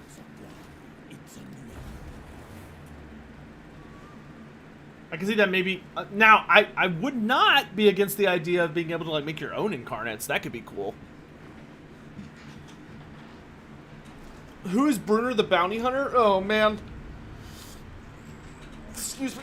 One sec. Oh, gosh. Brunner the Bounty Hunter is a... excellent omnibus you can buy. Okay, let's see. What's this? But basically, he's just a super badass bounty hunter that roams around the old world. So, like, Tilia, Astalia, the Border Princes, the Empire, and Bretonia. And he goes on some pretty epic adventures, but I don't want to spoil who he is. Like, he's not anyone super important in, like, the grand scheme of Warhammer Fantasy. But if you want to know, like, who he actually is... you should read his series. I'm not going to spoil it. Sevatiel, thanks so much for the tip, my dude. If the winds are in harmony and we get the out of the field, left field announcement of Cathay for Total War Warhammer 3, what would I like to see for them? Jade Golems, Dragon-themed war machines, etc.? My thing for Cathay is that ultimately... okay, here's the only things I would know for sure. The only things that I know for absolute certainty that I would want to see in Cathay is I want to see the Celestial Dragon Emperor, and I want him to be an actual... I want him to be like the myths suggest. So I want him to be like a super powerful, badass dragon who has the ability to also take human form. Because that just sounds really fun and exciting and unique. I also want to see the Dragon Monks of Cathay. I don't really know what their deal is. Like, I know they're human. And, like, it has... I believe their fighting style is what gets them referred to as the Dragon Monks. or the fact that they're Cathayans, so maybe they're referred to the Dragon Monks due to being, like, you know, Cathay. But the Dragon Monks of Cathay are, like, a very noted group because they show up on, like, worldwide maps of the Warhammer Fantasy universe. I would also really like to see, like, terracotta soldiers, maybe, like, made out of jade. Yeah, that could be really, really cool. I wouldn't want them made out of, like, stone or clay, because there is technically a terracotta soldier type thing already in the Tomb Kings. Ramhotep the Visionary made something called the terracotta wall, but instead of being terracotta men, it's terracotta constructs that are huge and like really scary. But yeah, I don't know. I don't really know enough about Chinese mythology to really confidently answer that. I would want them to draw really heavily on Chinese myth, though, and give us a lot of, like, really badass creatures and monsters and stuff. There's a guy on Reddit who does some, like, really clever designs for, like, proposed Cathay units that I think could provide some really cool speculation or inspiration. Alright, dudes. I think that's going to be it for me today. We got, like, another 50 turns in, but my voice is hurting really bad. I feel like I'm talking through knives, which means I've probably been streaming for, like, 5 hours. Oh, 4.5. So, I think we're, I think we're good to call it there. So, I appreciate... excuse me. I appreciate you all very, very much for coming by. This has been a ton of fun, and I hope you all have an excellent Sunday. I will be back with a new video tomorrow. Tomorrow will be the Heroes of Legend video for the Tomb Kings, and then on Tuesday you'll get the Heroes of Legend video for the Vampire Coast. And I can guarantee that because the Tomb King script is almost done and the Vampire Coast script is done, so I don't even have to write it. And that'll be the end of the Heroes of Legend series, which will be awesome. And I'll be able to, like, post that on Reddit and, like, get some stuff going on that, so that'll be really exciting. And then we can move on to other topics. Whew. So, man, I'm tired.